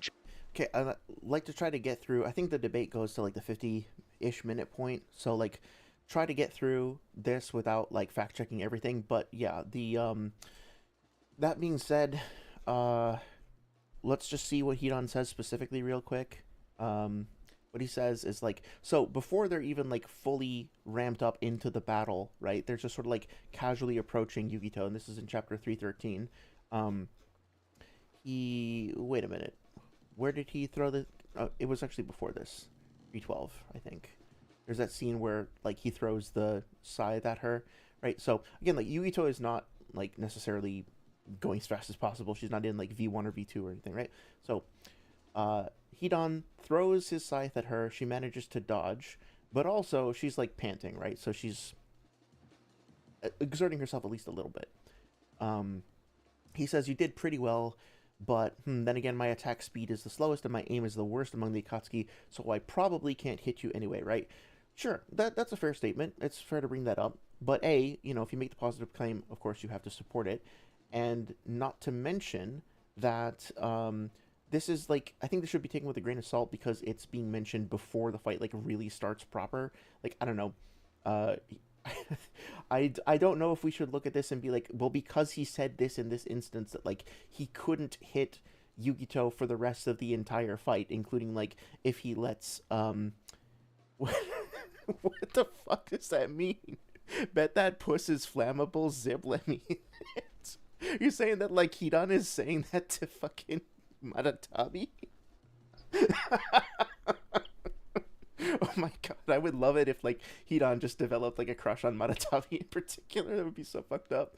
But yeah, I mean like the fire does kind of come into play. But like look at the tone that's being demonstrated here, right? Like Hidan's going through this whole routine where he's like bantering with Kakuzu, and then he's like complaining about his commandments, and he's fucking he sort of facetiously offers the opportunity to Yugito to give up and shit like that. So like, is it really fair to say that because he missed with his fucking side that he can't do anything the rest of the fight, especially if once she's like a much bigger target, or that like he couldn't even do something like play possum or just like let her come to him and then like lash out with something when sorry, I don't know why I got louder there, lash out with his scythe when she's closer? Like, really? We're going to look at that one statement and then be like, oh, no, he can't do anything the rest of the fight. Like, come on. There's so much more context there. General, he, like, compares himself to a mouse being trapped and chased by a cat. Yeah, he does do that. Let's read that, right? He says, ouch, hot. I thought cat tongues couldn't tolerate heat. So this is the two-tailed cat demon that's been called a wraith. I guess that makes me a trapped mouse then. What a joke. Okay, so, of course, he left out the part where he says, what a joke. And also, so what? So fucking what? Like, he got hit with Asuma's fire attack, and he was okay. Like, he diverted the attack back on that. Now, obviously, those two don't necessarily scale to each other, but the fact that Hidan is, like, for a moment in cover doesn't mean that he's, like, incapable of doing anything for the rest of the fight. Again, maybe he's completely useless and he doesn't do anything, but for the purposes of a debate, the context of, like, putting forward positive claims and substantiating them, no, this is fucking, it's whatever. It's a nothing burger.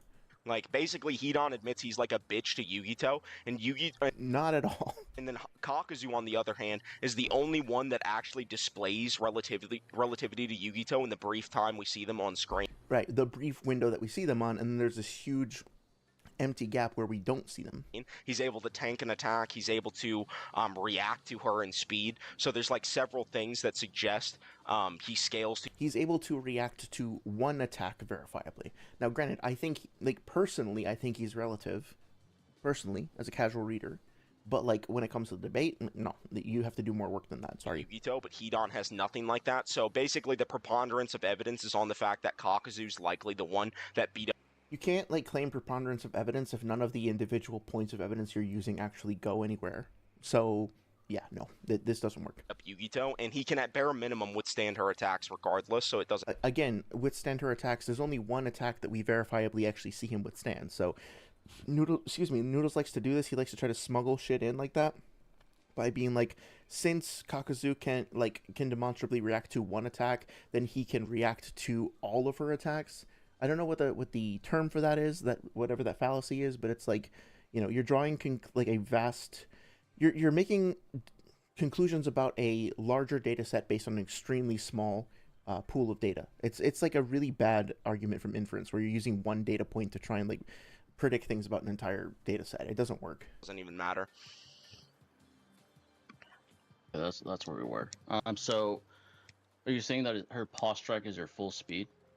Yeah, I think like her being in her avatar, her perfect avatar state is her full speed. Again, like, perfect avatar state is not like a real term; it's a made-up term. So Jay could have like could have pushed on that as well. Saria says, I won't lie, I think Yukito losing is bullshit. I don't have a reason for it. Her tail beast is just cool. It is really fucking cool. I agree with that. I wish we had seen more of that fight, even if it was just like in the anime or whatever. Like, it would have been cool to see, or something that they could have expanded on one of the games. You know, as like a boss fight or something. You play as Kakuzu, and you can call in Hidan for support, and you're both fighting Matatabi, just to see more of like what Yukito can do. I feel like she's an underutilized character. Every attack that someone throws has the same speed, is essentially what you're saying. Every attack someone throws is the same speed. No, I didn't say that. I said that this is her fastest attack because she's in her. Jay did a good job of identifying the implications of what he said. He's essentially like low-key doing a reductio ad absurdum by being like, okay, is this... have you actually thought about the implications of what you just said? So that's fine. That's good. Fastest and strongest form, and she's like bloodlusted and trying to kill Kakuzu. Again, bloodlusted has a specific term within the power scaling context. I don't think that she's actually bloodlusted if we're using the definition put forth by places like VSB. So that's another positive claim that could be interrogated by Jay. We'll prove that it's her full speed. Yeah, because she's bloodlusted and trying to kill Kakuzu, so she wouldn't hold back against Kakuzu. In fact, she actually says the opposite, so she confirms she's not holding back during the fight. Again, that's another positive claim that could be interrogated. I think just for the sake of giving context for people who are curious in the topic, what she says is specifically like, you must be joking. She says something about like, I lured you here, right? When she blows up the thing. Yeah. You think you chased me in here, actually I lured you here. That's what she says. In the data books, there's something, I forget exactly where it is. I think it's in her character profile, where it says, like, it implies that she lured them there specifically to avoid collateral damage, something to that effect.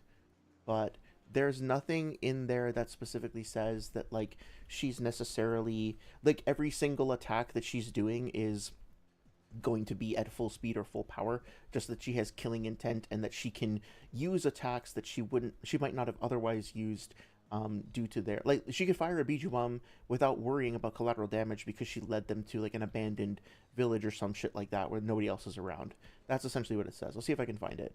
But I mean, like, again, Noodles keeps making this mistake over and over again in debates where he's like, if you can identify that somebody has killing intent, then it's fair to assume that they are going all out, and if they don't have killing intent, then the opposite is true, or variations on that theme. But killing intent and like actually like maximizing any of the things that you're doing are two distinct things. They're not mutually exclusive. They can absolutely be leveraged at the same time, but they're also not necessarily like connected. So, for example, and like anybody who's been in any kind of fight or like has watched a like a UFC match or any boxing match or anything like that understands that even if you're a fighter is 100% committed to winning and wants to win, that they're not necessarily going to be sprinting around the arena and like constantly throwing their hardest punches, right? Like that's stupid. If you know even a tiny bit about any form of martial arts or any form of combat, like it's a really, really bad idea to just immediately sprint directly at your target and then like throw your strongest punch. Oftentimes you have to like look for openings, create openings, like feint, dodge, parry. It's usually a really bad idea to just charge straight in and use your strongest attack, but that's how Noodles seems to see fights. Is like once somebody is taking something seriously, you can just kind of assume that everything they're doing is as fast and strong as possible. And look, it is possible. It is possible that when Matatabi swipes and hits what's his name, Kakuzu, that she is going she's using her maximum AP for that pause strike. That is absolutely possible. There's nothing wrong with that statement in principle. But for a debate, if you're going to make the positive claim that she was moving at max speed, that is something that hasn't actually been substantiated. If your argument is that it necessarily follows because she has killing intent, that's a non sequitur, so that doesn't work. Sorry, it says her and Fu, also Roshi and Han and the others, but I love Fu. She seems like she would have been good friends with Naruto. Yeah, I would have liked to have seen that, honestly. So let's see what it actually says here. This is the third data book, page 126. Yukito became the Two-Tails Jinchuriki when she was only 2 years old. Despite being a target of disdain, she trained hard through sheer will and gained mastery over the tailed beast, earning the trust of her peers.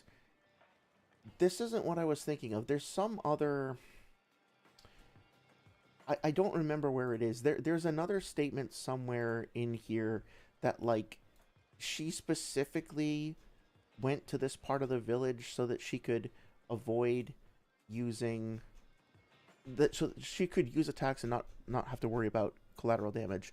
I don't know where it is, but I'll put a note to myself to follow up on that later. I thought it was in Yugito's page. It might be, if Cat Flame Roaring Fire actually has a jutsu entry here, then might be here. So I'll take a second. Anyway, it like Jay didn't have to do this himself over the course of the debate, right? Like this is Noodles' responsibility to substantiate it since he brought it up anyway. Let's just see. Don't think I'll be able to find it. I know I've seen it before. Like I know what he's talking about. I just don't know where it is.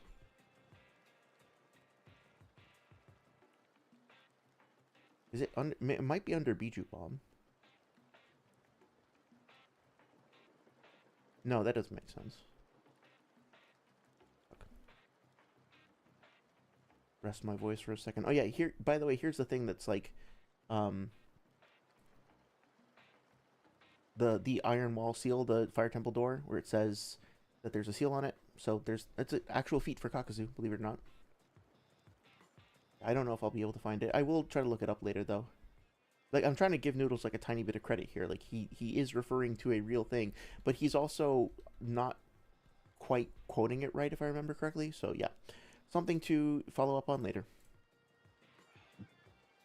That's why she lured them there and trapped them inside the building. Well, you didn't prove that it was her full speed killing. I just did. I gave Secondly, an inference that would suggest it, so you have to like show the logical contradiction in my inference now. That's how debating works. It's not the irony of him being like that's how debating works is like so rich. A punch versus a sprint, they're different in speed. Yeah, I would Or not actually a say full I'm strike, I referring should to say. I'm referring to her combat speed. So yeah, he scales to her combat speed. There you go. Combat speed can vary depending on the type of strike. She's that's able to being- or the claw type of Killer movement, Bee rather, with her that's being combat utilized. speed. Secondly, Kakuzu. Again, so we don't need to like go and track this down right now, although we totally could. But again, here's another example of him throwing out another point without substantiation.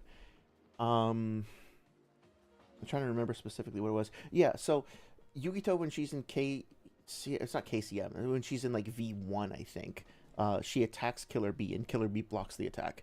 And then she like swipes at him and like claws his scarf. So that's the feat that he's talking about here. A different form of Yugito, as in Edo Tensei, manages to attack Killer Bee. By the way, like we talked about this in multiple streams before, she attacks him as part of a cohort of multiple Jinchuriki being commanded by Obito. So it's not like she's just one-on-oneing him. Okay, there's a lot going on in that fight. But anyway, it's a different form of different form of Yugito in a different context. So this is not a one-to-one comparison. You might be like, well, okay, well, fucking Maratabi is just the perfect avatar Biju state or whatever you want to call it, right? But the thing is, if you get way bigger, you're also like taking on more mass, presumably. So it's not necessarily the case that like just because there's more power flowing through you, you're necessarily moving faster. Yugito being smaller and leaping around and swiping it at Killer Bee in mid-leap is very different from Yugito being transformed into Maratabi and then doing this massive pause strike. They're not one-to-one at all. Yeah, it wasn't. The false equivalency. Oh, why did I mute it? damage wasn't sufficient enough to take one of his hearts, but he was slammed into the ground. He was bracing for impact, so it did affect him in some manner. He didn't. Just Can you show me that he got damaged by it? That's a red herring. Jay doesn't need to demonstrate specifically that he got damaged by it per se. Him getting slammed to the ground, him bracing for it implies that's just an appeal to ignorance. So That's an appeal to ignorance. Can you define an appeal to ignorance? Because we don't see the entire fight in its entirety, so you're trying to use that to your advantage to imply he was never Okay, damaged. so I'm asking you for evidence for your claim. Like I'm asking you to show he got damaged by it. You said he braced. I'm inferring like you are. It's kind of hard to hear because they're talking over each other. I didn't hear Jay specifically say a positive claim that he was damaged. If he did, then it's totally fair to call that out. If he makes a positive claim, Noodles is fair and fine to call that out. But didn't hear that, but maybe I missed it because they were talking over each other. It's fine. Blocking an With his attack speed, doesn't mean retard. he got damaged That's what by I'm it. doing. Blocking No, an blocking attack the doesn't. attack implies Yeah. he can be damaged by it. No, it doesn't. It just means he's blocking that in the itself attack. is evidence. I actually do agree with Noodles here. This is one of the few instances where I'm like, yeah, absolutely, and I don't really understand where Jay is coming from, because what his point is basically is that, like, if you block attack, you're blocking it because you would have been damaged by it.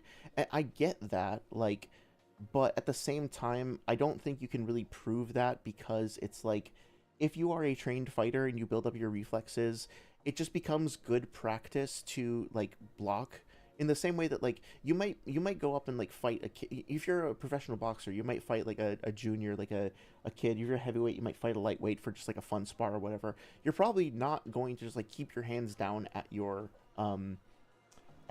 waist. Like, if they punch you, you're probably not just gonna, like, let them punch you. If you're trained, if you have the reflexes, you're probably gonna put up your dukes. You're going to keep yourself in a guard position, like, keep your hands up by your head to protect yourself. And this might just be an instinct or a reflex, or it could just be, like, a good what would you call it, like a good best practice, or a good act of prudence, I guess. I'm trying to find the right word for it, but it's basically like, you are better off doing this by default, just in case you wind up underestimating your opponent, right? Maybe you think that your opponent isn't going to damage you, but you decide to wall up anyway just because. That doesn't mean that your opponent would have damaged you. So, to be fair, and this is something that you could challenge me on, right? When I said before that Kakuzu, like, hardened his skin to protect himself against a paper bomb, you could argue that that was just him being prudent, and that wasn't him, like, that attack was going to damage him. I think my point would stand, because you can look at all the other instances where he does wall up, but I think it's also fair to point out that, like, it could just be him being prudent. Like, that could just be his default flex. If he sees any attack coming in, the first thing he does is he acts defensively. It doesn't guarantee that the incoming attack is necessarily going to hurt him. It could just be his reflex. I think that in context, him flexing his charges of Diamond Morph, so to speak, is not consistent with other things we know about his character, but it's fair to point out. So I think that there's a rare instance where I'm kind of agreeing with him here. Let's see. Sorry says, pacing yourself in martial arts IRL is incredibly important. I've done my own martial arts training. You've seen my trophies in Discord. I posted them. Yes. And that was the hardest part for me. Yeah, absolutely. I mean, I'm the same way. Like, when I've done boxing before, you get into the rhythm, you start to feel the adrenaline going, and, like, you want to, go wild sometimes. But if you do that, you are potentially making yourself extremely open and vulnerable. And, like, it's even the most, like, seasoned, trained athletes, when they really start, like, going all out, they get tired really fucking fast. Like, in boxing matches and UFC matches and stuff like that, right? You have to pace yourself. You don't want to get caught off balance. You don't want to get caught off, like, to overextend, like, there's so much that goes into a fight beyond just, like, I want to kill you, so I'm going to be as strong as possible. Like, no, it's very, maybe for, like, an amateur, maybe for, like, a berserker, right? Like a barbarian from Diablo, or, like, Guts from Berserk, right? Like, there are characters out there who specialize in that kind of fighting. Yukito, I don't see evidence for that. Sorry says, also the sparring matches, not because they were hard, but because I didn't care for it. I knew I wasn't in any real danger, so Kid Me didn't see the point in fighting other classmates and stuff. Yeah, didn't we talk about, I feel like we talked about fencing when we were talking about Mael, and then you mentioned some of this stuff, like, you just weren't into the actual, like, fighting aspect of it. Am I remembering that correctly? Sorry, my memory's not always that great, but I think I recall this conversation. No, like, if Madara blocks a random ninja from the Shinobi Alliance, does that ninja scale to him? Not necessarily, but it would hurt him. Doesn't mean it's going to kill him or take him out. Okay, so you think, like, random ninja from the Shinobi Alliance can hurt Madara? There is an existing amount of damage that would have been imposed upon him if he didn't block it. The very fact that he's blocking it. What level of damage? So, like, ironically, I sort of agree with Jay. Not really, but, like, in that, like, I think that, like, well, how can I phrase this? I tend to believe that characters in Naruto, their base durability is just human durability until they are, they have their durability enhanced by some other means. So yeah, if Madara is just, like, chilling, like, having a picnic or whatever, he's just, like, reading a book like Kakashi, reading Make Up Paradise, and he's not paying attention, and he's not molding chakra, and one of the Shinobi Alliance members comes up and stabs him, I think he would take damage from that. But in a combat context, like, I don't know. Like, as a casual reader, I think that, like, it's really weird for me for high-level characters to be carrying around bladed weapons and at least trying to use them against other characters if they're, like, completely useless against characters of a certain level. The existence and proliferation of, like, bladed weapons in the series implies to me that, like, even high-level characters, unless they have some, like, crazy hack or crazy durability enhancing jutsu, that they can still be hurt by like blades. I mean, Killer Bee like fights against Sasuke, and he fights against fucking. Well, I mean, like Killer Bee is arguably the Cloud Village's strongest asset, and he fights. One of his like primary fighting styles is fighting in acrobat mode, which is all of his blades, out. So I don't know. Granted, he can run electricity through them, so it's not quite the same. I don't know. It's weird. It's weird. Durability is weird. Durability is a weird topic. But yeah, I think that, like, Madara's base human flesh durability is susceptible to potentially being hurt by a random ninja. But the problem is that he isn't just going to be in base and just hanging around, right? So, like, I don't know. Again, casual mode, I kind of agree with what Jay is saying. Debate mode, I don't think you can really clear this. Damage would have been in imposed on him. Would have hurt him. I'm not saying it would have killed him. Also, I think that, like, not that playing to the audience should be your primary motivation. I think that getting the facts straight and making reasonable and fair arguments should always be your priority. But in terms of audience, playing to the judges, if that's a concern of yours, like, Jay kind of let himself get put into a position where it sounds like he's implying that a random shinobi, like a fodder shinobi from the war, could just, like, do chip damage to Madara. And as there might actually be some validity to that based on certain contexts, like we were talking about, but also, you have to be really careful with that, because somebody could clip that and be like, this motherfucker believes that Madara scales below a random shinobi from the Alliance. Now, granted, doing that would be a shitty, manipulative, petty thing to do, and would be basically strawmanning. And so I kind of want to say, don't even worry about it. If they decide to stoop to that level, that's their fault. But also, like I said before, you have to keep your guard up. Don't give your opponent any ammunition, because depending on who they are and how they fight, they will make you pay for that, right? So it sucks. We shouldn't have to think about that. We should be adults and we should be sincere. Noodles is not fucking sincere, and he's never going to be sincere in a debate. Like, so if you're going to go up against him or anybody like him, like, don't ever assume that that's going to be a thing. Number one shot. Look, actually, I want to correct myself here. I have heard debates with Noodles where he does seem to be a little bit more grounded. So I don't want to say that he, like, categorically cannot be sincere ever as a human being. That would be unfair. But if you are, so I want to apologize for that. I don't think it's fair of me to say, like, this person can never be nice or never be calm or kind or whatever. Like, the fact that I caught two people who are, like, very angry at each other going at it, I don't think that gives me the right to make a sweeping statement about somebody's entire personality. I will say, in many of the debates that I've experienced with this individual, he just refuses to maintain decorum and, like, common human courtesy and decency. But that doesn't mean that I get to say anything like a broader sweeping claim. So I apologize for that. That was uncalled for. Sorry, it says random, but I really hate the new YouTube layout of where the likes are. Oh, yeah, it's very frustrating how the like button is to the side, but the lines on the upper bottom of the video, like, it looks so ugly. Yeah, I'm not a big fan of it. It looks bad on mobile, too. Shot him, but it would have hurt him. Okay, so you're arguing random shinobi from the Shinobi Alliance scale to Madara. See what I mean? Like, you can't give them an inch. They will take it and run with it. And that they can damage him to some marginal level. What is this marginal level? Yeah, I'm looking at it in chat right now. Like, they're making fun of Jay for that, and it's like, come Simply put, him blocking is evidence in itself that it would hurt him. That's circular reasoning. The level of damage and hurt, that's a different discussion. But the very fact that they're blocking it implies that they're determining why does it? I'm trying to think of, like, Cell going up against Vegeta or something, right? Like, there are definitely times in Dragon Ball where a character will just stand still and let another opponent, like, wail on them and like do nothing and not even flinch. But then that character will sometimes also, like, block and grab them and stuff like that, or sometimes dodge. And you can see the instances, since we're talking about the context of, like, broader battle shonen stuff anyway, like you can see plenty of instances where characters will like let themselves get hit, but then also choose not to do that. And like it's not like suddenly they've necessarily gone from being invulnerable to vulnerable when they make that shift, right? You really have to consider the context of the specific bout, the fighters, and everything. There's a lot more detail there that needs to be evaluated. Enough for them to attack, enough for them to damage them to some extent. What if they're just choosing to block, not because they think it'll hurt them, but because they can? Yeah, that's fair. That's less likely. Why the fuck would they block? Why is it less likely?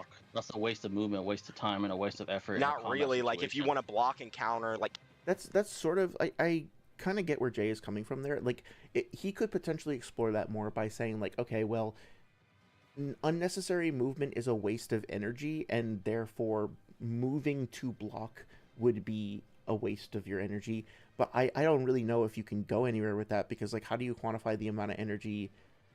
How do you establish, not quantify, how do you establish that the amount of energy that would be expended through like a reflexive block would actually like affect you adversely? If you do like the cost benefit analysis of doing that versus like not blocking and potentially getting harmed, I don't know. I don't think you can really clear that personally. Catch and counter, that's totally an effective way to fight. You're just introducing new possibilities that are less likely. That what don't make proves sense it's in less this And again, like if you say less likely, you're kind of, if not like leaping into, you're strolling into the territory of like inheriting the burden of proof there. So just be careful with that. Likely. This is the combat situation. In a combat situation, when you deem something that's going to damage you as a strike that will do that, you tend to block it. Kakuzu had never even seen a perfect Jinchuriki before. Well, yeah, because there's no such thing as a perfect Jinchuriki. But also, you know, Jay could say prove that. So he doesn't even know the level of power that it actually has. So the fact that he like blocks is out of precaution. Like he doesn't actually know if it'll hurt him or not. So your assumption. Okay, so again, like Noodles is providing an alternate interpretation, and I think since Jay hasn't like fully substantiated his point, Noodles providing an alternate hypothesis with equal explanatory power is sufficient to just like dismiss the point. But also, like, this wouldn't really be to Jay's advantage given that, but technically speaking, you could interrogate this and ask Noodles for like, okay, you just made these positive claims. Now, again, like, you'd have to prove this. You're going to prove that he never saw a provision jerky before. Okay, do that homework. And I agree, he probably never, I don't know that he's demonstrably even fought another Jinchuriki prior to this. I think in the anime, they fight Fu, but I might be getting mixed up, so I'm not sure. Is out of precaution. Like he doesn't. But if that's the case, well, yeah, they would have to discuss anime canon. Actually know if it'll hurt him or not. So your assumption's actually wrong. I think that like again, it's weird because they seem to have kind of like shelved the burden of proof and just be talking, you know, a little bit more intuitively, which is fine. That actually sometimes feels a little bit more well adjusted, so to speak. So I don't mind this, to be honest. It's not wrong. Okay, so prove that Kakuzu knows how. Prove that Kakuzu knows it's going to hurt him, and that's why he braced. Upon his body, if it would have hit him, he just happened to block it. Prove that Kakuzu knows how strong Yugito is, and that he knows it's going to hurt him. Yeah. So ironically, like I agree with Noodles' interrogation of JTheGreat's points, but Jay could have used this same style of argumentation on Noodles, going back to when Noodles was making claims about like, oh, Kakuzu said X, Y, or Z thing about physical attacks not hurting me, right? Okay, so what he's doing here is he's asking Jay, or pressuring Jay, or whatever, challenging Jay, to investigate whether Kakuzu really knows what he's talking about, essentially, or whether Kakuzu's like internal thought processes and assessment of reality are commensurate with what Jay is saying to describe the character. Jay could have done that same exact thing on Noodles, like flip that onto Noodles when discussing Kakuzu's durability. He doesn't need to know exactly how strong it is. Well, at least some level. Can you prove that he even knows some level of her strength? He doesn't need to know. He does, because you're saying that you were arguing earlier that he knows this attack will hurt him, that's why he's choosing to brace. Did you not argue? I mean, like, I've said what I wanted to say about the argumentation and debate side of things. I think that, like, if you're Kakuzu and you're experienced in combat and you see a giant fucking cat, like, about to claw the shit out of you, you brace or you block or you do something. Like, you would be really stupid to just stand there and take, like sell in front of Vegeta and just like take it, right? This isn't like in this universe, like things are higher. I don't know how to describe it. It's like you grow up as a trained shinobi and you're raised in this environment where it's life or death and you're constantly going on missions and fighting and stuff like that. Like Kakuzu has been doing this for something like 80, 90 years. Well, probably more like 70 to 80. But anyway, it's like it would just be really goofy for him not to at least try to take a precaution. He's been So again, like the debate, semantics and rhetoric are on one side, and then there's the readership, the casual readership opinion on the other side. But my opinion is that, yeah, like Kakuzu may or may not have actually gotten hurt by Yukito. I think he could have been, but also it makes perfect sense for him to block it regardless of what he thinks she's capable of. in the Akatsuki, and obviously they know of the mission at hand, so they more than likely have been told about what the Jinchuriki are capable of. So he obviously doesn't know the exact fucking quantification of it, but that you're trying to make it. So who told them exactly how strong the Jinchuriki are? Capable of enough to deduce. Okay. Who told? Yeah, this is goofy.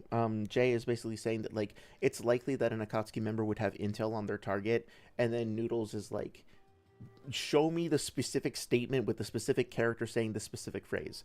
It's one of those things where it's like you could technically press Jay harder and say like, Jay, you should have been more clear and like built up your case more. To be fair, he's about to do that. Noodles just keeps interrupting him. But then on the other side with Noodles, it's like, what do you say again? Who told them exactly? Yeah, it's like fucking. You don't need to specifically have a specific bespoke discrete quote on display like that. You can use other forms of evidence and build a case, right? Like you said yourself, like preponderance of evidence. It doesn't have to be a verbatim quote or whatever. How strong the Jinchuriki are capable of enough to deduce. Okay. Who told them that? Fucking perfect Jinchuriki. Who told them that? The Akatsuki organization. That's their entire fucking. Who in the Akatsuki told Kakuzu that? The entire meaning of being in the Akatsuki is to catch Okay, who in the Akatsuki told Kakuzu that? What is that? Why is that relevant? Someone then discussing because it, you then said going the over it, then Akatsuki telling told each other him, so in I'm these asking meetings who that, told oh, him these that. It doesn't matter. It doesn't matter which specific person. But like if I were in Jay's position, if I had to push this point, I would bring up the mission briefings that Pain gives the various Akatsuki members in their little like friendship circle or whatever, because there's enough context provided there. There's also the thing, I forget if it's Zetsu or Obito who tells Pain to be careful of Naruto because he destroyed 2 of Kakuzu's hearts. So there's a precedent, and there are multiple instances where you could find both like the narrative implication, but also like specific instances where Pain is like giving intel to his troops, so to speak. So there's an opportunity there, but again, I don't know how important this point is, but yeah. Where did you get that We're gonna put information you in from? duos for that to be the case, so be wary Who of in these the, who in Jinchuriki. the Yes, Akatsuki we have broke the down the capability of Jinchuriki defeating for them? But be careful of them. Who said So that? that's a very logical conclusion. So you saying, oh, he doesn't know exactly. Who said doesn't that? negate that. Him blocking. Why are you asking? How's You're, that? Why is that you're relevant? citing a I'm making statement that doesn't exist, dumbass. Well, that's a straw man. Like, I don't know if Noodles is doing this deliberately or if he just doesn't understand that, like, you don't have to have a direct statement for something to have evidence for it. Like, that is a form of evidence, again, but not the only form.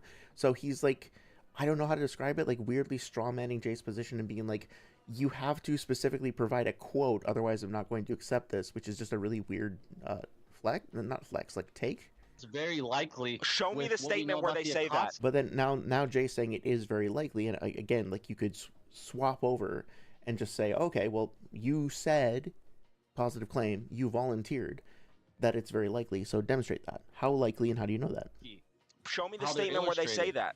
I don't need to do that. Okay, you don't need to do that because you know you don't have the proof. You do need to do that. It's called the burden of proof. If you make a claim, it's Noodles like lecturing about burden of proof here is like fucking crazy. Like, you have to back it up with evidence. If you yeah, like we counted something like 300 individual claims that Noodles made in one of those other streams where he in his debate with Apollo rather, that he just like threw out there and like didn't provide evidence for. Granted, some of them were repeats, but like instances of times where he threw out positive claims that were never verified. And I'm sure they would be in the dozens if we went through and like counted again through this video. We just went over like 3 or 4 of them just in the past 10 seconds ish. I'm exaggerating, but yeah. You can dismiss claims without evidence. You can dismiss all claims ever. Refuting it. Yes, that's called Hitchens razor, bitch.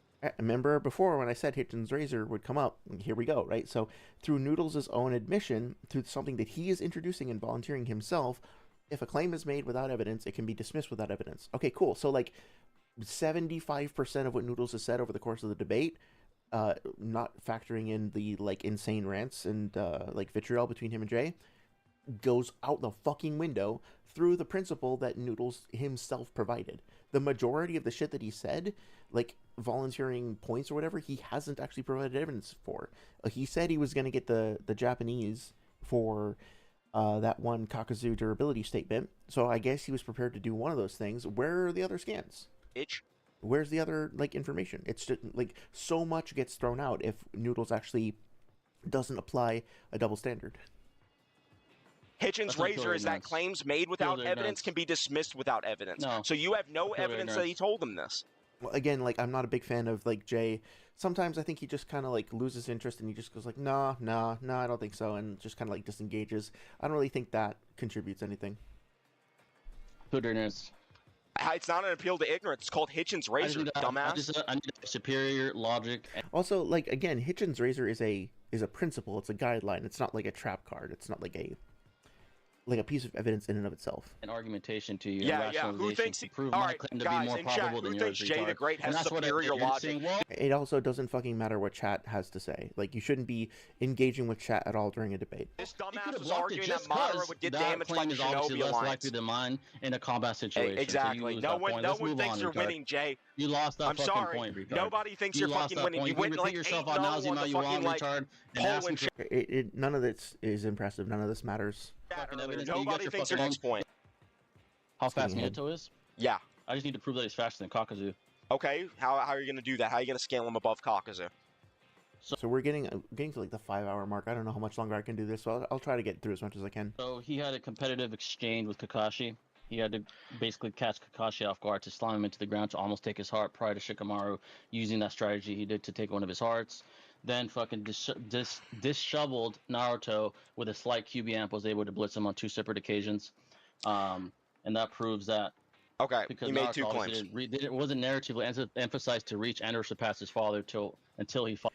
Yeah, so I agree with that. Like the version of Naruto that fights against Kakuzu, is not yet as fast as Minato, but he's still able to keep up with him. And well, this is something interesting that I think came out of the D1 debate. Like when discussing characters' relativity, it's tempting to say, okay, how can I phrase this? So when Naruto goes up against Kakuzu, right? Like he says, and let's bring this up because this is going to come up. I know it is. He says that he's going to need to make a certain amount of shadow clones to be able to create a diversion to be able to reach Kakuzu in time, right? So let's see. 5 more hearts. Okay, so okay. Based on his assault speed and battle style, I'm going to need at least 3 doppelgangers for the diversion alone. Okay, right. So beforehand, he is before he like engages with his opponent, he decides that he's going to need to employ this particular strategy to create a diversion. So the whatchamacallit, the fucking, I want to find the Choji statement because that's really what this comes down to.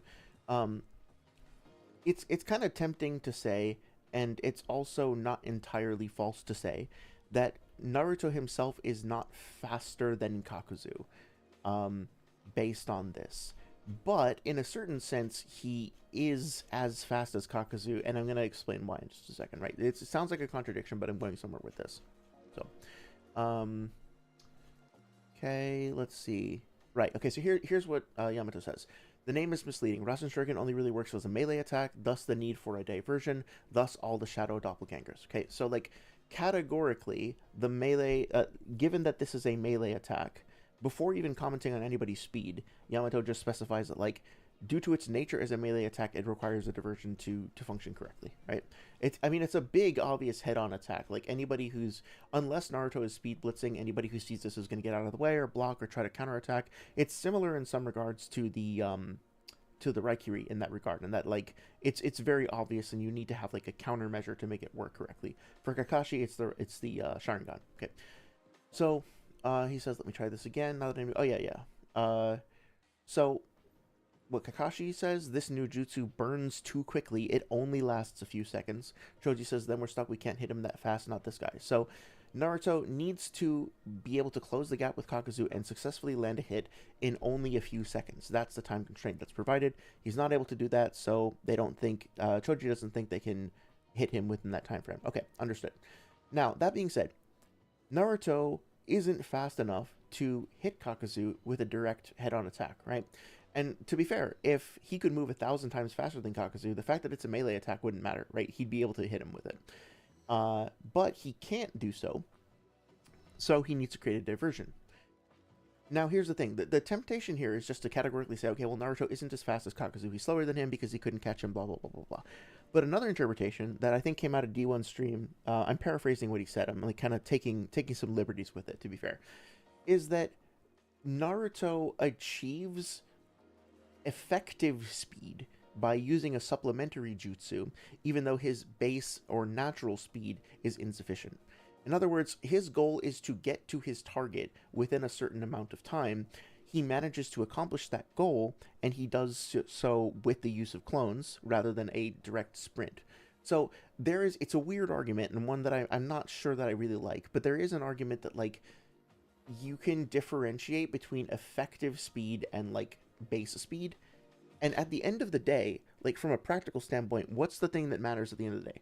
It matters whether or not Naruto is capable of hitting Kakuzu. If he's relative to Kakuzu, you could define that relativity as specifically being like, okay, he could beat Kakuzu in a foot race, or, you know, he could, like, sprint around Kakuzu and, like, tag him, like, manually or whatever.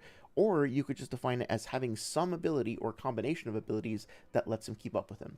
Keeping in mind that this isn't Dragon Ball, right? This isn't like, this is a universe where characters have a lot of asymmetries in their power, and they have a lot of jutsu that are like esoteric and flexible and varied and stuff like that. So Naruto doesn't need to be as physically fast as Kakuzu in order to effectively close the distance with him, and thus express or like evince some form of relativity.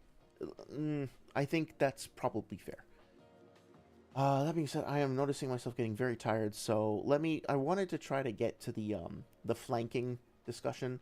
So let me try to get through at least a little bit more here. See how far away this is. So this is 42-42. I think I can remember that. Where is the flanking discussion? Oh, it's still a ways away. Oh yeah, here we go. Okay, so we can do that. 42-42. I said, right? Check up on chat real quick. Random, yeah, I'll use Ganondorf as an example because Zelda is where my knowledge is best, but Ganondorf does similar. Rauru, who gets powered by his secret stone, and Zelda, who is also powered by everything his, uses his power against Ganondorf, and Ganondorf blocks it. And we know this wouldn't have hurt him because when they take him to the Temple of Light, they still fail to do any damage to Ganondorf, so Rauru gives his life to seal him, even though being in the Temple of Light greatly amplifies both his and Zelda's power, which is supposed to directly counter Ganondorf's, unless we're supposed to believe they're also asked that nobody landed a hit on Ganondorf canonically. He also blocks the Night Construct, but we've seen that a single shard of the Master Sword can hurt him, and that very shard is what's powering the Construct, not that he knows about the present in TOTK or Tears of the Kingdom, or about the Master Sword at this time. But the point is that he blocks both, Rauru and the Night Construct. So sometimes characters just block attacks because they can. I mean, when I would have tantrums and hit my sister, she'd grab my arms, not because I could hurt her, but because why would she let this 4 to 5 year old child hit her? Yeah, exactly. I like those examples from Zelda as well. That makes a lot of sense. I definitely sympathize partially with, like, where Jay is coming from, but yeah, I don't think it's ironclad as a, like, debate point at all. Fought, but was tested by until the he fought Hokage Kakuzu and beat the war. Kakuzu, right? That's when he says he surpasses Minato. Yeah. In terms of the Rasen Shuriken, yes. Okay. Yeah, they go on a while about the surpassing Minato thing. I think that the mistake here that Noodles is making is I don't even know who's, like, owning this point, but basically somebody's making the mistake that, like, because Naruto says that he's surpassed Minato, or, like, Kakashi has a statement like that, because he's developed the Rasen Shuriken, then that means he's surpassed Minato overall, and that he scales above him in other ways too. If that's what's being said, I think that's what they said. If that is what's being said, then that's just goofy. Like, the fact that Naruto managed to come up with a jutsu that required a certain amount of, ingenuity that Minato didn't express at the time doesn't mean that he has now categorically eclipsed Minato in all stats and stuff like that, right? The totally different things. Okay, Not in so terms of firstly, overall ability, retard. you're referencing the Naruto scene. You know Naruto uses the Rasen Shuriken to beat Kakuzu? Yes. Okay, that stated to transcend Minato. Twice. Again, like it is a stronger jutsu than anything Minato has. And well, let me not say that. I don't know if that's true at all. But it is a higher rank jutsu than anything we know about, I think, at that point in the series that Minato has.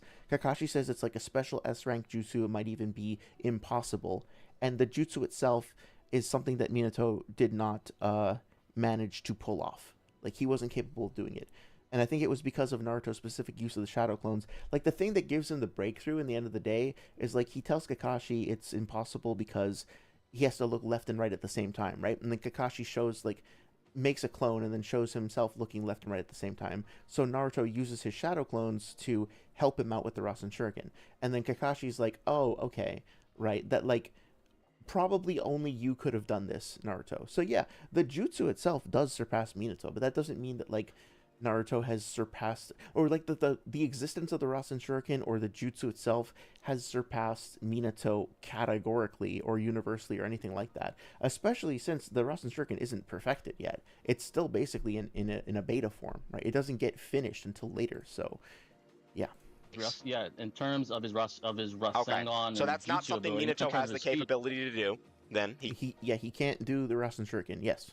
Can't just blitz and Rasen Shuriken him.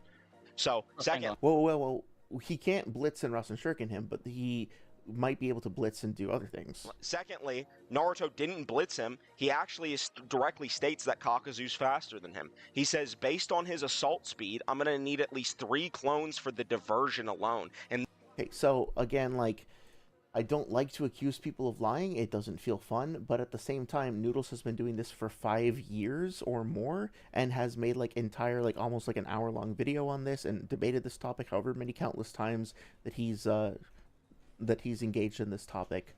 And again, like, let's be clear about what Naruto says specifically, right? I think it is prior to this. I'm gonna wrap up pretty soon here. But let's see. Right, so that's the first volley. Okay, so what he says specifically is based on his assault speed and battle style.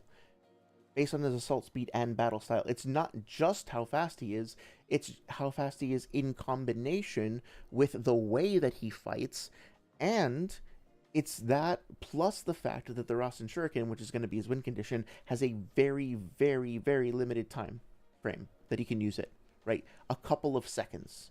So what does Noodles say about this after 5+ years of debating about Kakuzu? What does Noodles have to say specifically? As based on his assault speed, I'm going to need at least 3 clones for the diversion alone.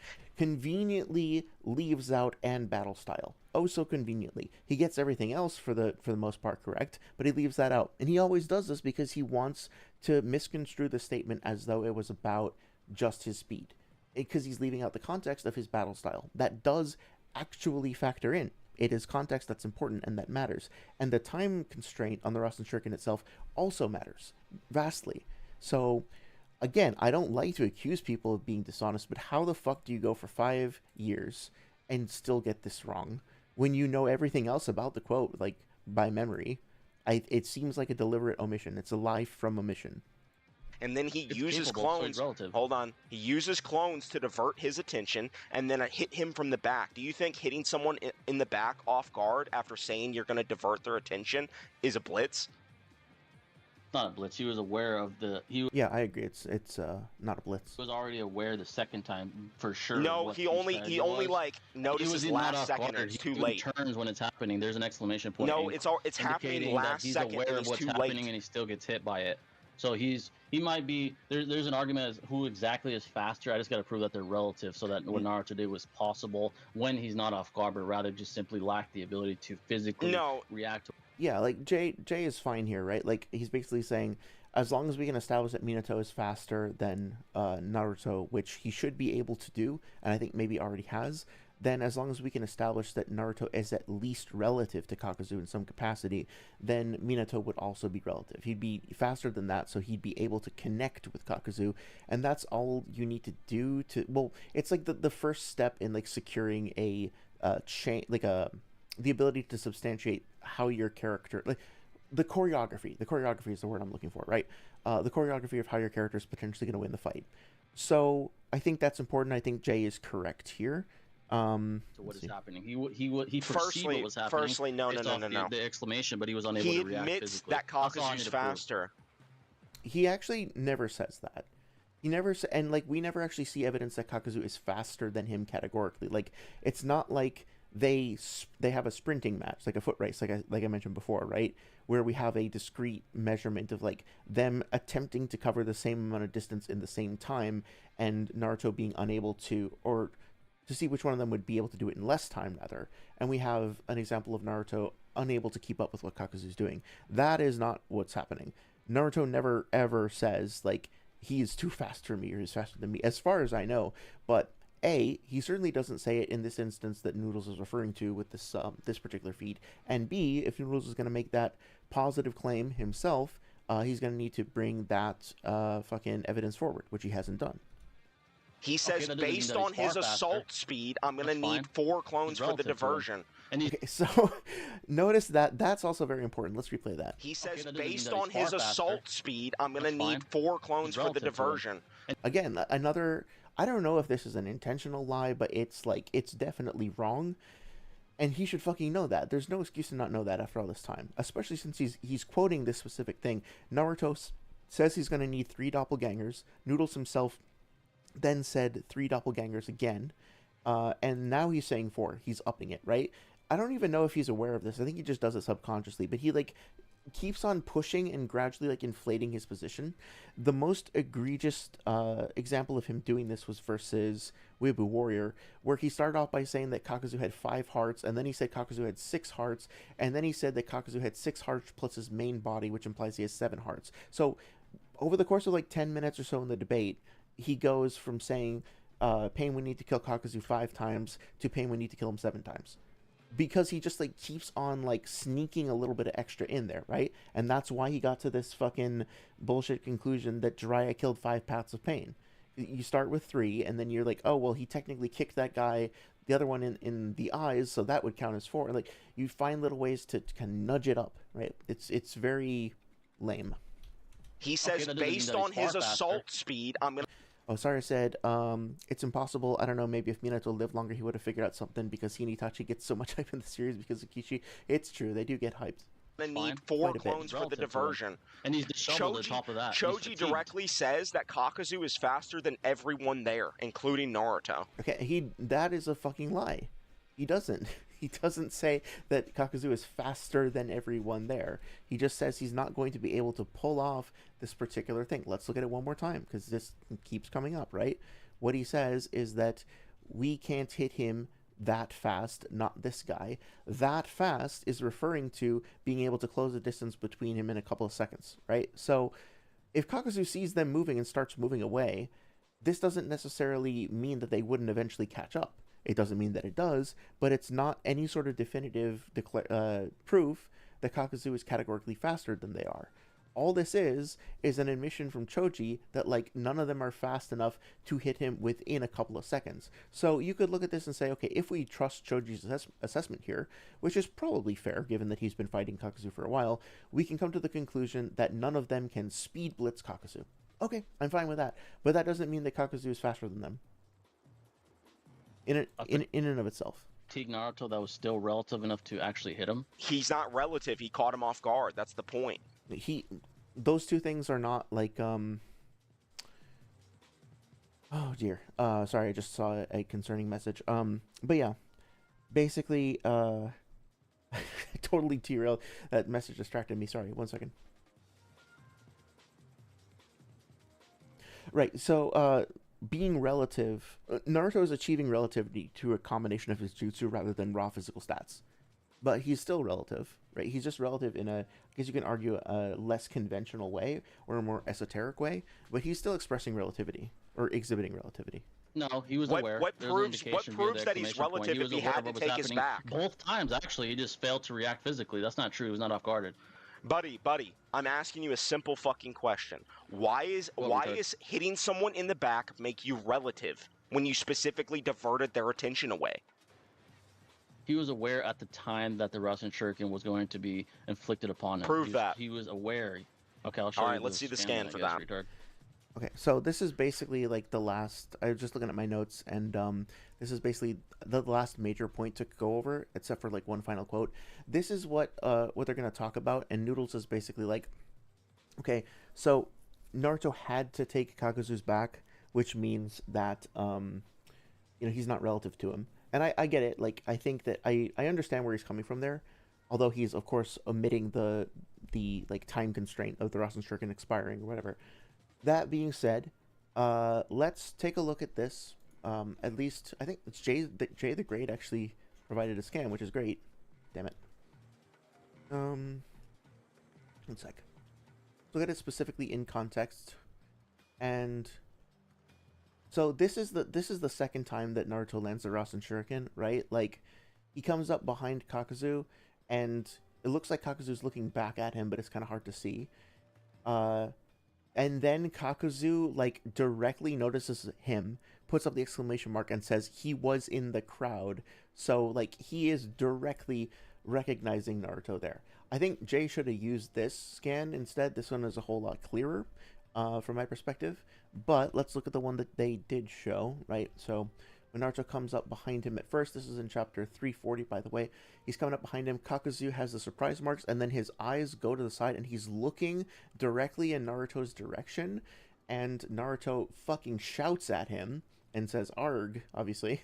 And Kakuzu looks in his direction and says, right? Like, so he is responding directly to this.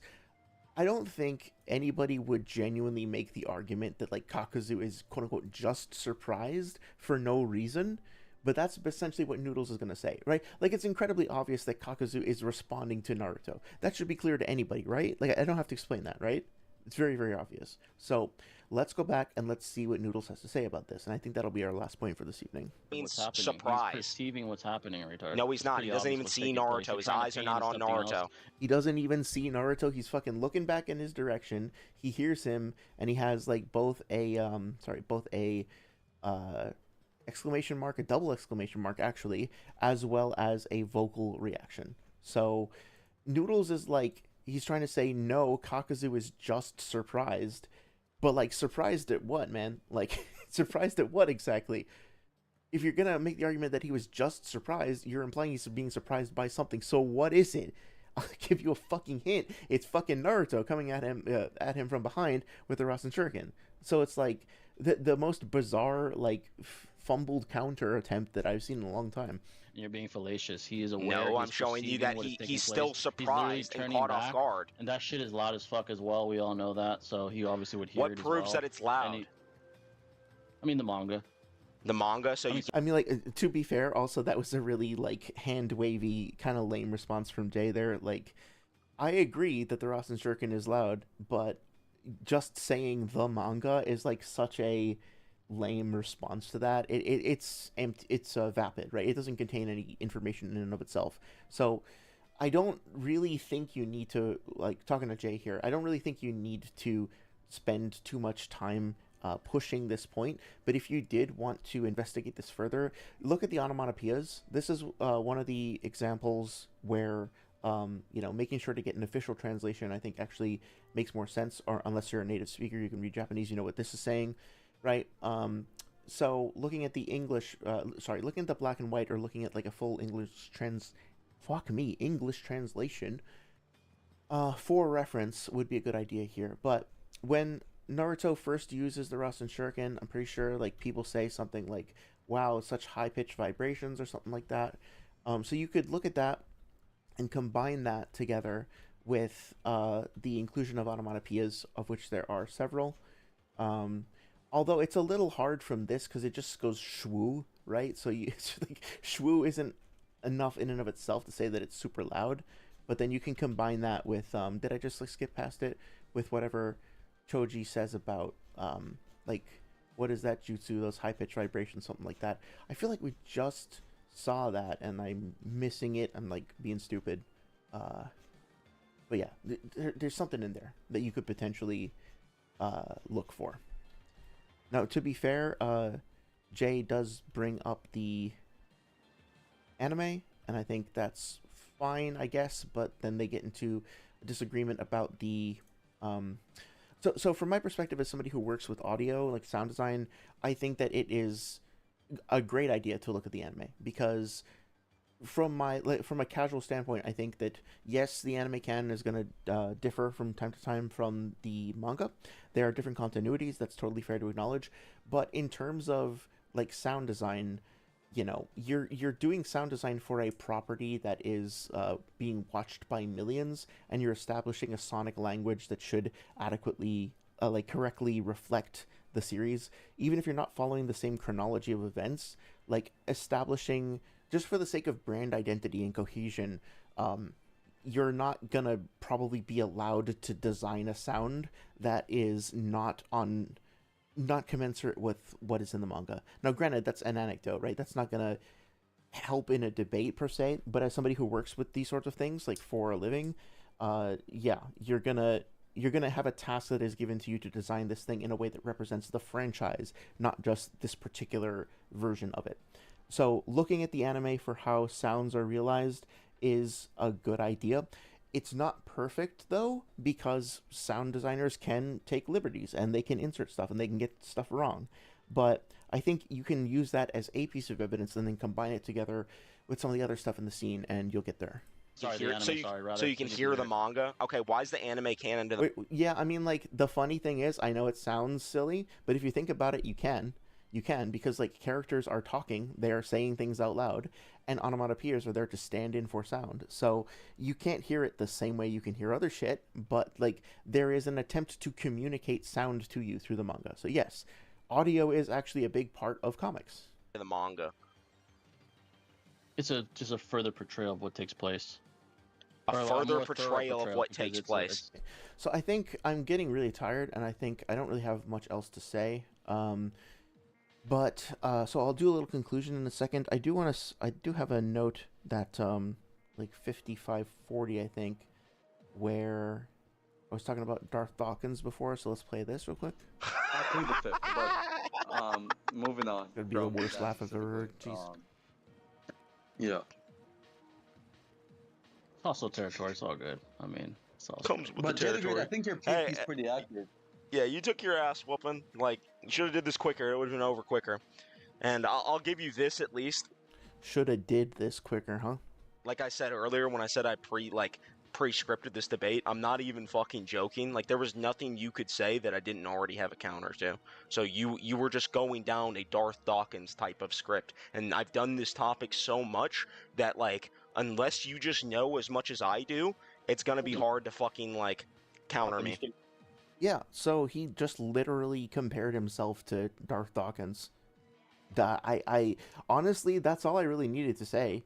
That's all I needed to say. I should have just like played that clip, and then just played a loop of like, I don't know, like Naruto banging his head against a wall or something for the remaining 5 hours of the stream, because that's it. It's like one of the most self-incriminating things you could possibly fucking say. So, with all that being said, Saria says I failed the vibe check in a big bad way. Kakuzu failed the vibe check. So, fucking 5 goddamn hours later, thank you to anybody who has stuck with me this long, who has indulged and enabled my ramblings and my rants for this amount of time. Anybody who's on the stream now or who's watching back later, it means the world that you guys are here to share in this journey and in this discussion. Just to recap my feelings and thoughts about the debates, there was no winners. Nobody won this debate. It was a mutual L. Both in terms of the argumentation used. If you go through this with a fine-toothed comb, like I said before, you can find points that, like a couple of points here and there that, like, okay, well, maybe Jay did better here, and maybe Noodles did better there, but they're like needle in a haystack, and the haystack is composed of just, like, a bunch of really not very compelling stuff. I don't really feel like either of them won. I'm going to take a moment to reiterate how disgusted and I would say disappointed, but at this point I don't know Like, disappointment implies that your expectations are being defied. I kind of expected this, so it's not exactly disappointment. But I just want to go ahead and say that, like, if you're a grown-ass man and you are talking to other people, including children, about a comic book, and you are screaming out, like, suggestions about and potential threats of death, physical violence, sexual assault, etc., you're going after somebody for shit that's happened in their personal life, you're targeting somebody and making fun of them for the work that they do, whatever else. The back and forth here, oh yeah, and you're just like throwing out homophobic and ableist statements, just willy-nilly. Fuck off with that. Our community doesn't need that. It's not impressive, it's not cool, it's toxic, it's immature, it's childish, it's a waste of fucking time and effort, it's not impressive, it's cringe, it's awful. It's fucking awful. Like, you both should be ashamed of yourselves and embarrassed of yourselves for the way that you acted in this. I don't care who's in the right or who's in the wrong. I don't care who started it. None of that shit matters. That's playground shit, and we're adults here. So enough is enough, man. And like, to Serenity or anybody in your community, like, I think you should ask yourselves genuinely if this is like a reputation that you want to cultivate for your space. Like, if this is the sort of thing that you want to platform, I mean, like, it's up to you. It's your space, guys. But like, it is a bad look. It is not good. That being said, final message to the debaters, if either of you wind up seeing this, my win condition, my hope for this community is not for anyone to feel put down or excluded or made fun of or called out or anything like that. I personally get nothing out of, like, I don't know, like, I don't enjoy, or I don't benefit from, like, telling people that they're wrong. I really like looking at arguments that are compelling and interesting, and if I spot something that is incorrect, I get excited because it's an opportunity to learn and to maybe have a little challenge and have some mutual growth. But I don't enjoy the process of, like, attacking other people's shit that they produce, right? And that includes, like, putting people down for their conduct or anything else. Like, I don't really like it. I wish that we didn't have to do this in the first place. I think that this series, the Naruto series, is really fucking cool. It's really fascinating, it's really exciting, and it's got some genuinely beautiful and wonderful messages that I think we can all appreciate and learn from. And the fact that you guys keep dragging this series through the fucking mud and using it as fodder for these petty conflicts, I think not only is it disappointing, and not only is it like a detriment to the community at large, but you're also depriving yourselves of the opportunity to genuinely get more out of something that is a beautiful and wonderful series with beautiful and wonderful messages.